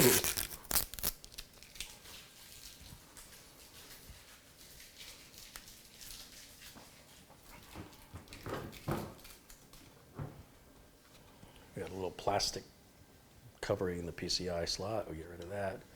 That's the card. There's no back plate on it, unfortunately. You'd think for $800 I could give me a back plate, but they don't, so try and avoid touching the back of it. Hold it by its edges. Sometimes there's plastic over the company name. You don't have to remove it, but it just gets ugly real quick. And then you're gonna need to figure out what 2 slots you gotta remove.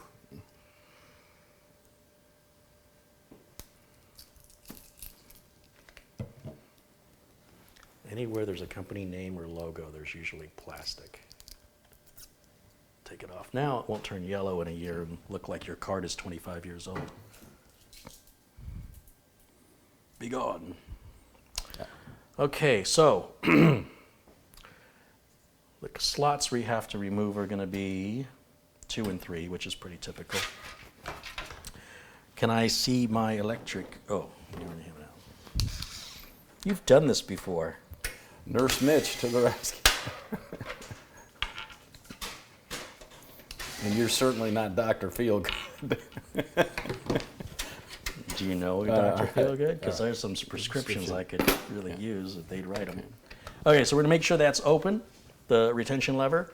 We'll flip this around so it does look like it's upside down, but if you're not familiar with computers, on a graphics card, this is right side up. This will lock into place once we line it up first. Now that it's lined up, I can push it down and you should hear it click as the mechanism locks it. Should hear it click. Why is it? That is the click. Well, here's what's interesting. Certainly the top M.2 slot does not in any way interfere with the graphics. I was thinking the graphics card was going to sit over it, but it doesn't at all. So we'd have been okay using it. I feel like it's this heatsink cover is preventing the card from seating. I've never seen that happen before. Now what? What do you do when your heatsink prevents your card from seating? I don't know. It won't seat. What's happening is this part of the card is hitting this part of the motherboard. Now clearly, Gigabyte knows people are going to be putting GPUs in. So let's lay the case flat. This may require a bit more strength than a normal system that I'm accustomed to building. This is what happens when you get me outside of my wheelhouse.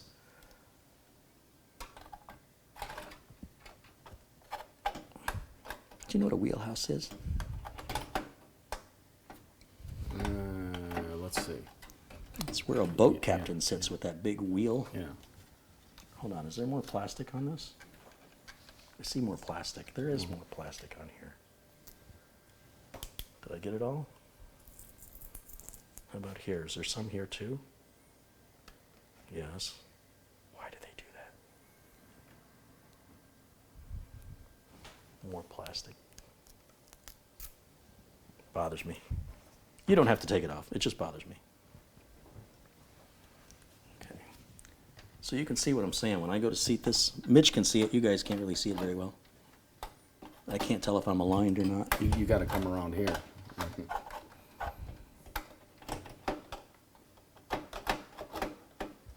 Yeah, you got to. I'm not sure you're in. Yeah. Yeah, I'm definitely not. Not it. There it is. There it is. Okay, but it won't go all the way down. Watch.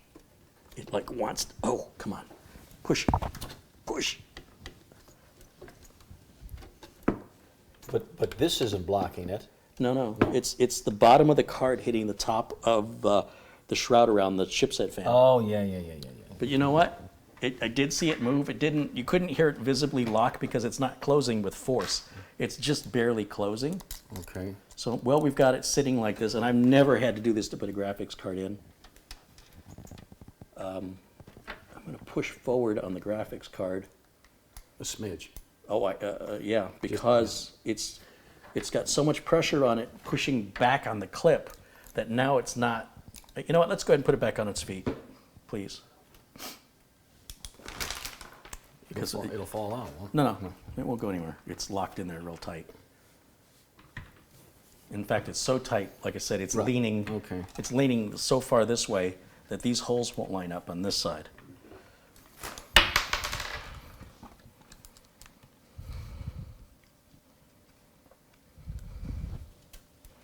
Why did I do this? Why did I spend all this money?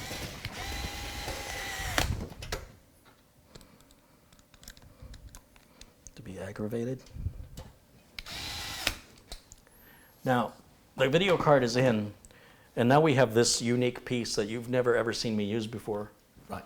And what this is going to do, we've got a big piece of glass here, right? And you're going to run your cables right into the front of the graphics card.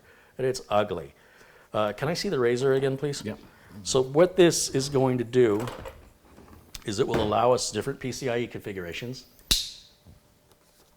So it works with numerous different power requirements from different NVIDIA graphics cards. I suppose it would work with Radeon graphics cards, theoretically. Same power connectors. And this will move those power connectors. This is an item EVGA sells separately, but on this RTX 2080, this specific model includes this piece, which looks like this. Now, you are able to open this up and adjust these connectors to whatever you need. This graphics card, for example, uses a 6-pin and a, Look at that. right? And then that's going to Yeah. move those connectors back here. Nice. However, in doing so, it will block the ability to put that tray back in that was up here. Okay. But we can put 1, 2, 3 trays. Instead of going 1, 2, 3, we'd have to go from the bottom, 1, 2, 3. Okay. This is going to block that tray. So keep that in mind. The case you pick is critical, depending on what stuff you want to put in there. And so you're going to need two VGAs, not three. The thing came with three. No, I'm only going to need one. Oh. However, you'll see in here there's a 6-pin plug. What we have to do is we have to open this up, and we have to take this 8-pin plug. Remember, we've got a 6-pin plug right here and an 8-pin. So the 6-pin one is closest to the edge. We've got to remove this, replace it with this one. It's just going to pop in there. And to do so, there's a little rubber cover. See this? See this? And there's one on the other side. And it's going to require a small Allen wrench that's in here. I've got right in this.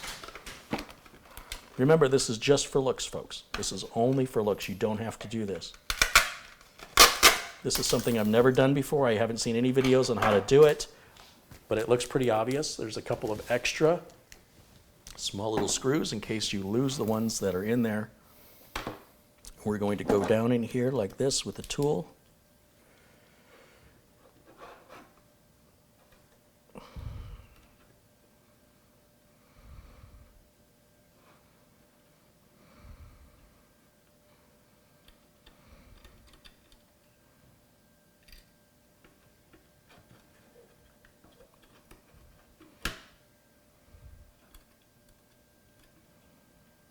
Why is the screw not coming out?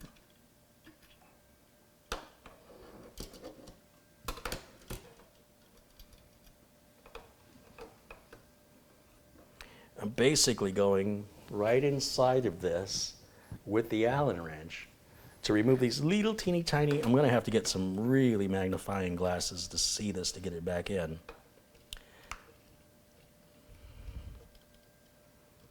That is the little tiny screw right there. Okay. Okay, and then there's one that didn't come out on the other side. I want to be careful. I don't want to hold this over the floor.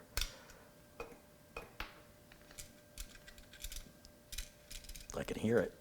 It's in there. And now this is what I've just removed. And now I'm going to take the 6-pin one, face it in the right orientation so the clips are facing the same side. And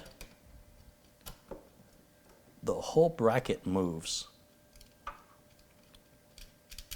So not only does it hold these in position, it allows you to adjust them up and down so that they can be closer apart or closer or further apart.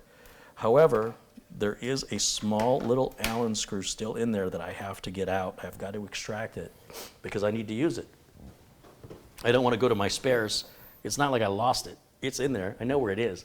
It just didn't come out. The slot is just a little teeny tiny bigger than the screw. It's a little tiny bit. It would have been nice if it was already pre-configured, plug and play ready, but it was not. And I know it's in there. I hear it.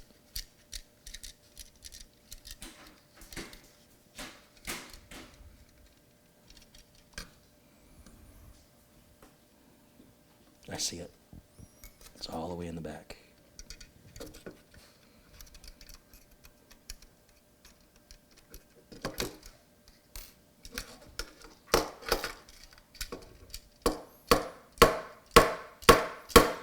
Doesn't want to come out.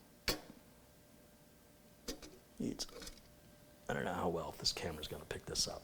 But if you look all the way, let's see. A pain in the ass. This camera's not going to pick it up. You'll see a little silver metal ridge inside, and it's stuck in between the metal ridge and the plastic. And it looks like, oh, There it is. just right when I there. tried not to, Yeah, it there did we it go, on its yeah, own. okay. Now, if you look, there's little slots inside. And just like a plug you plug in the wall, follow the same side as where the clip is, right? You see there's a clip here on this side. So obviously this clip also has to be on the same side. And we just push it in. And now we can align it with the graphics card so that we know how it needs to be spaced. So it looks like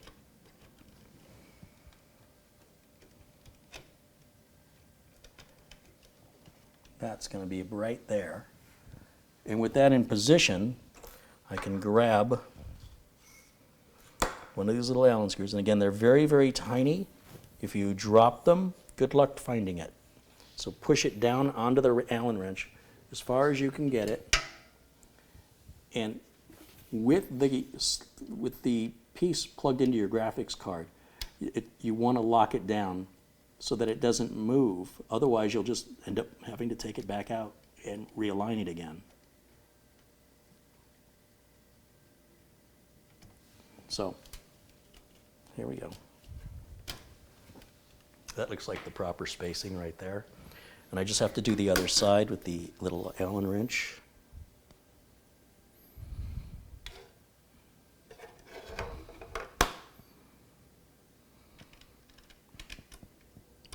Wow. Wow. This is really, really microscopic work here, practically. So that's what it's going to look like when it's done. And then these little plastic covers go on.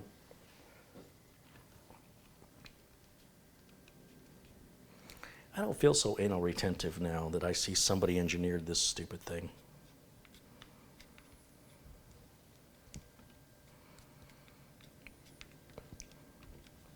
And that covers it.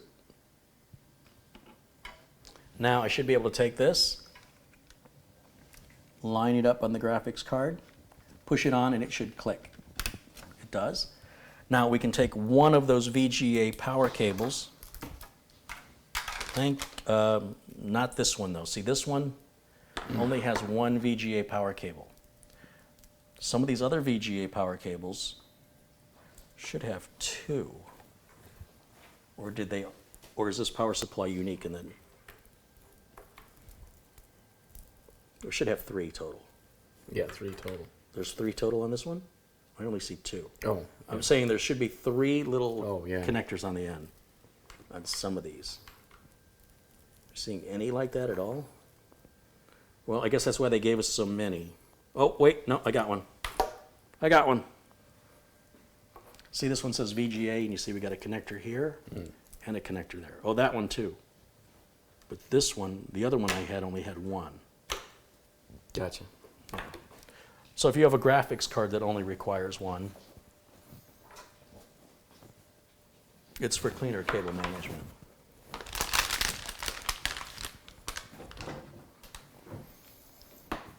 So here we go. Now we'll plug in, it's interesting, on this side of it, it's still going to be 2 8-pin connectors. Isn't that weird? So even though we're changing it to 6-pin on one side, it still wants 2 8-pins on the master side. And interestingly, this cable I've selected only offers us a 6-pin and an 8-pin. What an unusual configuration. Why are these not 2 8-pins? Why is this one 6 and 8? That's weird. I have never seen that before.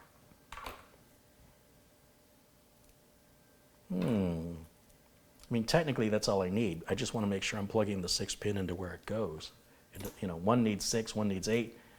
I'm not sure which connector goes to which connector inside.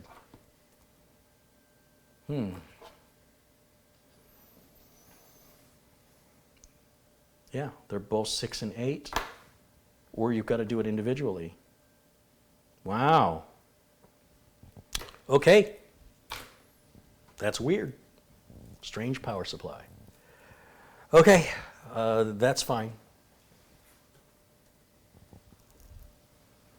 It's a minor little thing, but that's certainly why they gave us so many VGA power cables on this power supply. There's what, 4 of them in there? 6 of them? Some ridiculous number. So that's okay. So what that means is I'm going to run 2 cables. So we'll run one of these 8 pins right here,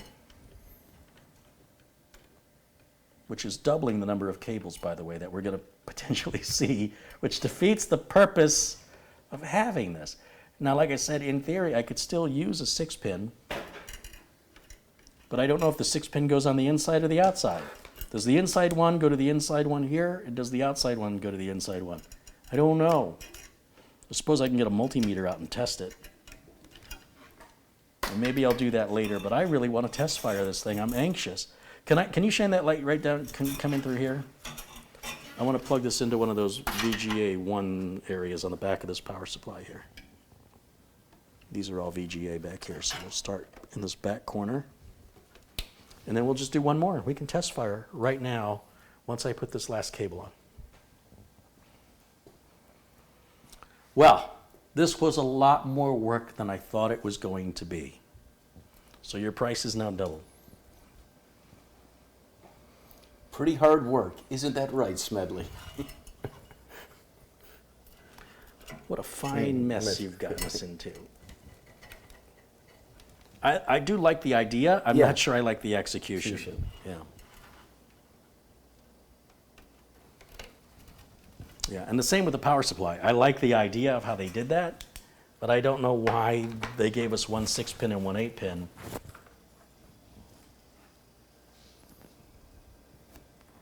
Oh, wait. I just found this one. This one has both cables we need. So, you know what? Never mind. Yeah. They apparently have given us a cable for everything. Buy this power supply and we'll give you every cable for every possible scenario. Why didn't I see it? I was blinded with rage. Okay, so we're not using this one. And we're not using this one because that's just too many cables. So let's put that back. Are you hungry? I could use a bite. Yeah.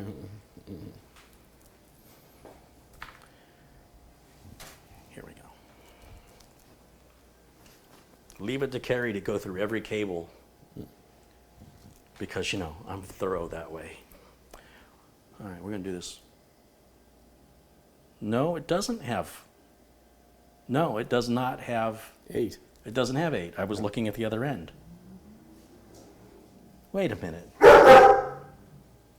Okay, that one does not have 8. It's got 6 and it's got 8. This should be the same on this side on every power supply I've ever used. This power supply is different.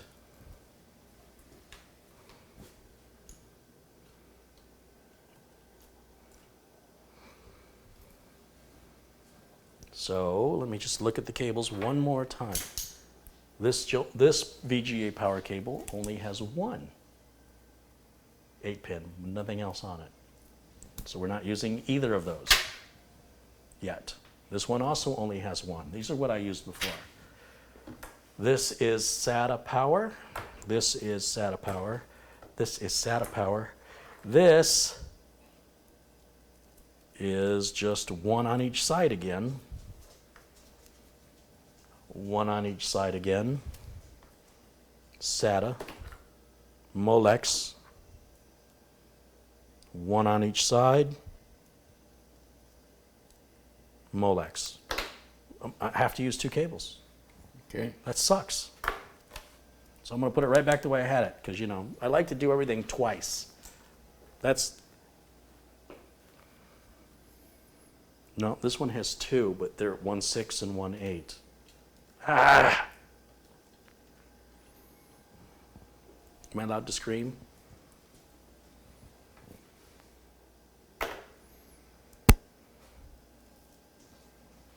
Wait a minute. I do need a 6 and an 8. No, no, I don't. No. No. What do I have up here? That's, oh, I need 2 8s. I need 2 8s. The video card needs a 6 and an 8, but the adapter requires 2 8s. And usually in a power supply, one cable has 2 8s. So I'm left dumbfounded once again with unusual hardware that does not conform to the standards of which I have built hundreds of machines. This one is different than the hundreds I have built. Think about that. Think about that.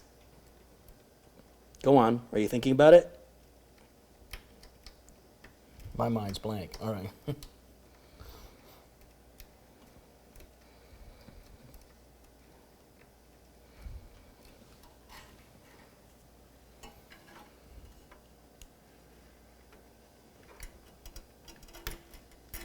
I don't know what you're pointing that light at, but I can't see nothing. Okay, and then, Now for something completely different. oh, wrong one, Carey. Gosh darn it. Ah, it's maddening. Not having a good power supply day today. So these have 2. This has 1. Get out of my face.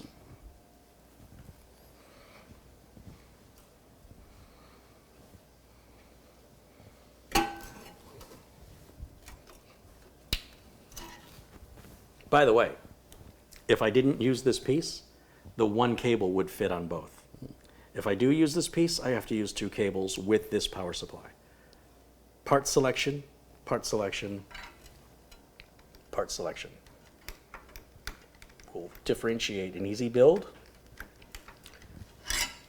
from a difficult build, as well as a cheap build from an expensive build. Now, okay, all right. Relax.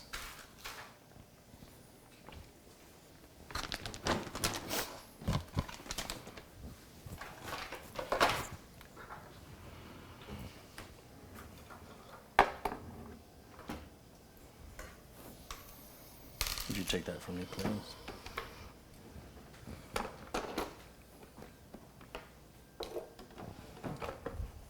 Ladies and gentlemen, it's time to see if the smoke is going to come out.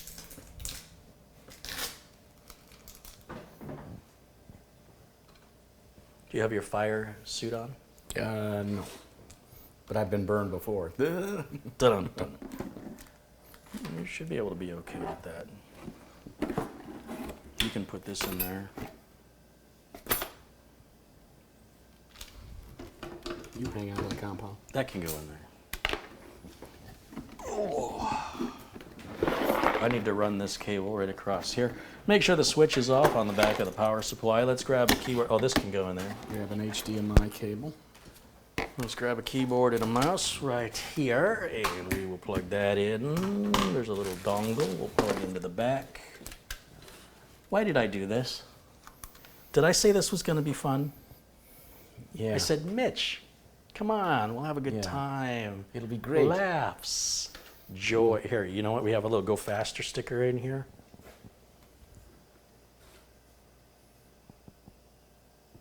So I'll just take that out.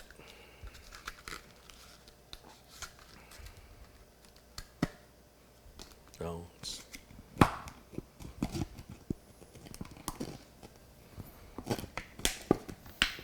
here, will you put that in the box, please? That's so important. I need an HDMI cable. We're going to hook up to your monitor at home. How many people do we have watching? At 10:40. Whoa, it's close to tax time. And how many people think it'll smoke? Smoking's not good for you. I think it's going to work. All right.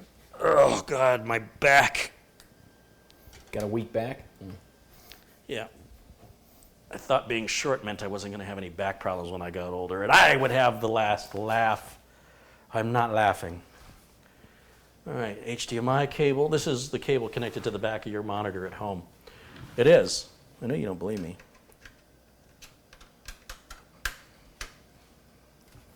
That's all I want to plug in for right now. I just want to see if we can get this thing to post. This is just the RGB cables right up here. That's going to be our RAM that's going to light up. I think the motherboard has some RGB. I will put the fan back on the front and I will put the cover back on, but not right now. At this point, I just want to see if I've done anything right. Switch on. Okay, Mitch, you want to hit that white button up there? You want to go to the other camera? Oh, okay. Tell you what, let's do this first. Let me move us into a corner so they can see us. Sound effects. Here we go. Okay, that's us. Okay. We can get a little bigger than that. No signal. And now here's the Okay. monitor people were watching at home. Are you sure these buttons? I didn't think you had these connected. You didn't think I had what connected? These power buttons connected, or you did have them. That they're all Oh, hanging. look, the here. RAM already lit up. Oh, that they're all hanging here. You want me to hit the power? I'll hit the power. Ready? Yeah, hit that white button. Oh, the white button. Yeah. Just tap it and let it go. Ooh, what is that noise? Oh, that's the fans on the liquid cooler. Those are awfully loud. Okay, it's just momentary. Deal with that. It's calming down. Chipset fans running. Video card fans are running. Any post would be nice. Ooh, got loud again. Come on, baby. Ooh, I can feel the air blowing against my face. Give it time. I'm not talking to you, Jimmy.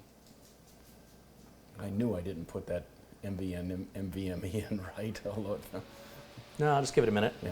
It's cycling. It's counting the RAM. It's checking the CPU. That RAM is pretty. Come on, baby. Show me some life. Boy, those fans. Not happy. I'll have you shut it down and recheck the NVMe. We're not getting anything out of No. this. Ryzen takes 5 power-ups. All right, well, I think that was 3. 3. Ooh, I just heard it shut off. There you go. Patience, huh? Sounds better.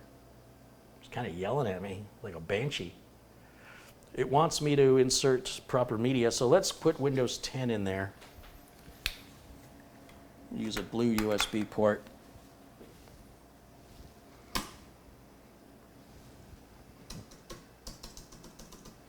Shut her off. It's probably a new BIOS update I should put in first. You think? I'm so impatient. Yeah. I don't want to do it. No.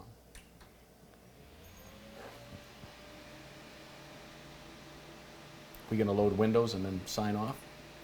Yeah, I think we'll run all the tests on it another time. Yeah. I really want to focus in on this RAM so people can see it. It is pretty RAM. And you can hear when it's happy. Like it calms down and it gets nice and quiet. And it should automatically boot to that Windows 10 USB stick right now. And I'm not going to touch the BIOS, so I'm not going to adjust it. We'll just keep it factory fresh. See what it does.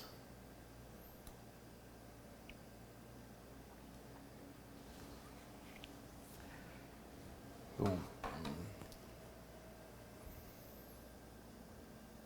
You know what? When I get Windows 10 installed, I would like to see the speed on that M.2 PCIe 4 drive. I don't have a product key. Windows 10 Pro. Next. Have you done this before? No, I've seen every single one of your videos, unfortunately. What's wrong with you? Next.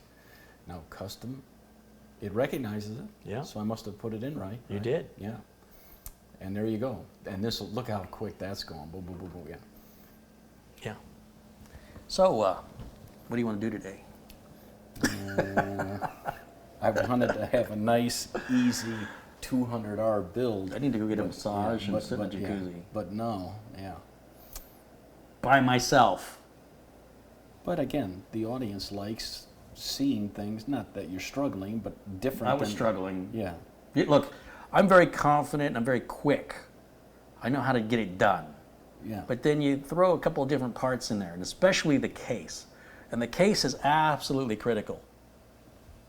And again, a 200R, the liquid cooler would not have been an option.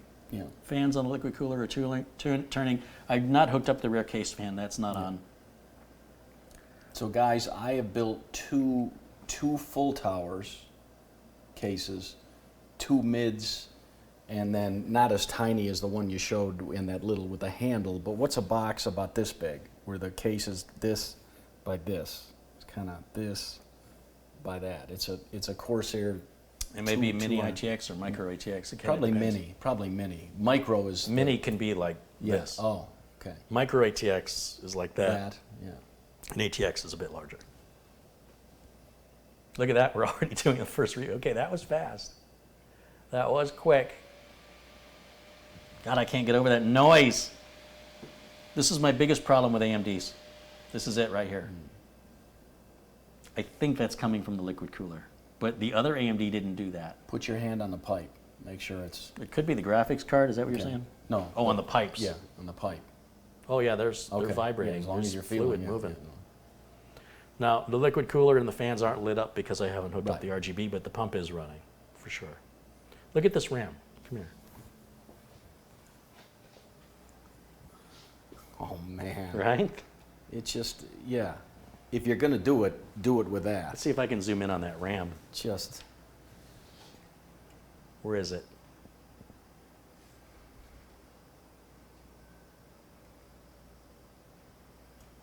They're gorgeous, just gorgeous. Got some cables over it. You know, this will Yeah, all have to get right, cable right. managed out. But beautiful. Yeah, that's the RAM I would recommend for your RGB build. I mean, look at that. Whew.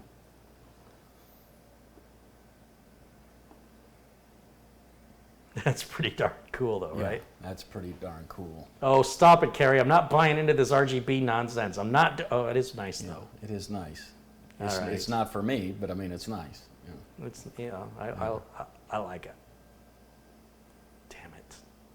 Hey, Carey, he likes it. No, I'd say, Mike. I don't want to like Like it. it. He's Stupid. He hates everything. Shut up. Okay. Seems like the right response to he hates everything. Shut up.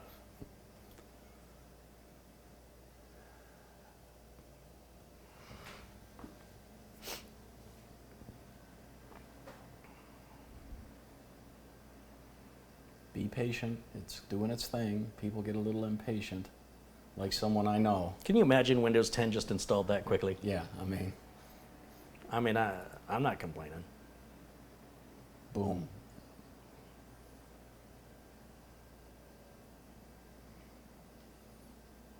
Carey, we will convert you to RGB. Mm-hmm.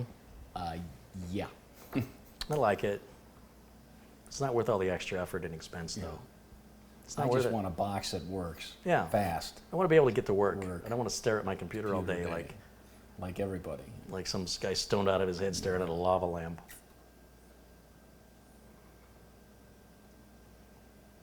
What should we call this one? For your sister. Editor, that's fine. Next. No password. Click off the clicky doos. The clicky doos? The clicky doos. Is that right what there. those are Yeah, called? those are clicky Those doos. are the clicky doos. Remember that. That's going to be on the A+ test later. Yeah.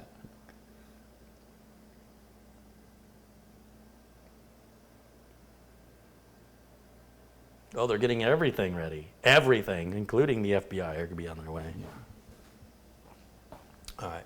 I would normally immediately do the updates for Windows 10, but you know what? We are running late. Way. Half an hour We're late. late. So So folks, all yeah. I'm going to do, once Windows 10 installs, I'm going to put Crystal Disk Mark on, and we're going to run some benchmarks on that solid-state drive. Not to suggest they might improve with a BIOS update and some driver installs from Windows Update. However, I need to wrap it up today. Yeah. I'm out of time. Please make sure that tool is in there. I'm going to need that little Allen wrench in the future, maybe. 'Cause it should be in there, but just make sure. Should be a little bag of screws. A little Allen wrench should be in there. Where is it? It's tiny. Yeah, it's in there. Oh, okay. Everything's in there. Thank you, because I want to save that.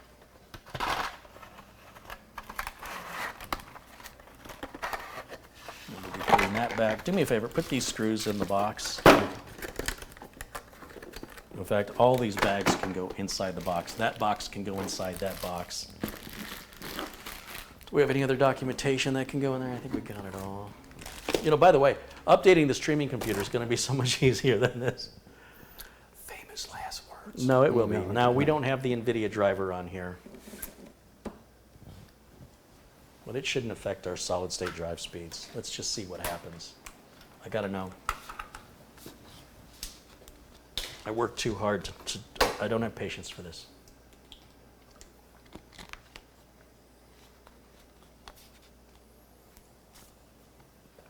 Somebody said no lighty, no likey.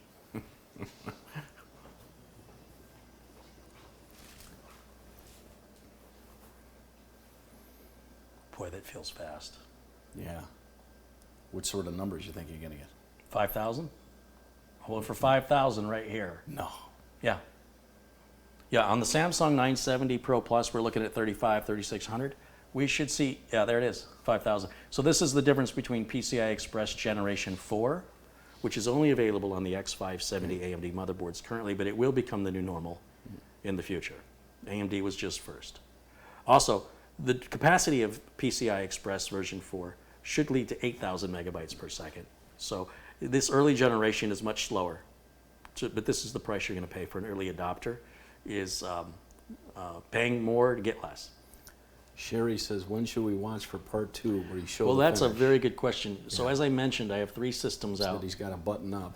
Yeah. I've got 3 systems I have to ship, one of which I said I would ship on Monday, but then Martin Luther King holiday was there and I forgot about it. And then Tuesday I got involved with a bunch of support calls. Today I'm doing this.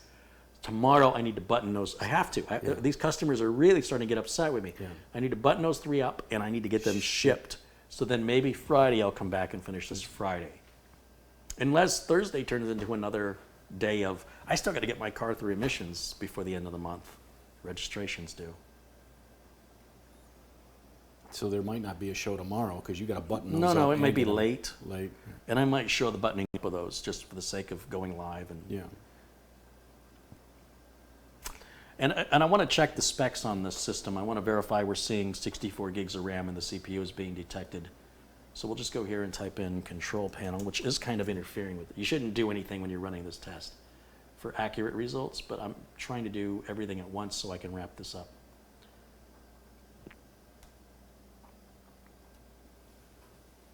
There it AMD is. Ryzen 3950, 63.9.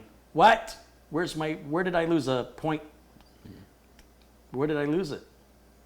I'll find out and I'll get back to you on it. Excuse me, got hiccups. Very nice. Yeah. Look at those speeds. You want one of these? Nah. You know, this drive costs less money than the Samsung. For whatever reason, there's a back order on the Samsung Evo Plus. Pro. Yeah. No, it's not. It's not the Pro. No, it's the Evo Plus. And it was, for one day on Amazon, it was $399. Today it's $499, and it doesn't ship until February 10th. There's like a big rush on it. Everybody's ordering. I don't know what's going on. Look at the write speeds. 4250 is pretty darn good. Yeah. Yeah. So when I hand this to my sister, I'm going to say, I'm expecting greatness, Greatness. because there's no reason why.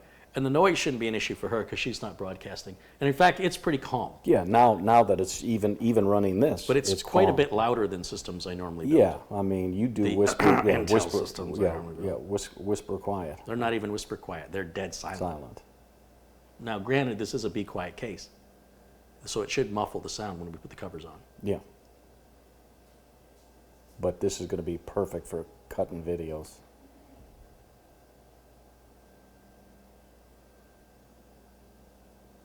Did you lose 0.1 gigabyte of RAM to RGB? You know, I believe it. You know, I would believe that's possible. No, I But didn't. of course.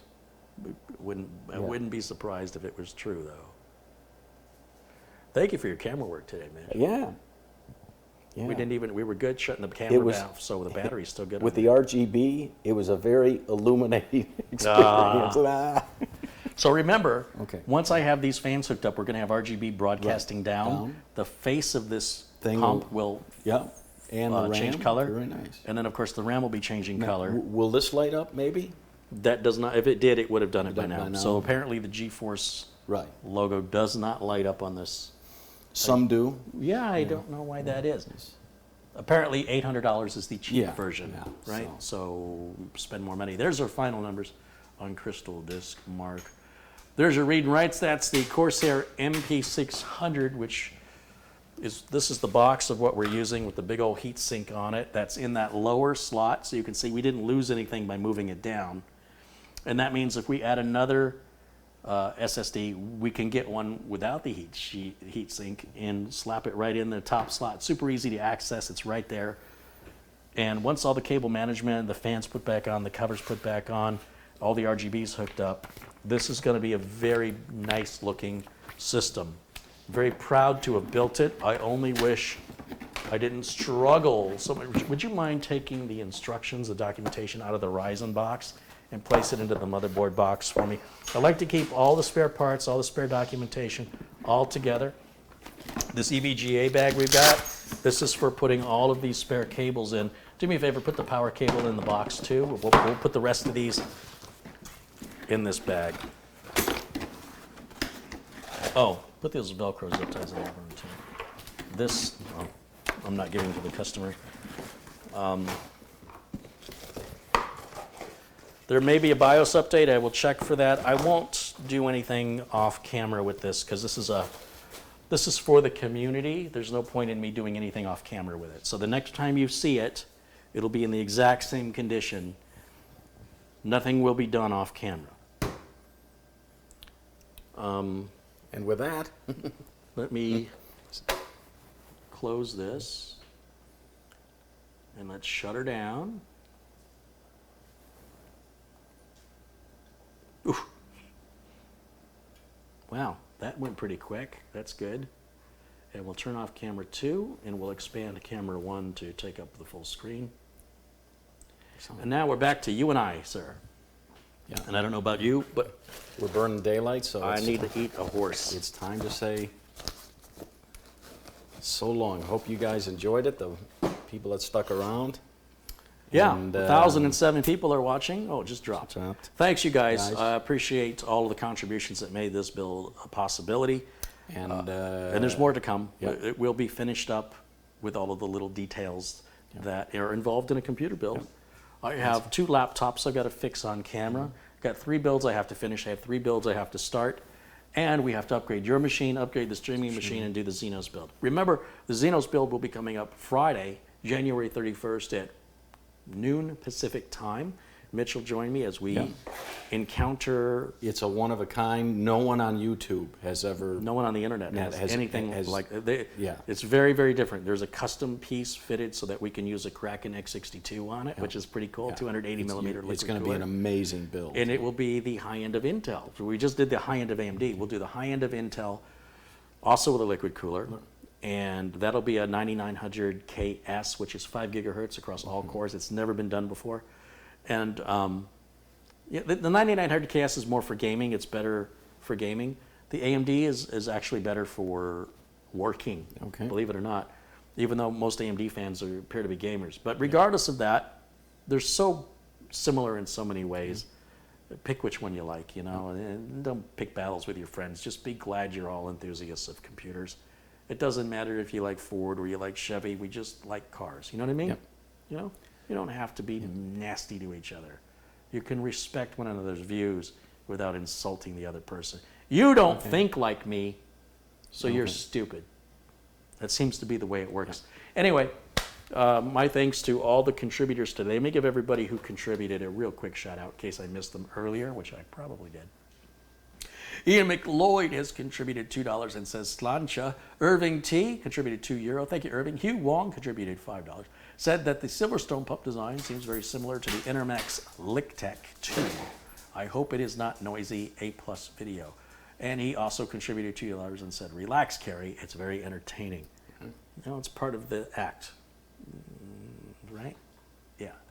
Michael Dane says we are the Laurel and Hardy of computer building. Bear Paw.